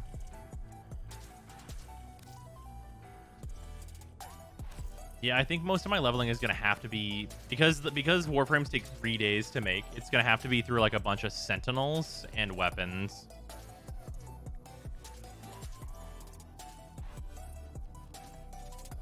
The Diriga I have built already. Death Cube's really easy to build. Yeah, I don't think any of my weapons are ever gonna beat the amount of kills that the Atarax got. Oh, I forgot regular fucking Helios takes 10 field run. Fuck off. We do have to do 6 more invasions if you haven't done it already. That's fair, but also like that's 10 field run though. Are you using it for anything else? I don't have it. And like We can 10 find field it. run from 6 more invasions is not gonna happen. There might be one with like 5, right? No. They max What at 3. if? Did they? I can build 3 sentinels though, which is like a hot 27,000 MR. Oh, So they did. They did cap it. Damn. Damn.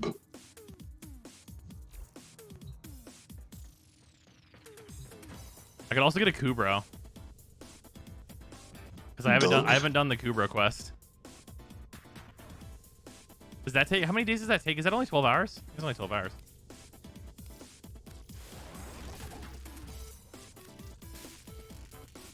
It just casually pulled 27,000 MR with a sentinel.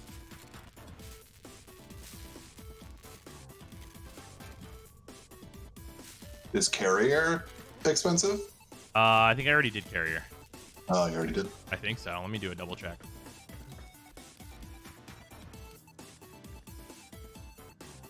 I did already do carrier.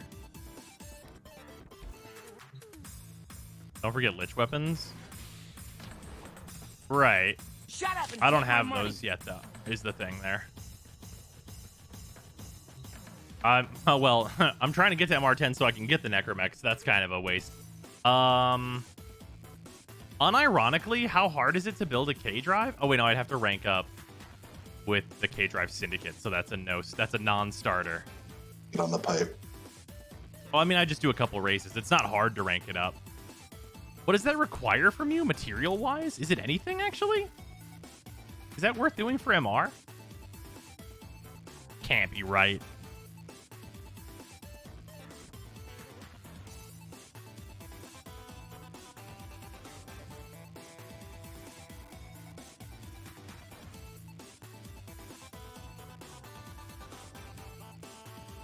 Oh, there's no sacrifices. At tier 3 is gilding, right? I can get to tier 3 in just 2 days.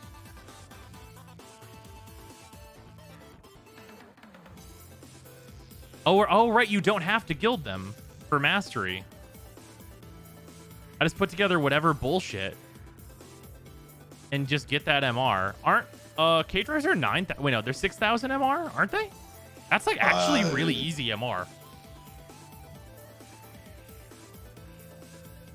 Is that unironically really easy MR?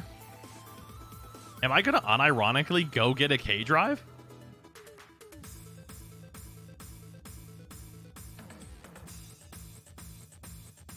Because they're not hard to build, are they? I don't remember. I know. How did you get from Mastery 4 to 8? Tony Hawk's Pro Skater. Yeah, right? Bad Baby, Cold Fusor, and Beaky. What do these need? Need a little Axidrol, a little Thermal Sludge, some Scrap, which is easy. Mirewinder, Parallel Biodes. That doesn't sound hard. Need Travesite Alloy. I don't think that's too bad. Nodules are really easy. Sap Caddy cases are not too bad. Scrubbers, I already have that. I need Star Amoras, which would be a little bit of an investment. Gregaris is easy. Kriller Thermal Lasers, I don't think is too bad. Daily Special K Drive, that's just not realistic. You shouldn't spend platinum on that. That's a waste of time. Brozime Daily Special K Drive. Yeah, these might actually be too expensive for me to realistically do without having access to Exploiter. If we were in like a fixed Fortuna where you could reasonably get Thermia and do Exploiter, this sounds like super fucking easy, but minus the ability to do Exploiter, it seems pretty eh.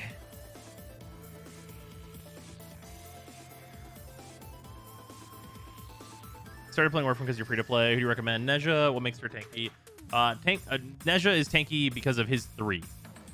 Is the basics. And whenever your 3 breaks, you're invincible to be able to recast your 3. It's the basic principles of Neja being very, very tanky and hard to kill. But doing the races on Deimos for the free K Drive BPs? Well, what are the build requirements on those pieces, though, is a good question. Also, hilariously, that K Drive is one I don't have on my main account.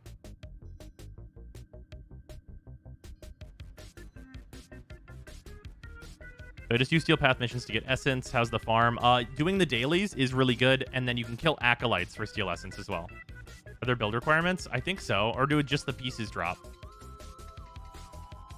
What the fuck is that board called?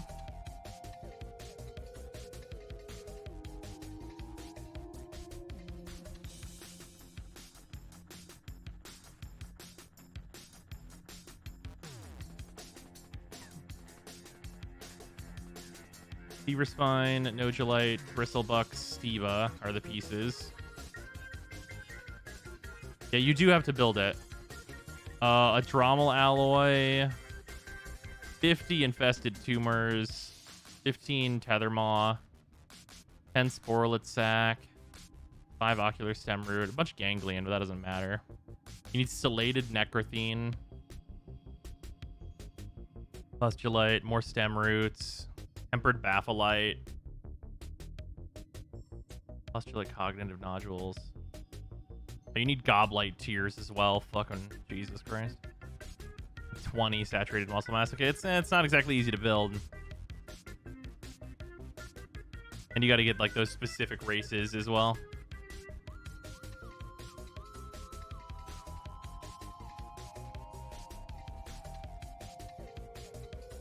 Wait, stream broke for a sec. What do you say? Dailies and Acolytes. Acolytes will spawn in every mission after a few minutes. You can do endless survivals and they'll keep showing up. Breath of Matsby might be in the same boat with Gems and Fortuna too. Yeah. Wait a fucking minute. How did Neja get that and Rhino got shafted? It's a great question. Yeah, if you just got the parts, that would actually be like a super good option for like another 6K mastery. Let's think about this. Let's do an add up of everything that's building plus what I have. So I have Diriga. That's building, or that's what I already have in reserve. So that's like 9K. And then Sentinel-wise, we have these 3.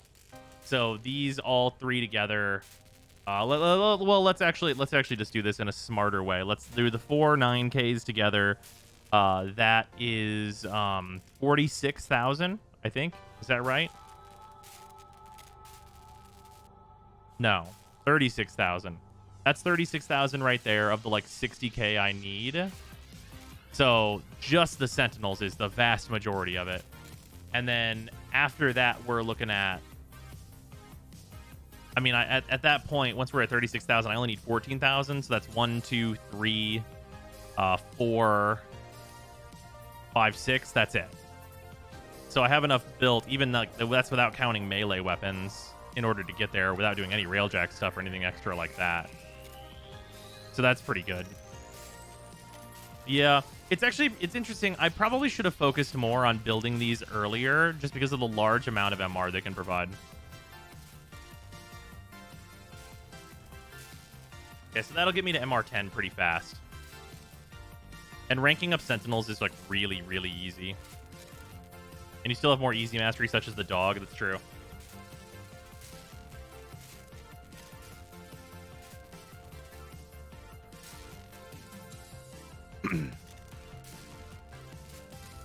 That's true.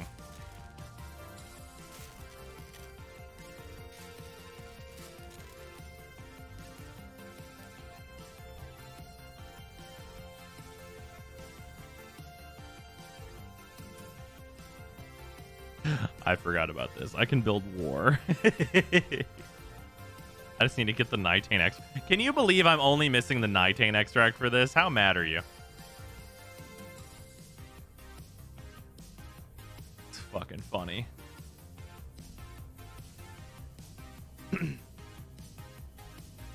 Yes. Yes, I am. Crack a pack. Do we have one? Ooh, so we do. We do have a cracker pack. Let us do that right quickly. How much MR does a Warframe give? 9k? Yeah. All right. Let's get into this cracker pack real fast so I can get one of the spicy Theros cards. Also, for anyone that's wondering, we are still doing the full box opening of the Modern Horizons 1 from the Bit Goal. That is probably going to occur tomorrow before some Genshin. Ichthyomorphosis. All right. Portent of Betrayal. Karamitra's Blessing. Relentless Pursuit. Oh, yeah, this is the thing that can fill a graveyard. That's not bad. Nyxborn Marauder. Memory Drain. Warbriar Blessing. Arena Trickster. Recast your first spell during each opponent's turn. Put a 1/1 counter on Arena Trickster. Not bad. Pious Wayfarer. Cetessan Petitioner. Oh, Whirlwind Denial. I forgot this got printed in this set. This got a an Archives printing as well that looks really, really nice. Blood Aspirant. Storm's Wrath. Storm's Wrath deals 4 damage to each creature and each planeswalker. This is actually really good on 4. It's actually a really solid red board wipe. I actually forgot about this card. It's like actually pretty fucking good. Like most of the time, like a lot of the time, this is kind of Red Wrath of God. Like straight up. So it's definitely not bad. And it also hits planeswalkers, so like it's sometimes a little better than Wrath of God depending on the board state. Like against token boards, fucks them up. It's a nice get.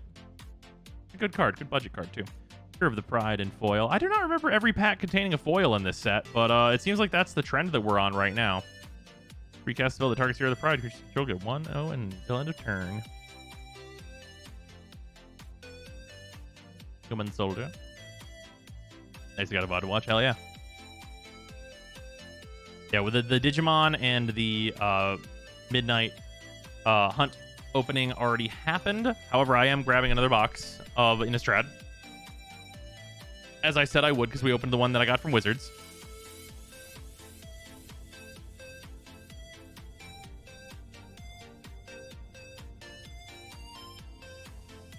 All right. I think what I want to do here is I want to get the 21,000 MR I currently need in order to get to 9. Oh, shit. I have to do the MR9 test. That's the really fucking annoying one. I think that'll be pretty easy between Ivara and Azorus, though.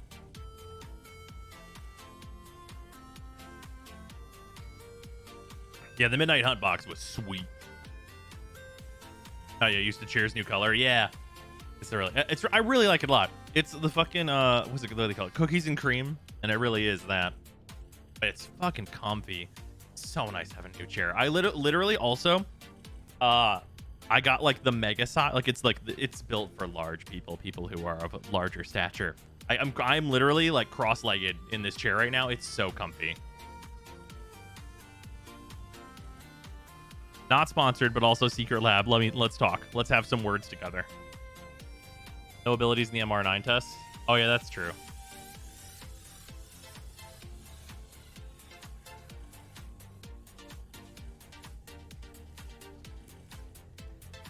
Something fell.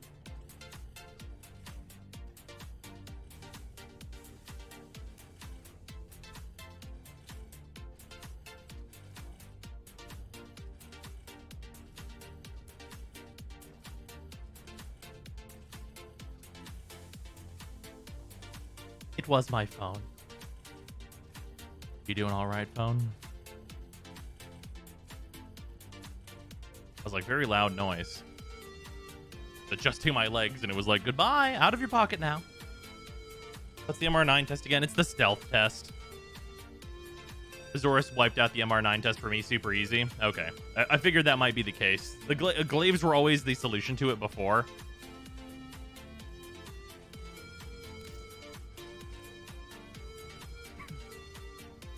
Okay. Yeah, so that seems super doable. Let's grab... which one of my Warframe should I bring on a leveling run?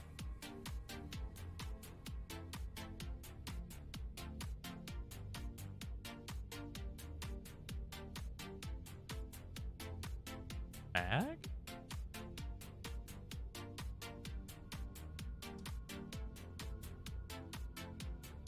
You have the Skia? Oh, no, I haven't done that quest yet. Oh yeah, isn't Umbra literally just like free MR if you do the quest? Yeah. You got a slot? Oh yeah, he is. Yeah, he comes with his own slot and everything. You could do the Umbra quest. That's true. Skia also comes leveled, so that's actually 12k MR. However, I have the Wisp I have the Moat Amp. So there's that. What? Just have to like tap him with it, right? To like get rid of his resistances. I forgot what the fuck you do in that I think quest. you have to kill him with it. Do you? That sounds like it'll fucking suck. I did that quest with the Mode Amp. It was hell. Yeah, that doesn't sound like a good time. Huh.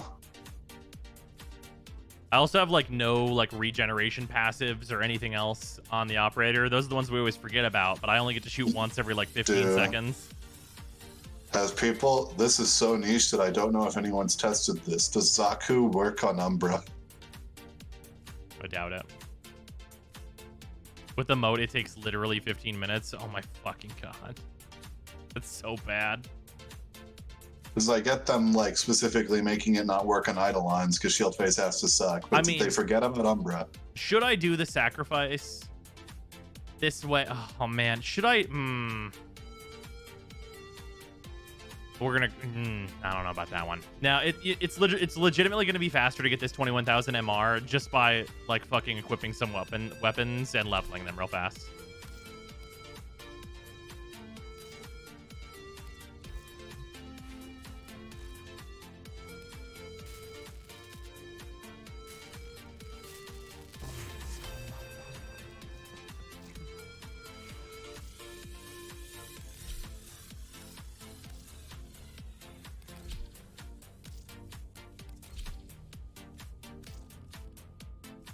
Alright, we got the fucking Brat and the Sestra, the Fragor. I have no stance mod for the Fragor. Weapon's so sad.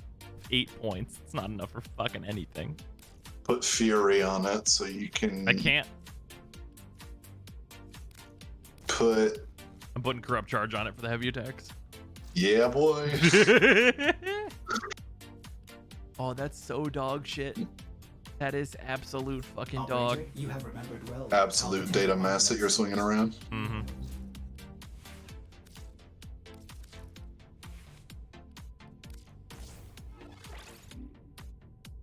There's fucking no polarities on this damn thing. Uh,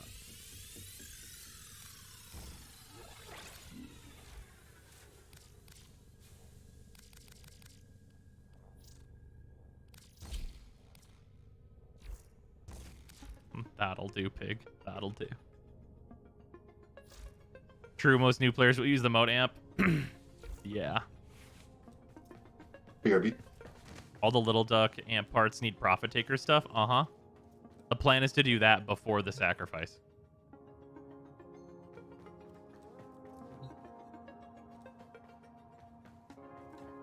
Download the games and stop playing at the beginning of the Plains of Eidolon, and I feel so lost. Any tips, anyone? Do the new quests. They're really good. Do that stuff for sure. Besides that, and that's really the main bit. Doing the new quest is definitely going to be a big thing that you should do. When do you feel it's appropriate to start Eidolon hunting?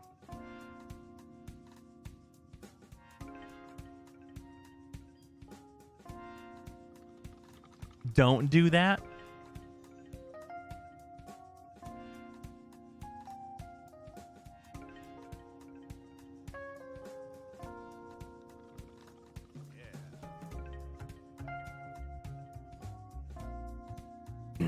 Like, you can do it whenever you want the suffering to begin.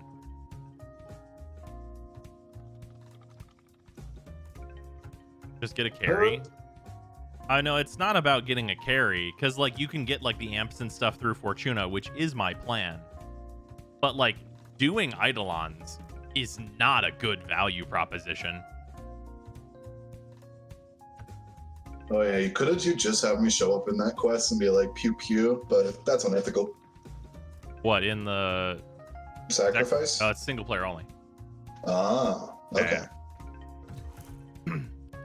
Also, I'm throwing this shit on public. Wham bam, ESO, bam.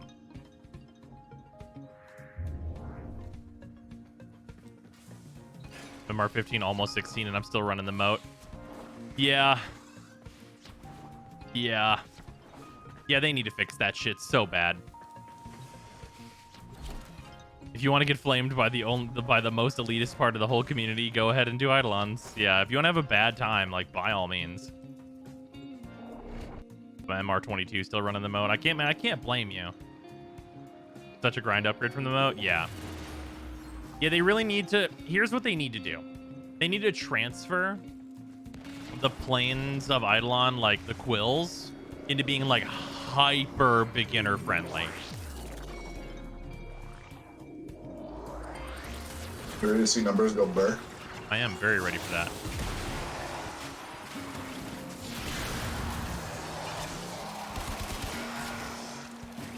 I'm using the Sestra. Ah! I know the Corpus tile set rework was like pretty far back at this point, but this is a pretty good new tile for ESO. Oh yeah, this is solid. This is the most the Sestra has been used in years. Oh my god, it's bugged. Guys, look, whenever I reload, it's see-through. The model's broken.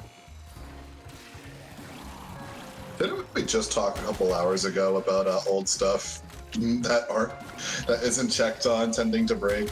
Yeah, well, no one uses this piece of shit. Why would anyone know the reload animation of the regular Sestra is broken? They shouldn't even waste the time fixing it. No one should be shooting this gun. All right, Why somebody bother? Submit the clip to Do DE. not. We gotta fix it. Don't so do the that. Sestra No. users- No, submit my Frost rework video instead. Hey, why is Frost like this? That's what you should say. It's a better use of DE's time, guaranteed.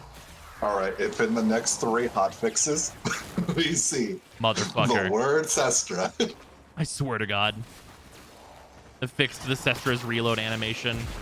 No, you don't do that. I saw Frost in the wild today. Oh, motherfucker. I love how we treat them. We treat Frost in the wild like a fucking 9-point buck. Like, it's like, oh, damn. Look at that one. That one ain't been caught yet.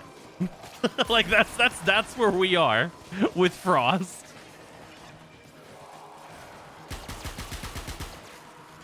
I mean, we would treat it that way, because it is an endangered species. Yeah, it really is. Would you look at that frost over there? They're like pandas. They're too stupid to mate. Oh.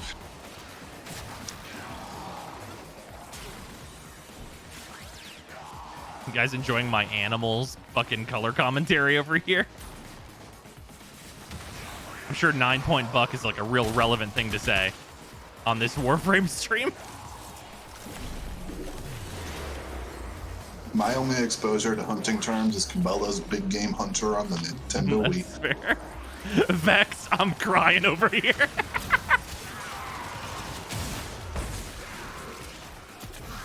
Oh, another good tile. Is this the week of ESO? Fucking, it might be. That would bode really well for me and my need to level a shitload of items. I'm just fucking tunga-wungaing these dudes with the Fragor. Just like, slam with jams. Bro, I just got fucked up trying to use the Ghoul Song. That says a lot.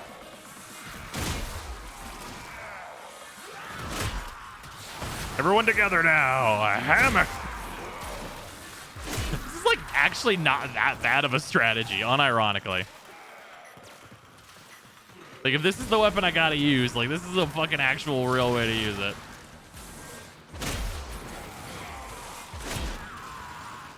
Take that personally. I was leveling Frost Prime on Hydron just on Saturday. Well, fair enough. Well, explanation game for Eidolon is from a character who speaks in riddles and can't keep his tenses straight. That tells you all you need to know. Well, He is high for being in another time plane. you know, that's true.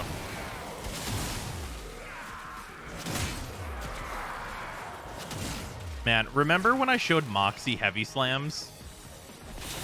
Like, if you went like 15 years into the past and you're like, hey guys, Pokemon X and Y, they'd be like, what the fuck are you talking about? It's true. You sure Anko isn't just normal high? Man, can you imagine the big reveal is that there's no time travel or any other shit like that? Anko's just fucking high as a kite. Like, he's just fucking, like, toking it up with Scooby-Doo in the van.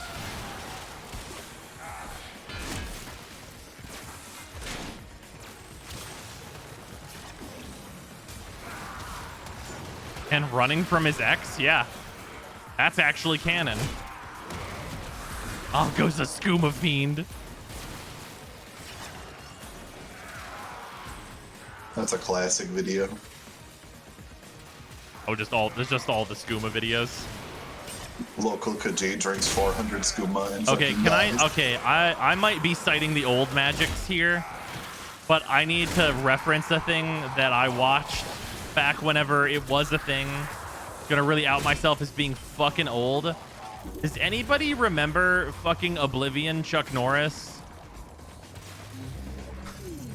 I'm so sorry that I'm citing the old magics. Well, not to be a zoomer, but sir, you might be old. Yeah. I don't even know if those videos are still on YouTube. Why the fuck would you remind me? You should apologize. Alright, I'll go for my classic old video. That One is the second. old forbidden text. The Alright, fuck chat, did here you you say go. to me? I know This is those my two things as classic separate. old YouTube. You know, there is like a fucking YouTube like story, like machinima series of Oblivion Chuck Norris. What is this old posting? Oh, motherfucker. When I think of old machinima, I think of like Sanity Not Included. Yeah, that's fair. Episode 1 right there. Oh man, this thing's definitely not aged good. I can't wait to see this. Oh, there it is. Holy shit. That shit's in 200p.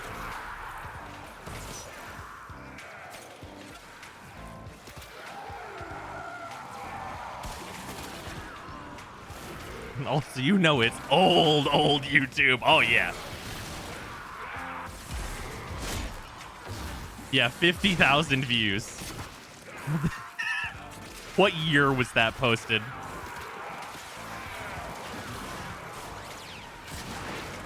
I mean, to hit some other people pretty hard, let's just throw out some nostalgic bullshit. Super 2008. Mario. 2008. Y'all watched Super Mario 64 bloopers. Oh, I mean, yeah, we all saw that one. Also, Shroomy, thank you for the 100 bits. Much appreciate it. Oh, Jesus. It might be older than Freezer. I'm not that young. It's getting there, though. Freezer is older than YouTube, though. We can't find a YouTube video that's older than him. Yeah. Without it being a re-upload, those don't count.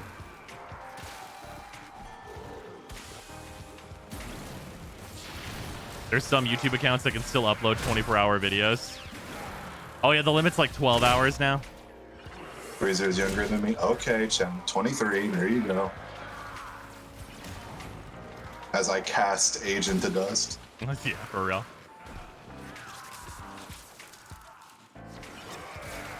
Yeah, me and you, not that far apart in age, like, realistically. But, like... Internet culture. Internet culture distance is very big. Like for me, baby culture internet was like Machinima on YouTube, Newgrounds, and like really shitty Facebook groups that I'm glad I don't use Facebook anymore. I was around for MySpace.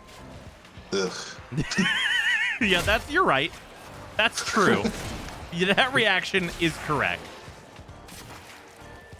Like I was around just enough for like when people started to hate MySpace. Yeah, that's valid.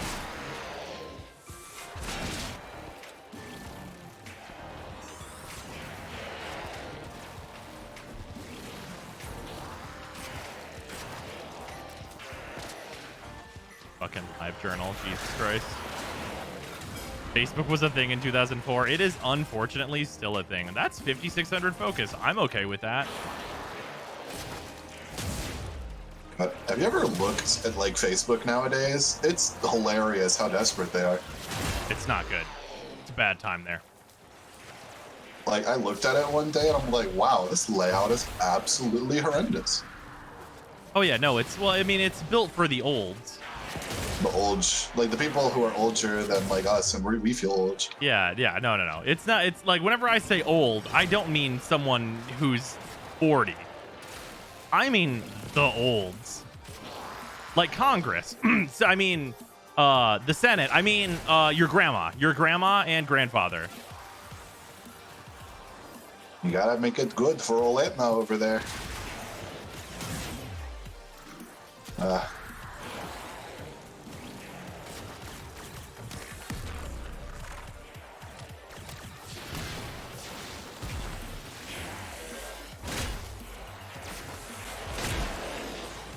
But bros, I am the Senate. It's good that Etna has something to keep in track of the world with, don't you? Oh yes, of course there. Fuck yeah. These items are maxed as fuck right now. The Venn diagram of the group Zyme just said is a circle. Yeah. Oh, fucking who remembers Mafia Wars? I remember declining every fucking invite to that shit. I was never interested. Yeah, I remember like invites to Mafia Wars in Farmville. I thankfully never clicked. Oh man, fuck that shit. Okay, who was way into Bejeweled though? Whenever that was like kind of your only option that was in the vein of a mobile game. Like who remembers PC Bejeweled? Like fucking like playing Bejeweled 2, like, and it came on disc. Like I played a lot of Bejeweled 2. Bejeweled 2 is fucking good. All right, chat. What was your Flash game website? I think mine was was addictivegames.com, I believe it was called. I went to mofunzone.com. Ah, there you go. Oh, I remember a mini clip. Thank you for the 100 bits. Also, that's Ashens with the super old account. Ashen's the oldest YouTuber. Oldest videos 2006, news videos 2 days ago. Damn. Also, obligatory. But, okay, hold on. Stardust, you shut the fuck up about Gaia Online. We don't talk about the dark, evil times. Also, obligatory powder game.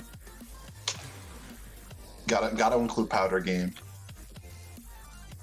Nobody should mention Gaia Online. Don't do it.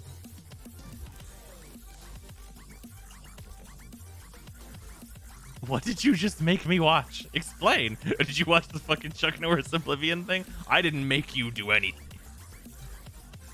You did this to you.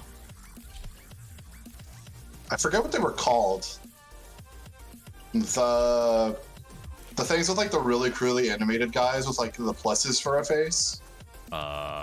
Madness? Madness. I played those a lot. Yeah. Oh, dude, Madness Interactive, I believe it is. That shit's still good. I'd still play that right now. What are you thinking about? Like, I would just mess around in like the editor thing that lets you have all the weapons. Mm-hmm. What are some other old Flash games? Like N, before it became like a Microsoft thing. Okay. That was like a Flash game. I believe you. Bro, the Dragoon. The flak cannon. It flaks the cannon. It flex cannon.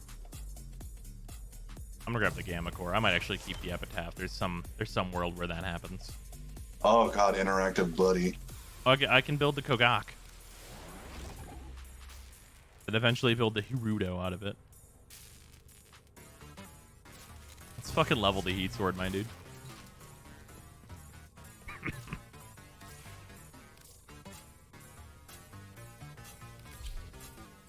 Oh, this song is a fucking bop. I love it every time this song plays.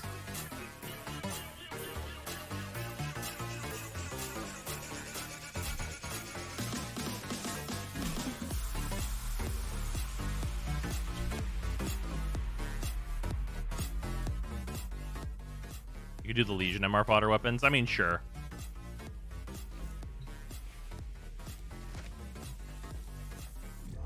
Oop. Oh, also, we lost your freezer. Yeah, I didn't know y'all stopped going through the portal. Oh, it's okay. I just finished Zone 6. The Ghoul Saw is max though, so time to put that down. Oh, well. Good enough. Good stuff.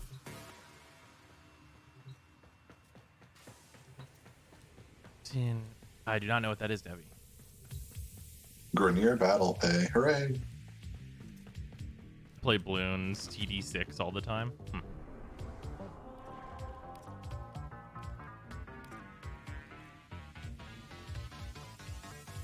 Y'all remember Tactics Online, which is just like a generic like Fire Emblem Tactics game that you could like make 1 billion accounts for because they didn't have any. Do you remember the Zoids tactical RPG that was on the fucking Cartoon Network Flash site? I do not. Okay. Anyway, moving on.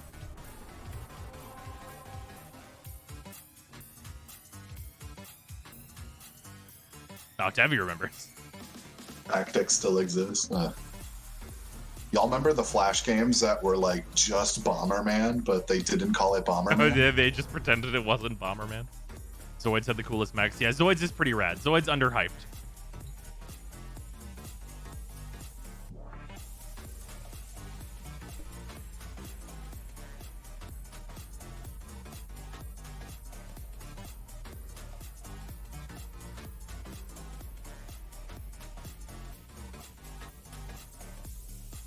Remember a really old Inuyasha turn-based grid game? Yeah, turn-based grid games were pretty hyped there for a while because everybody figured out how to make them real easy, I guess. There was like a kind of like beat 'em up kind of thing for Full Metal Alchemist. Wait. Hold on, wait. I will be right back. I'm gonna go guild my Vulpa. Yeah, there was like Imagine. There was like a Flash game for Full Metal Alchemist that was actually pretty decent. Oh, here, you guys don't have to go with me. I'll re-invite you both.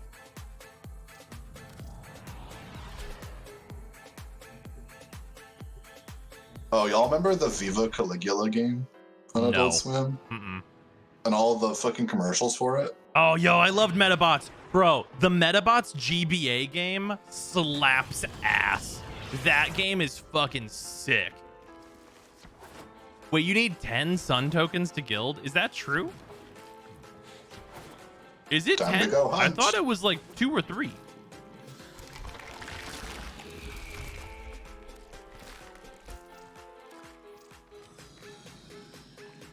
Bruh. Yeah, what do you got for me, man?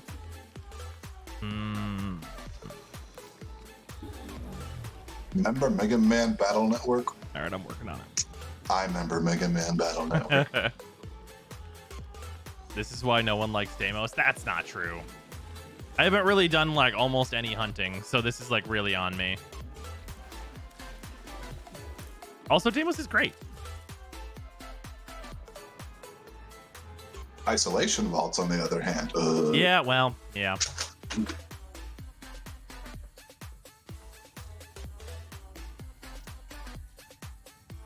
I'm just mad that every time someone tries to bring back the Battle Network gameplay, they have to tie it to some anime shit. I don't know if you know this, Freezer. Mega Man Battle Network is some anime shit. The sprite work hides it. No. It kind of. No, it doesn't. No, not even a little. I'd rather kill a Metar than a Moe Blob. God damn it. Capcom doesn't remember Battle Network. You know what they don't remember? Mega Man Legends. Look, we're just on opposite ends of the spectrum. Well, parallel ends of the spectrum. What do you mean? We both miss a nostalgic Mega Man that isn't coming back. So we're in the same boat here, bud. Yeah, that's true. You're right. We both have our very specific Mega Man type thing that we know we're not getting ever again. Yeah.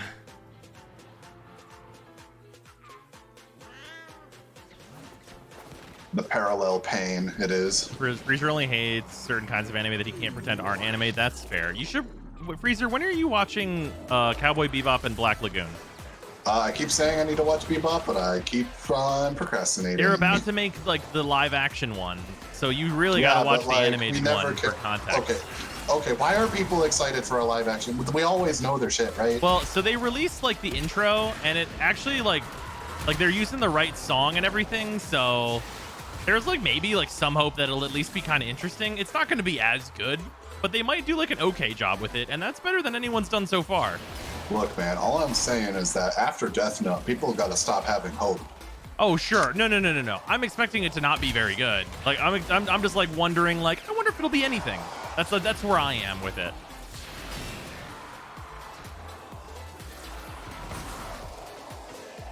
After Light Turner, I don't think we can. You can't say Light Turner like that. Why did they choose the last name Turner? Timmy Turner. I know. Like, what? That's the first thing you want to think of when you're thinking of fucking Death Note. The Fairly Odd Parents. We did it. Yeah. I wish everyone go to hell no matter what. No, it's the same thing, right? The Shinigami are basically just fairies. L is fucking Crocker. It's the whole setup. Didn't Timmy wish for some super fucked up shit? Oh yeah, absolutely. Bruh. Oh my god, Timmy has a Death Note. Yeah, absolutely. He has a stronger power than the Death Note. My favorite fucking meme from the Fairly Odd Parents is always just the crudely drawn Timmy Turner. I wish everyone went to hell no matter what. Fucking goddamn it. You didn't put mods on any of that, did you? Absolutely not. I'm going to keep it 100% real. I am absolutely being carried through this mission, which is not an unusual thing in this mission type. Also, I could have done this slower and just brought the Zorus by like leveling one less weapon at a time. But I'm just saving time with a thing that, like, legitimately, it's not like it's hard. It's just that I would be wasting time, like bringing the Fullman instead and running this with the Fullman. And whenever I'm leveling a melee weapon and then leveling a Zorus. Like, yeah, me being carried through this, it's really a formality just to, like, get this MR test done so that we can get MR 10 on Wednesday and make some big progress.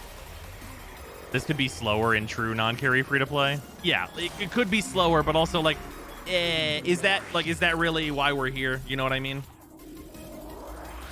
I mean, I could just stop pressing 1, but... Yeah.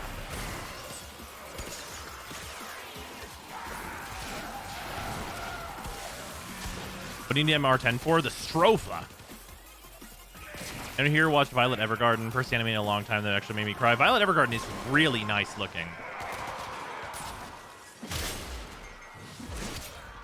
The last new anime I watched was part 5 of JoJo. Last anime that is new that I am still watching is Jujutsu Kaisen. Fuck, that's been really good. Okay, I'm gonna say a thing. So in Jujutsu Kaisen, the main character gets this ability. Well, he doesn't get the ability. He figures out how to use an ability called Black Flash. Bro, the fucking scenes where they are using Black Flash. Ooh, Jesus Christ. What a beatdown. What an absolute fucking savage beatdown.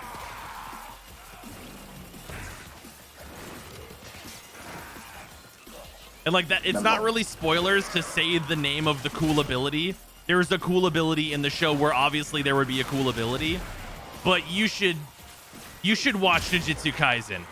It's really good. Toto is the best waifu. You're right, and you should say it. And then the last Toto also has show I high watched quality was Infinity opinions. Train. Freezer, I have a question for you.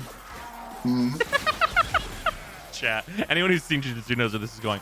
What type of woman do you prefer? Sir? No boring answers.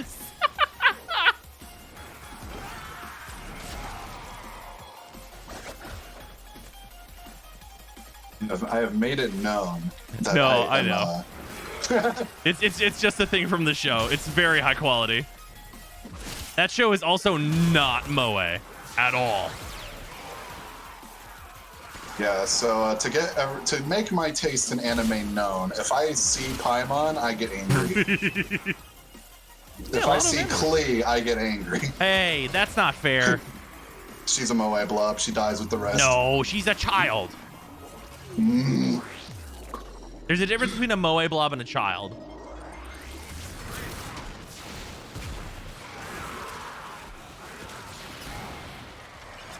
She's a terrorist. Well, that's also true.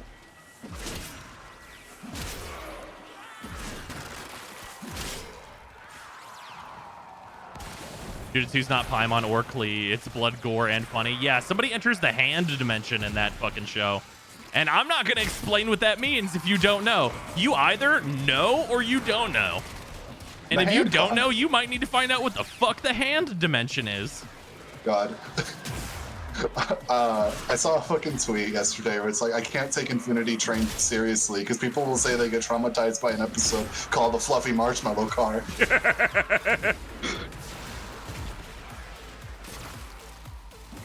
Aren't most anime that aren't slice of life full of terrorists? No.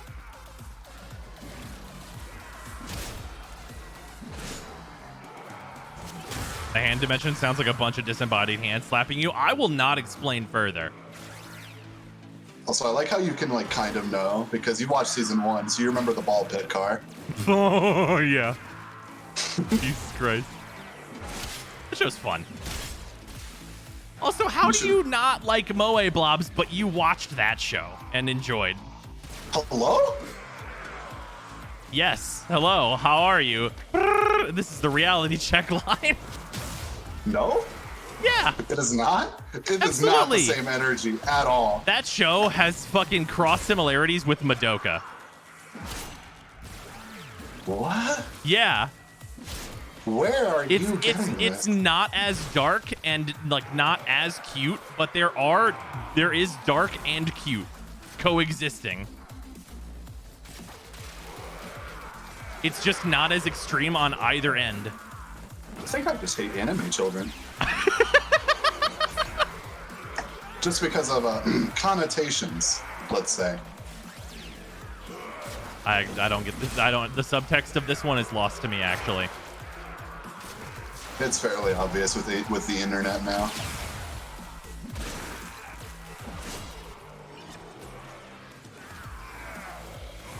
Wait, are you talking about Wonder Egg Priority? I am not. I do want to watch that show, though.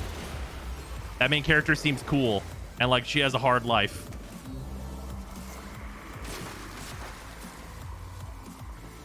Like, I don't like being pandered to by a show, and when it's specifically pandering to like people I know are gross, it's like. Oh, that's fair.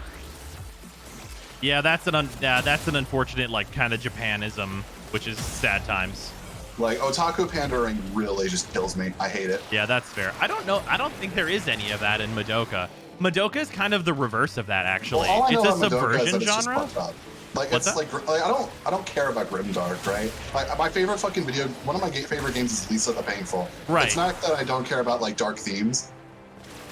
Yeah. Yeah, because Madoka is like a deconstruction format. Also, if anyone in chat hasn't played Lisa the Painful, please play Lisa the Painful. It's really good. Yeah, yeah, Madoka is depression service. Also, let me know when you're max so I don't go through the portal. I'm getting there. Actually, here, let me hit this button. Yeah, I'm getting there. Also, yeah, I did get a confirmation if I scroll up. What the fuck is Ball Pit Car?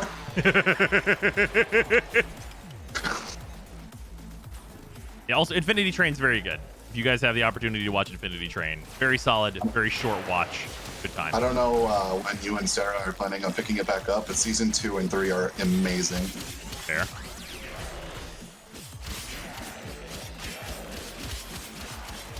That. Want to watch the Owl House? I have seen some compilations of like scenes from the Owl House, and that looks pretty cool. I feel like I would enjoy that as well. Elfen Lied is mega overrated. Elfen Lied is for like the people who want to be taken seriously, even though they watch cartoons. Not even that. Because that's like, it's Ava. like that crowd, right? Sure, yeah. It's the people that think that like the bloodier it is, the more serious it is. Right. Like if you take this person's eyes out, this is a serious show for adults. You don't understand. Liking ponies is cool. Look at cupcakes. Do you For know sure, what my enemy cupcakes list, I want is? to judge you. I think it's in the thing down there. I haven't updated it in ages though. It's also never been like the full list because I started like trying to go through, but I've seen so many shows that it's like I always forget like, oh, I did watch that, and I just never added it to the list. Oop. You maxed? Nope, way through. I'm at 27 One on more most portal. things. Elfen Light is garbage and I will die on the hill. Yeah, I don't think Elfen Light is like good. My older sister was really into that show. Elfen Light? Yeah. Yeah, I mean, it was an edgy thing to be into during a time. I was too busy being into Code Lyoko and their giant foreheads. Yo.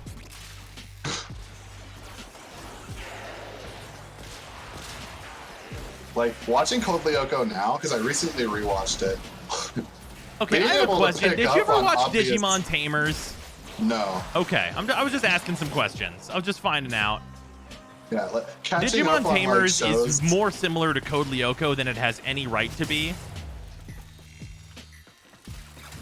rewatching The shows. good one, the old one. Now that you understand things is wild because holy crap, the amount of super obvious dubbing. Oh, yeah. Oh, what are we talking about? What are we talking about? We're talking about shows. I like Trigon. I thought it was pretty dope. Oh, Trigon's great. Trigon's a classic. Watched any of Fena Pirate Princess yet? That's the new show that's out, right? We have not started that yet. Me and Sarah both want to watch it though, so expect to see some of that, or expect to hear about some of that. I watch Power Rangers. All right, fuck yeah, Ivan Ooze. You ever just heard somebody say "fuck yeah, Ivan Ooze"?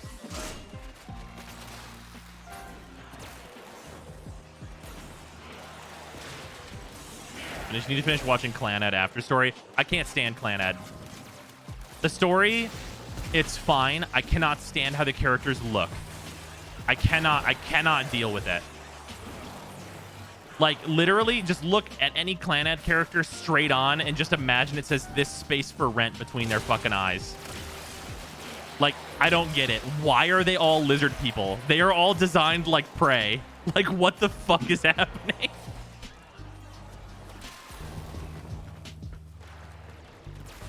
It's like the edits people made, like if rabbit characters actually looked like rabbits. Yeah. And it's fucking Judy Hopps with lizard eye. That's because they are all prey. No, but it doesn't look good.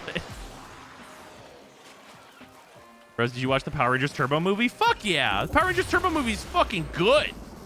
It's a high quality fucking movie. I don't think I've ever watched a Power Rangers IP all the way through. Okay, I mean, most people haven't. Wait, do you mean, when you say IP, does like a movie count? Episode, movie, anything. What? I don't think I've ever watched anything Power Rangers all the way through. That's crazy. It's just a cultural thing I managed to completely skip. Damn.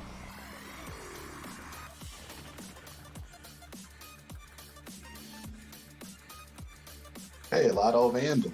Yeah. And then I say that in the same breath. I'm like, Code Lyoko? Watched all of it twice.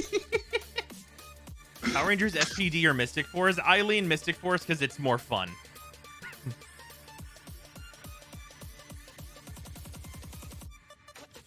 Operator, messages have arrived in your inbox. I think at I some like how I point can- this week I'll binge a Pokemon season starting from 1 or all the movies. Okay, let me hit you with this. You can skip the Entei movie.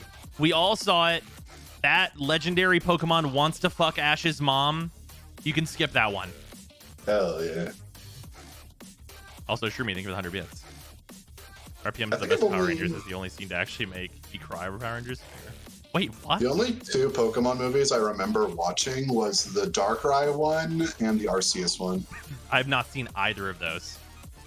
Yeah. I saw the first Pokemon movie, Pokemon the Movie 2000, the Pokemon movie where Entei wants to fuck Ash's mom, and then I saw the Latios and Latias movie.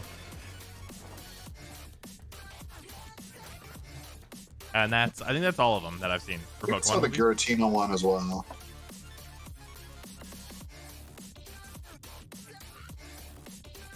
Well, I don't think I've seen RPM, Shroomy. The best scene from RPM. Hold on, this will confirm whether or not I've seen it. Oh, this was when they were all cars. That makes sense. It's RPM. Yeah, I did not watch this one.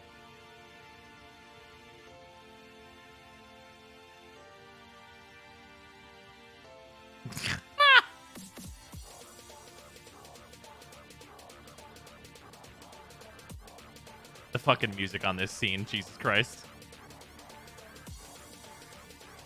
I actually have entirely too big of an Ultraman and Godzilla figure collection. Hell yeah, dude. Godzilla's fucking badass. Not a number. Did the operator The join Godzilla us? versus Kong thing is the only Godzilla movie I've ever seen. The most recent one. And yeah. I enjoyed that.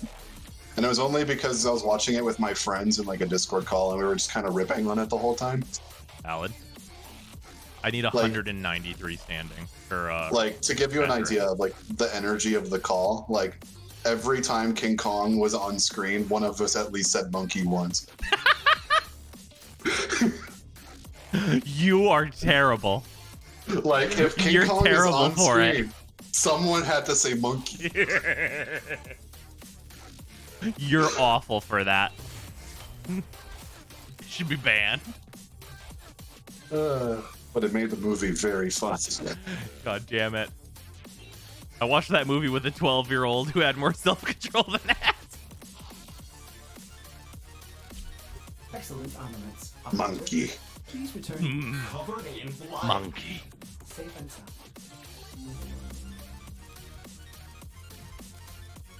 That scene with I'm Scottish, they also have a scene with a kid literally not know their name because they were imprisoned by the government their whole life. Jesus Christ.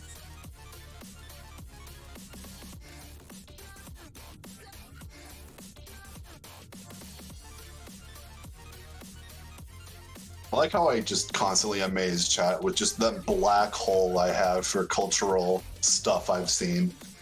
We've seen the new But, Godzilla like, anime on Netflix. I have not. If I ever say like my absolute favorite things of like each type of art TM, it's the most like normie shit you can think of. Yeah. That's It's like, yeah, I haven't seen like 90% of shows. Oh, what's your favorite show? Avatar. What's your favorite movie? Spirited Away. yeah, I just got to do a spy mission because I literally only need 2 levels on this Gorgon. Like Jorgen. Yep. Big Jurgen. All right, time to invalidate the free-to-play through by going Wukong in your Oh, Spanish. baby.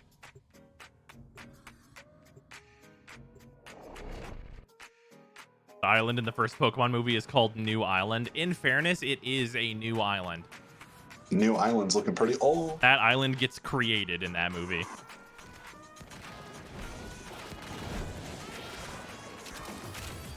Avatar's a banger show. Absolutely agreed. It is in my top 5.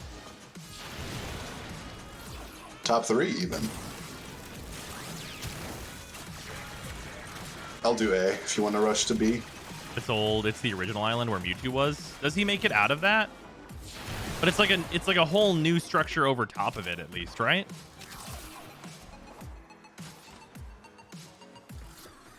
Oh, you're going to A. Yeah. Okay. Why is like one of the fastest Warframes in the game going to A? Oh. All right, fair enough. Oh, is it like locked? Oh no, it was just glitched out. Boop. Make a new Avatar series. It's a few thousand years, and Korra is never mentioned one time. Well, they can't do that because of the way Korra like fucked up the whole Avatar bloodline. Because it's gonna be like call upon your ancestors, and it's gonna be like, oh, whoopsies. Let's have Korra explain how she fucked this one up. Knows about the entire history of SoundCloud shitposting. Let me tell you about 2014 SoundCloud. Oh, it was so good. SoundCloud's so dead now. Makes me sad. Yeah, no, it's gone. Like Delta Rune Chapter 2 happened, and there was only like 3 shitposts on my timeline. I'm so sad. It would have been so much if SoundCloud was still alive. Yeah. The first Avatar after Korra is gonna struggle. Oh, yeah.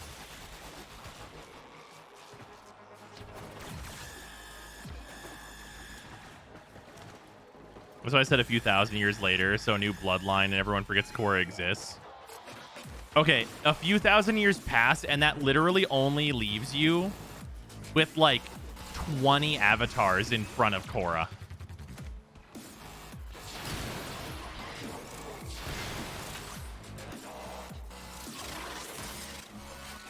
Damn.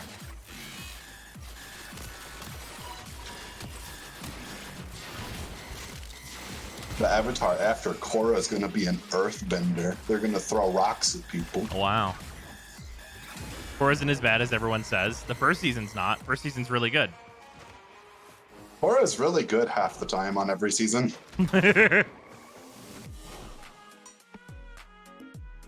Like, let's be real. Seasons 1, 2, 3, and 4 are all really good 50% of the time. Well.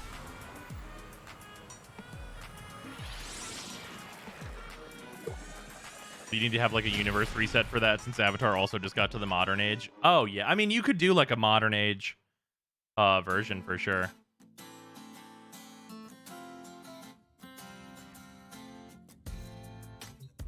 All right, I'm ready to go to MR9 now. Bug. However, I think I have do more spy missions as the Nightwave. Can I do 2 more of those? Are you still missing any of the spy duel stats? Oh, yeah. I need the You should heat look ones. that up. Fuck, what's the primary heat one called? I could really use that one. Thermite rounds? Or is that secondary? That sounds right. I mean, that's definitely one of them. One of them is called that. Yep, you're right. Volcanic? Yeah, thermite rounds is it. Hey! I Well still done. know Warframe stuff. All right, Kind looks like of. we're looking at... Oh, that drops literally from the mission we just did. Oh, there you go. Wow, we did it. Wow, 10 out of 10. We're already doing the right one.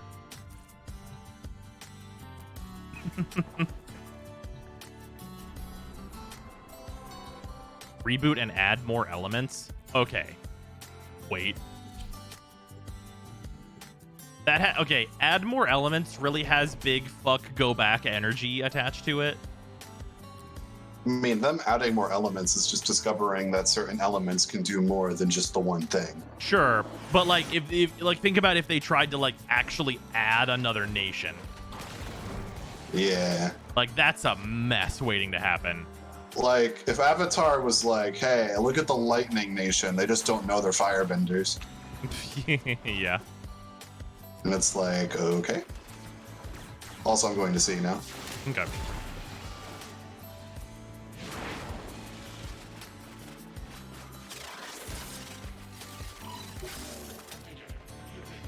Or like, look at the metal vendors. They just don't know that they can toss rocks.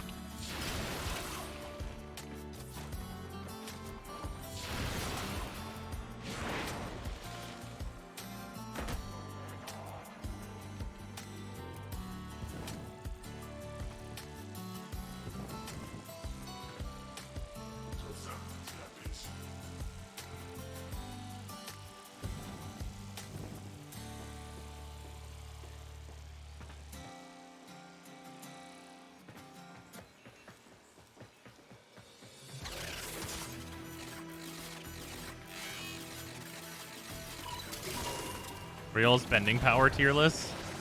Like, just like the elements in order, or like specific versions of what the elements can do in order?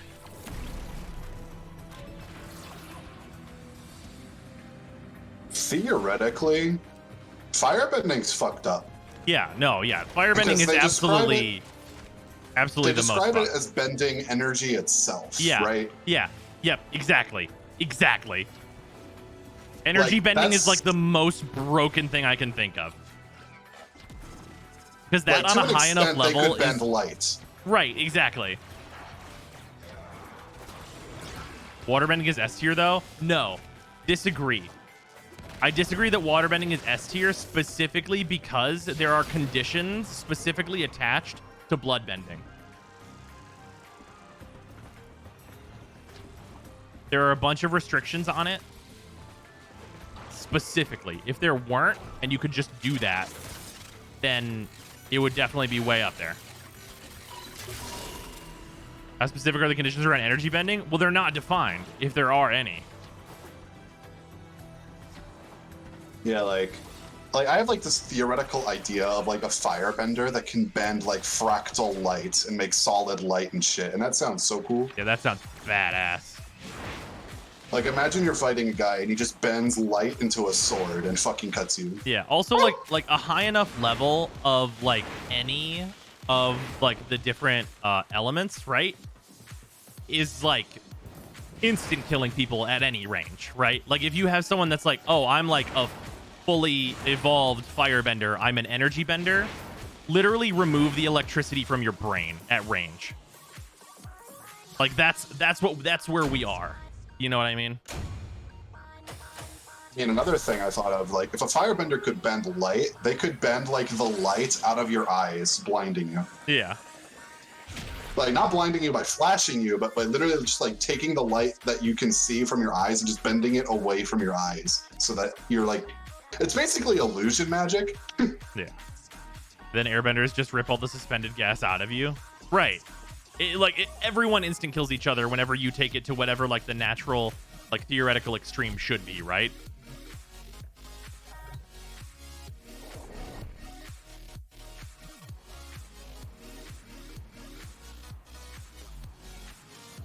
Water rending, remove the water from your body. Right, exactly. Freeze your blood in your veins.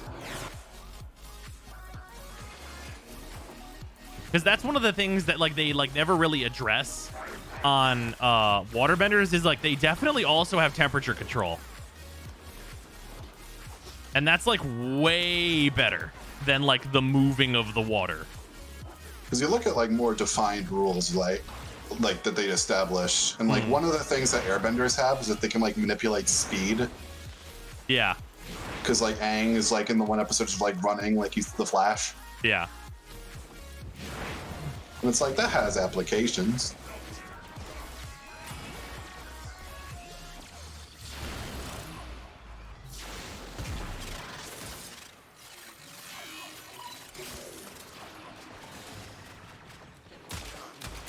This is not a Fallman. Any bender could one-hit kill anyone else. Right, exactly. So then it becomes a game of stealth. And in a who wins in a game of stealth?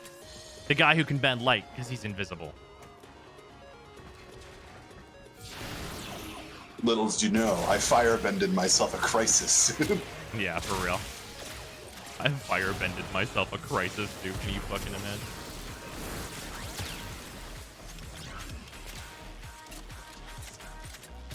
Also, I needed to go through the middle.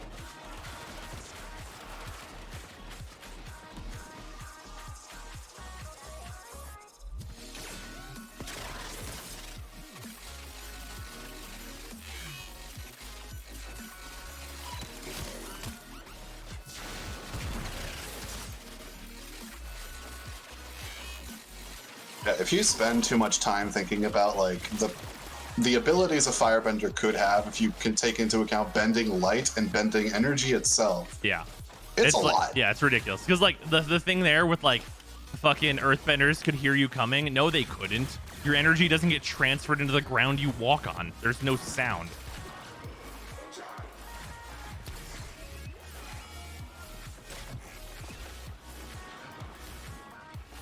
Yeah, there's like all kinds of like theoretical like next level bullshit.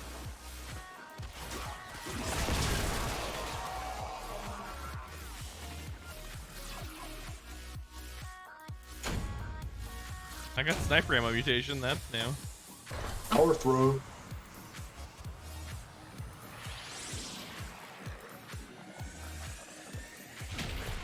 Hey guys, I learned to firebend the sun.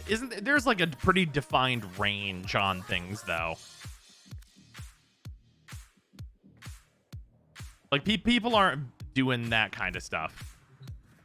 I know who's not doing that. Aperture Science, Portal the Moon.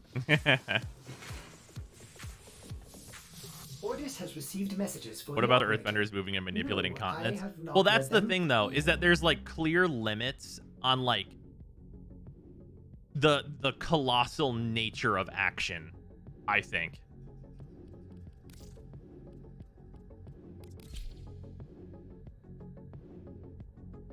It's like the examples we have of that is like Kiyoshi like pushed her entire island away, Yeah, and like Roku 1v1 to Volcano, right. and like Roku lost because he's old. Yeah, and like, but then like those are both like very impressive, right? Like those are definitely useful things to be able to do. But it's the subtle like low usage of the powers that are the most fucked up ones, you know?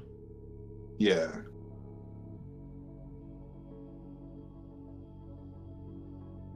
Ordis has been counting stars, operator. All accounted for. All right, I got to do this MR test. Let's see how bullshit this is. This is the one everyone complains about. We're gonna hit up that practice first.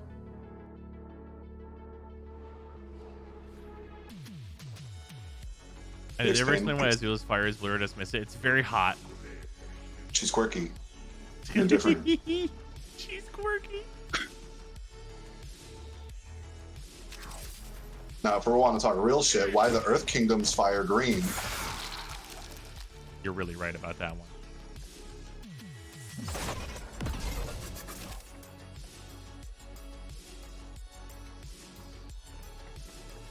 They earthbend the minerals into different minerals so that they could have the chemical reaction so that the fire looks green just for aesthetic.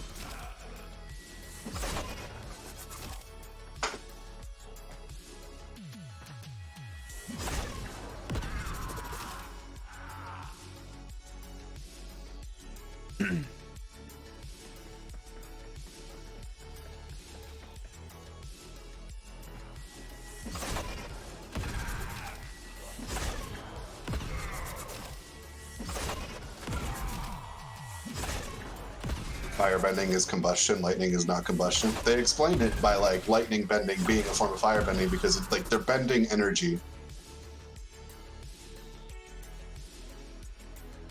And like firebending is like just bending the energy out.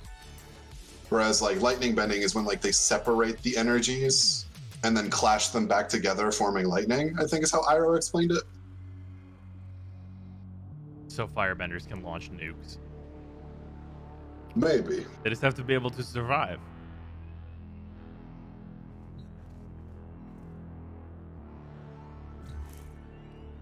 For this rank quest when it was bugged, the first guy would aggro you. Ah.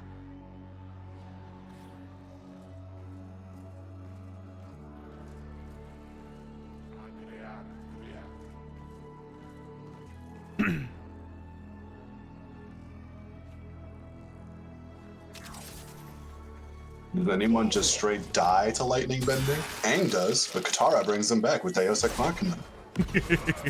Yeah, that's true. Azula just gats Aang with lightning. Emerald Nine's so hard, though. I mean, well, whenever you know what to do, you know what I mean? Like, most people don't know that the Zoroark is so fucking good. Also, shockingly for the 100 bits. I'm just saying that this is the one that has the reputation for being hard. And in fairness, this is like the first one that needs like a pretty specific tool in order to make it simple. Because otherwise you have to assassinate like all these dudes. And it gets really annoying in this area for sure.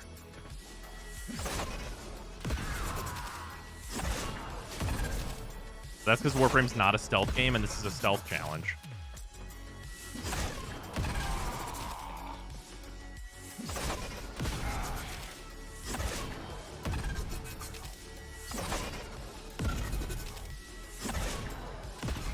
There we go. It used to be a stealth game? No.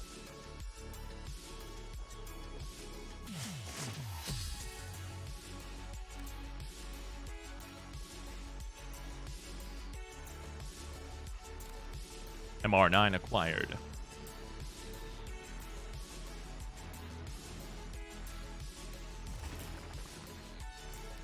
Good shit. Check your inbox, operator. Maybe orders will get. Yeah, so I have 46,000 left to go. Let's do some foundry counting with what's left. Okay. Let's just take the three sentinels out right away. These are 27,000. So 27,000 right there, which means we have because we have 46,000 to go through, right? Okay, so you take 27,000 out of this, and it's 47,000. So we have 20k that we need. So not counting the sentinels, we've got 1, 2, 3, 4, 5, 6, 7. Okay, yeah, perfect. 7 times 3, 21. Oh, and then we have 1 extra, so 24. We have 24,000 in weapons that are going to be done and built, and that's not counting any Nyx stuff. Cool. Congrats on the progress. Time for sleep. See.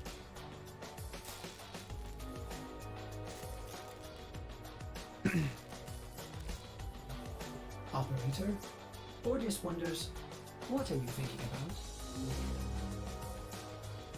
Good shit. Is it 300 per weapon? 3,000 per weapon. Operator. Yeah, 3,000 for weapons, 9,000 for sentinels because they have a weapon, which is 3,000 plus their body, which is 6. All right. Yeah, so we will be at a nice, comfortable MR10. We'll build the Stropha, and then we are going to get a Necromech. Yeah, sentinels have a weapon, so 9k, 6,000 for cats and dogs. Yep. Good shit. Also, it is 2:30. I know the streams lately have been on the shorter side. With like yesterday being, I think it was like basically 4. Yeah, I'm almost to the auto-filling statues at MR10. We're close, boys and girls. We're getting there. We're on our fucking way. But yeah, we're on our way to MR10. We're gonna be MR10 on Wednesday for sure, because we're just gonna like level our items up. Not a big deal. And get that stuff done. Probably do some more Nightwave challenges and things. I got to do Halls of Ascension and stuff like that. Rare Servofish, not a big deal either. Bounties in Orbalis, I mean, I guess I might as well do this one because I guess. Actually, I really, man, this one sucked. God, this one sucked. Man, why did they made this challenge actively worse at some point, which really blows. Because, like, I'm just going to hit y'all with how this should really be. This says complete 5 different bounties in the Orbalis. What this should actually be is complete any 15 bounty stages. Like, just so we're all clear on, like, what the best version of this specific challenge is. Like, complete any 15 bounty stages on Orbalis. Like, that's what it should be.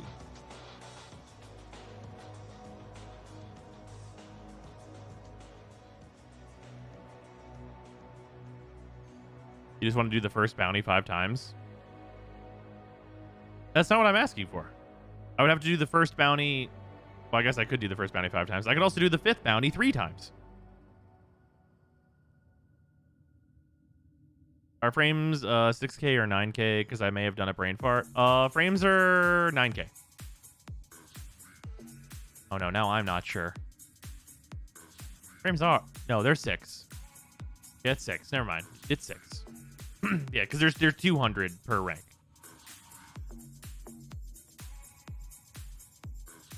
Yeah, nothing is 9K. Well, wait, no. Necromex? No. They have 10 extra ranks, so not quite. Yeah, because they're 40. Yeah, no, they're 8,000. Are Necromex the highest MR per item?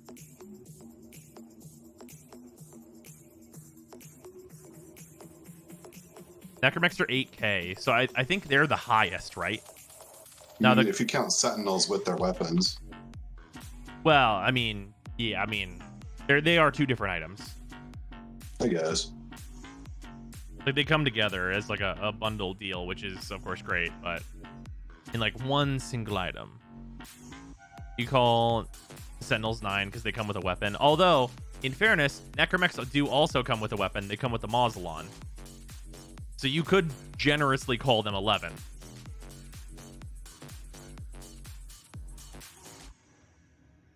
Oh, intrinsics are 15K. You know, I could see you defining like one intrinsic tree as one item. That's fair. That's fair. Both come with the Mausolon. You only level that once. Yeah, I guess that's true.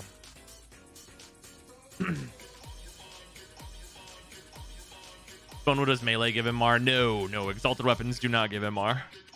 That'd be fucking sweet, though. Should we put rank 40 frames on the new War Bingo? I really wouldn't be surprised if this new Sentient Warframe goes to 40. Please don't. I would not. There would be no surprise in my body if this new Sentient Warframe goes to 40.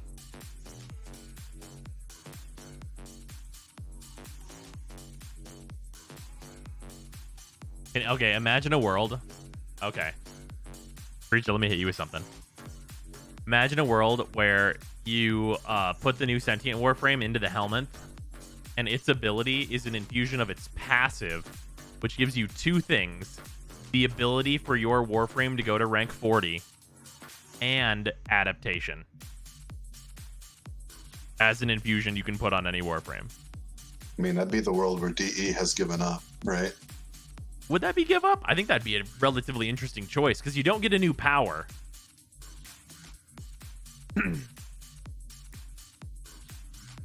You get an additional passive.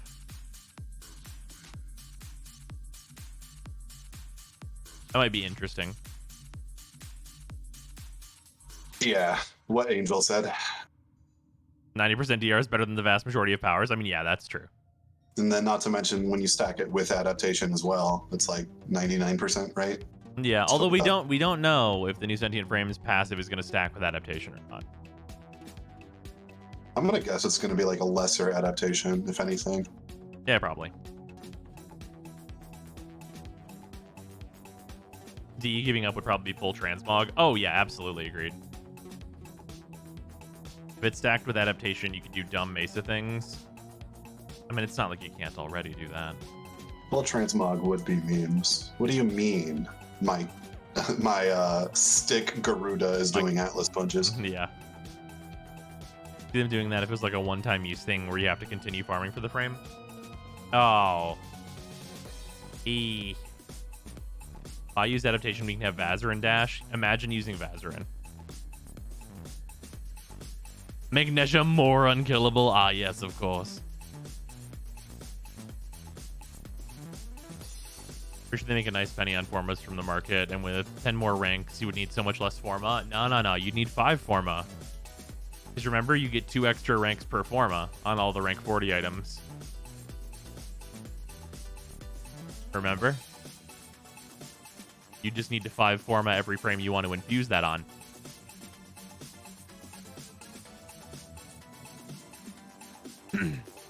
Put that shit on Sevagoth. Every Forma is 2% adaptation to get the 10% per hit. Oh my fucking god. Can you fucking imagine?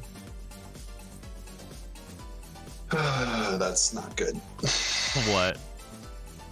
Just the idea of it. I mean, I think it's so like out of left field that they would do something like that. I think they'll play it pretty safe with the new Sentient Warframe, realistically. I think they need to just play it safe with the whole 5 forma business in general, because they said they were going to slow down and then drop the tenant weapons. Yeah, and they're like, all of these, and it's like, excuse me. On that note, I still don't have all of the new Kuva stuff because Lamau. Oh, I mean, I have. Am I missing anything? I think I have it all. I think I have it all. I definitely have not fully formatted all because, like, fucking I'm missing why? 22 items right now. Put it on Wukong. Oh Jesus. Yeah, if you view my profile right now and sort by progress, you can see all the stuff I'm missing and be like, fair. Yeah. Did you do the Holokey farm yet? Absolutely not. I've been doing the free to play through. We'll definitely get back and like do the Holokey farm and such, but for right now, I'm chill. I have all the Kub weapons, but I'm not gonna 5 forma them all. Yeah, I mean, there's no point to. You shouldn't do it. Like, I mean, I did it whenever we were on the road to MR30, right? Like, the road to MR30 was a trip. It was cool when we got there. And after MR30, am I gonna level stuff? Absolutely. I still want the new items. Do I care about getting the maximum every amount of forma out of it? Not until a legendary rank does something that matters.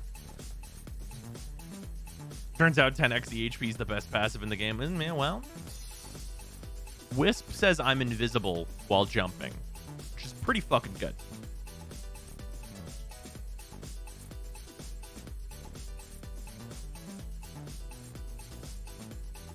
Hit MR30 and immediately stopped caring about MR after that. Yeah, MR30 is great. Like, people like really rag on like MR30 not being that much, but like I feel like MR30, just for the convenience factor, especially with the incoming forma changes, is really gonna be just so nice. Because it's gonna be like a nice vacation. It's gonna be like a nice time. Like, a new Warframe is gonna come out. You're gonna load them up. You're gonna mod them up. And you're gonna be like, what do they do? You can just immediately, right? Get them out of the foundry. Grab them off there. You don't have to level them. Just be like, what do they do? Let me just see what the potential of this frame is. Here we go. Although you might have to level them once and then forma them once and then be able to do that. But either way, really. 27 is probably the new MR to go for quality of life, since you gain more than you lose from most format slots. That's true. Yeah, that was around the range where I was like, hell yeah.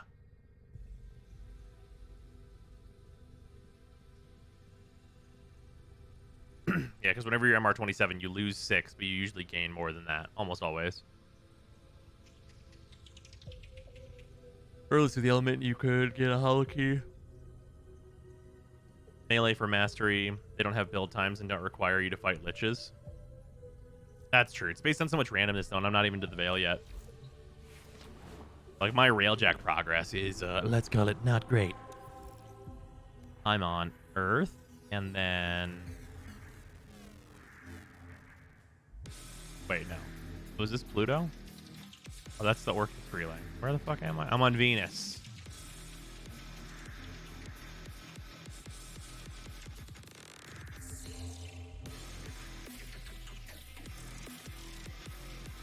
Wait.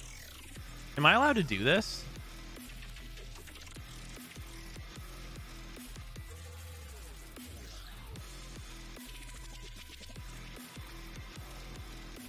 They removed the requirements? I thought you had to be intrinsic 7.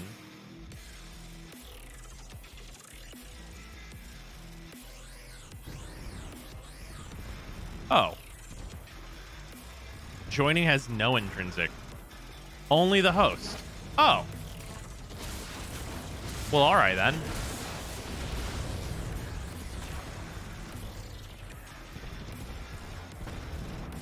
Oh, the ship's frozen.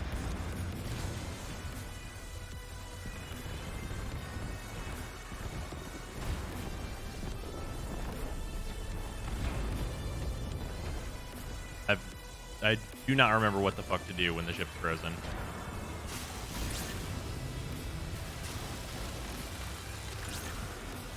Okay, just that. All right.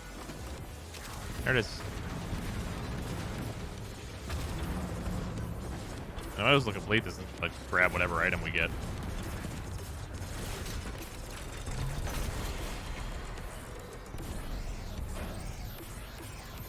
Or I mean, we're at 100 Everlight. That's fine.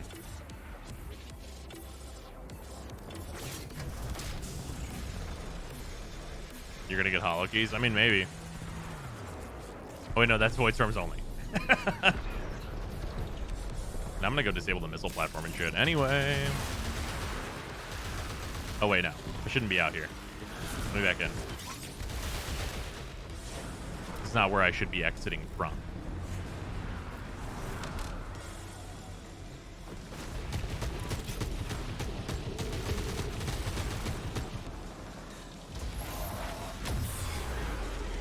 There we go. Save myself 3,000 meters.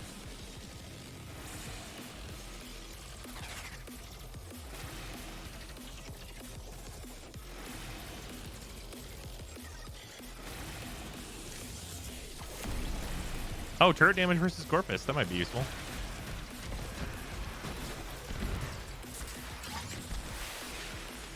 Okay, almost died.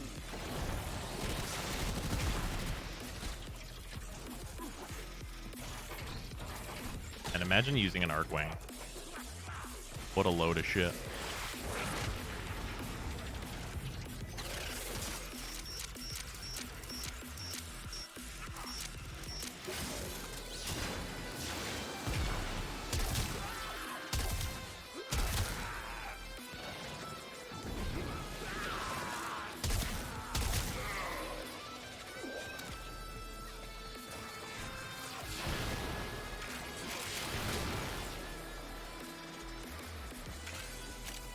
Good European morning, bros. That's a pretty play going very well. Just realized you can just join in on the Veil. So you don't even need someone to taxi you here. You can just join in on somebody. Which is nice.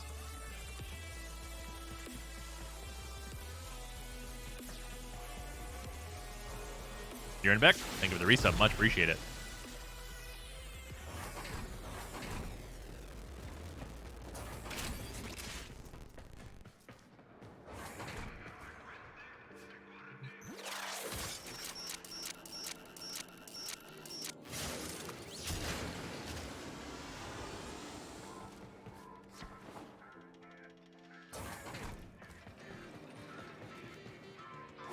Premier Railjack missions always have 2 side objectives. Not all of them. Sometimes they have 1.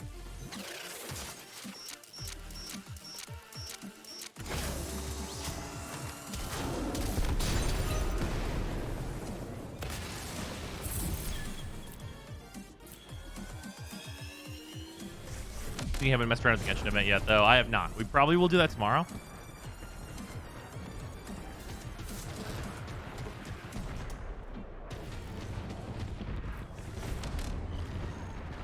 Which ones only have 1? I super don't remember.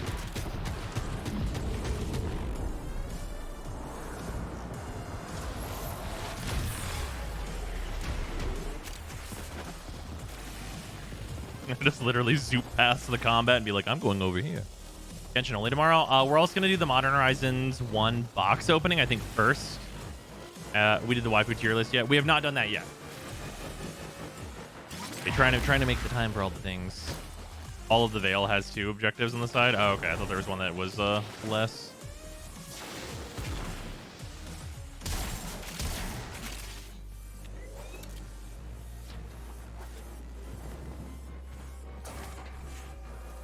Those was cramped and it got cramped further, pretty much.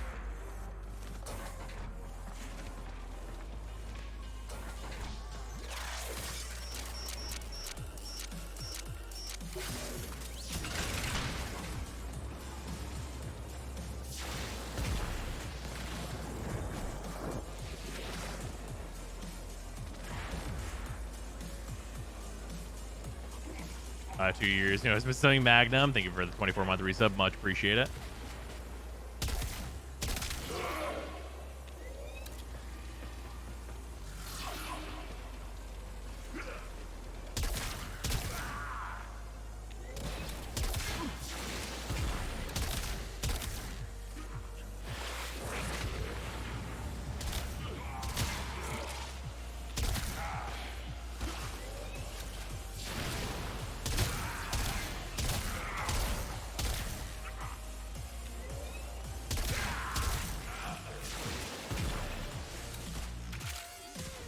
Oh, Shatterburst, I needed that. I think I got one earlier this mission, but either way.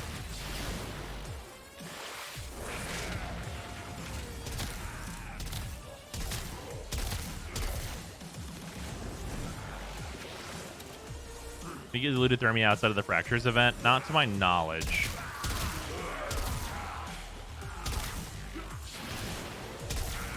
If you can, I would love to know where.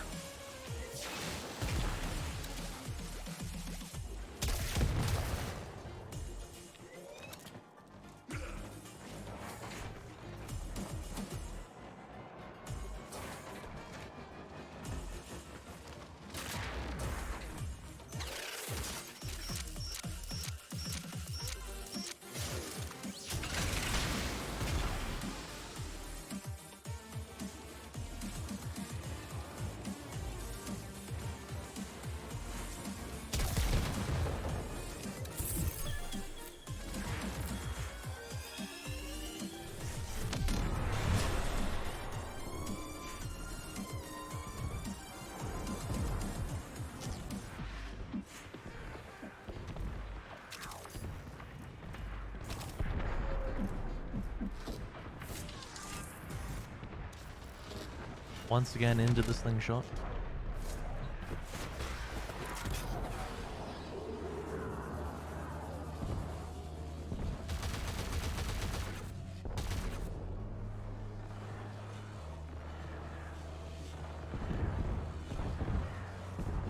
None of these dudes matter.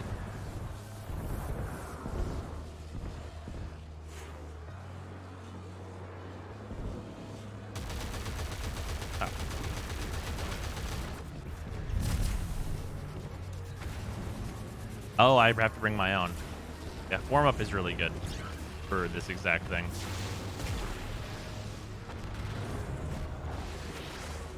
Especially doing all 10-9 Village during my first date originally came out. Yeah.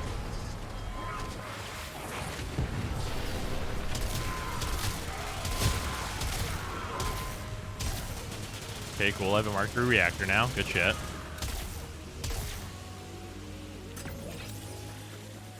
Obviously not the best, but whatever. Can't we hijack a fighter and railjack would have been cool.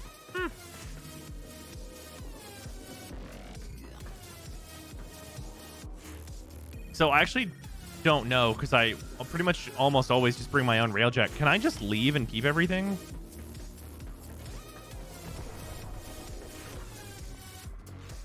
Yes. Really need to build up a Fallman to use a Zephyr? Fuck yeah. Keep mission rewards and XP earned to this point, but we'll disconnect from. So I won't keep picked up stuff.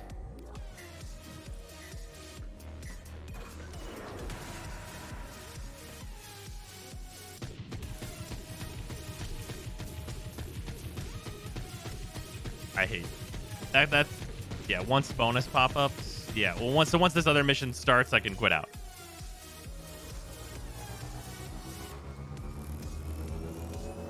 Anything gathered after the bonus stuff pops up is lost. Haven't fallen free to play. How's it going? Very well. Just randomly joined on some Veil stuff. You could have left right then. Yeah, that's really... They really need to clean up how clear that is.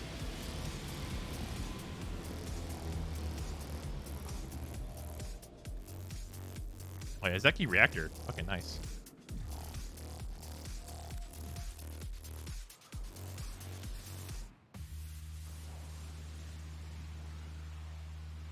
That's only for Railjack? Yeah. Still, though, there should be more information on screen. And my Plexus is almost rank 30. Inbox messages await the operator. I wonder what they say.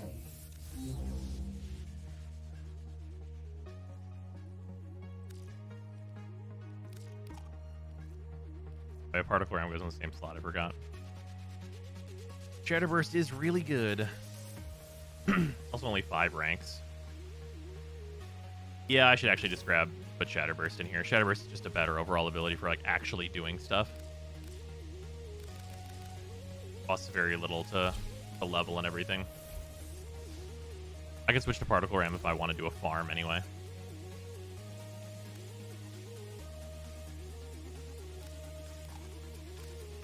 Whatever. Might as well throw that in. Doesn't matter. And I guess countermesh. So they don't even matter. I'd rather not have them installed. Like, ironically, it's just really fucked up. Operator, were you visualizing? I have like the 3 major mods, which are just like the turret damage installed over here. Turbo reducer is like kind of a thing. Ironclad matrix is obviously for leveling.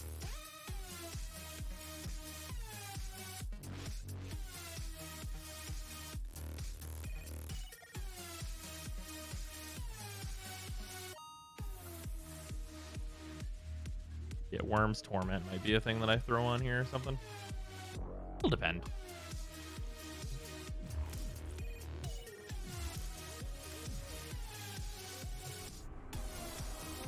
Then let's go see what the requirements look like on the parts for the railjack.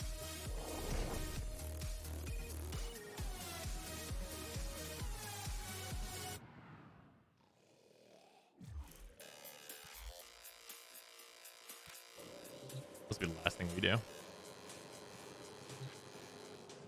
It's here, right? Yeah, reactor, Zkey Mark III.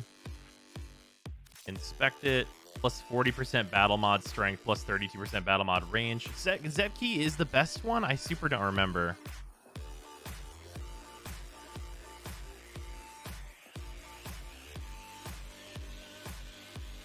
Or is there one that's more range, less strength?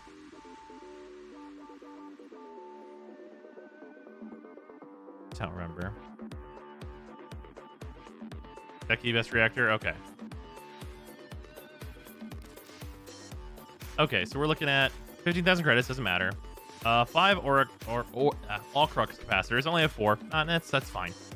And then carbides, totally fine. Cubic diodes, totally fine. Asterite, we're totally fine on it. Okay, so like I'm missing all crux command capacitors. I don't remember where these come from. I think this might just be because I haven't done a lot of high level Corpus railjack stuff. I think that's where this is from, yeah?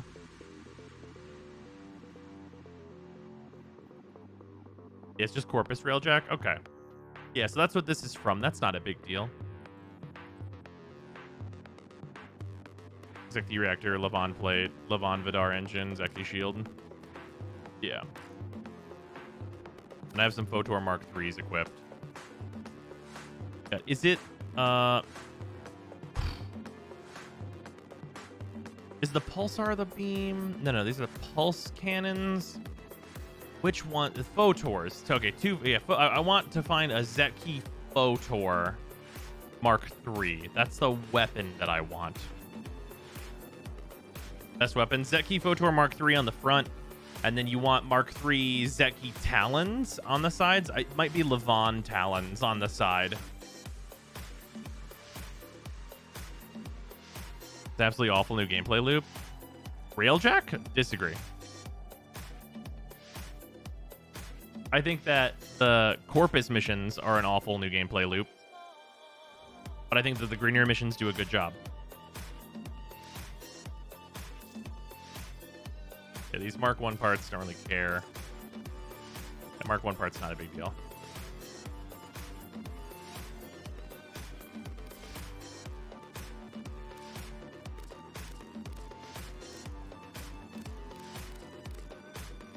Yeah, 1100 endo.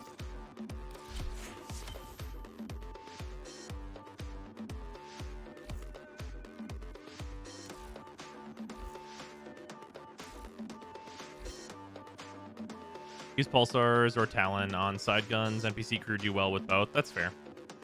Both again, yeah. Hit it every second of Railjack and didn't even play Railjack. I got all my resources and intrinsics from Scarlet Sphere. I started at 10, 10, 10, 9.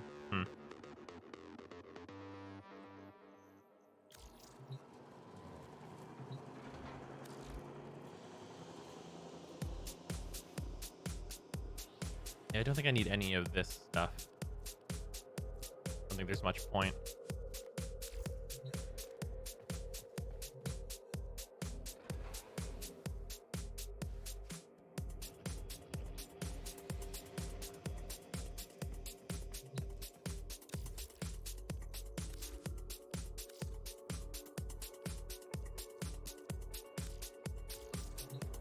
Okay. So Railjack, I mean, we got the reactor we're looking for, so that's good. The main thing I need is a hull. Once I have a hull, then we're pretty set at that point.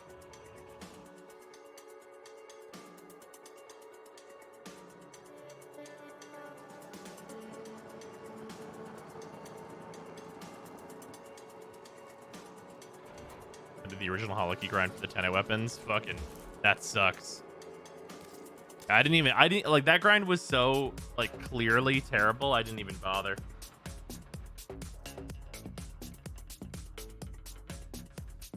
All right. Well, I would say we got a lot done today. We're MR9, ready to be MR10. Like, literally next stream, we're going to be MR10. So that feels really good. Took 19 hours of raw gameplay. Fuck. So did I. It sucked, but I leveled so much crap farming them. Well, at least you had crap to level. Guess there's that. Regardless, that is going to do it for the stream today. Nice jaunt through some Warframe stuff. Got the rep stuff done. I didn't do a Samaris rep grind, but that not a big deal. I just got here. Time to watch the VOD. Much appreciated. Thank you, Nazaro. Have a good time with the VOD. Lots got done. But yeah, I will see you guys tomorrow for some more stream. We're going to get that Modern Horizon box stuff done. Oh, let me make sure there's no crack of packs to do. Also, I'll give you a second if anybody wants to make one happen, because I'm pretty sure it's off cooldown.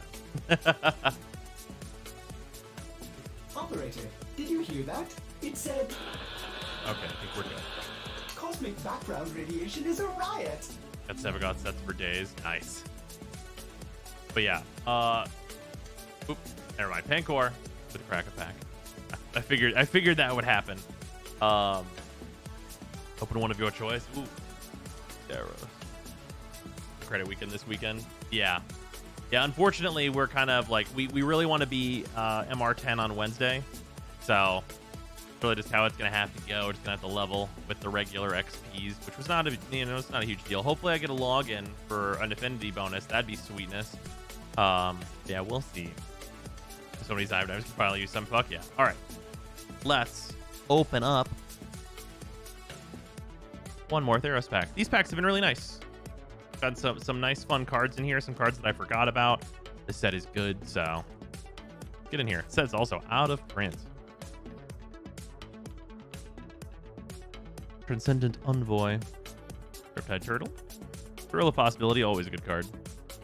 Nyxborn Courser. Loathsome Chimera.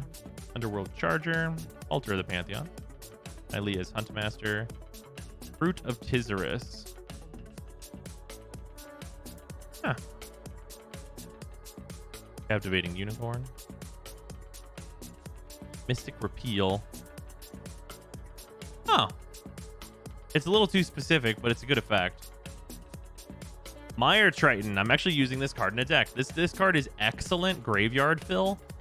2 mana, 2/1, Death Touch, great blocker. Put the top 2 cards of your library into your graveyard, gain 2 life. Really solid card. Like if you need to just like mill over and like fill your graveyard, this is a really good card to do that with. Actually super nice, especially as a budget card. Underworld Fires. Hey, and there's Calyx. Calyx, one of our mythics here. I do not have one of him. He's an enchantment boy. Actually, I do have a deck that he can go in because I'm building the Modern Horizons 2 lady. Oh god, what is her name? Harvest something? She's an enchantment dork. That can be your commander. But yeah, Calyx goes in that deck. Look at the top 4 cards of your library. You may reveal an enchantment card from among them and put that card into your hand. Put the rest on the bottom of your library in a random order. So get 2 enchantments and then -3 exile target creature or enchantment you don't control until target enchantment you control leaves the battlefield. So this is really nice because it doesn't put it under him because he's, you know, a planeswalker that would be constantly under threat. Basically, you can use him to turn any one of your enchantments into an O-ring, which is super useful, turns out. How many cards are in an MTG pack? 1 second, let me count. Or, well, 1 sec. We're gonna do what's behind this first. Island. All right, so let's not count the token. Token land. I guess we got 1, 2, 3, 4, 5, 6, 7, 8, 9, 10, 11, 12, 13, 14, 15. 15 cards per pack. Yeah, Calyx is pretty good. Calyx, not an expensive mythic in this set, because he sees like very fringe play in terms of like even commander decks. Even like enchantment based commander decks will like not run him at higher levels of power, but he's a fun planeswalker to put into a Selesnya enchantments deck, which is a deck that I am building, so he'll go right in. So that's nice.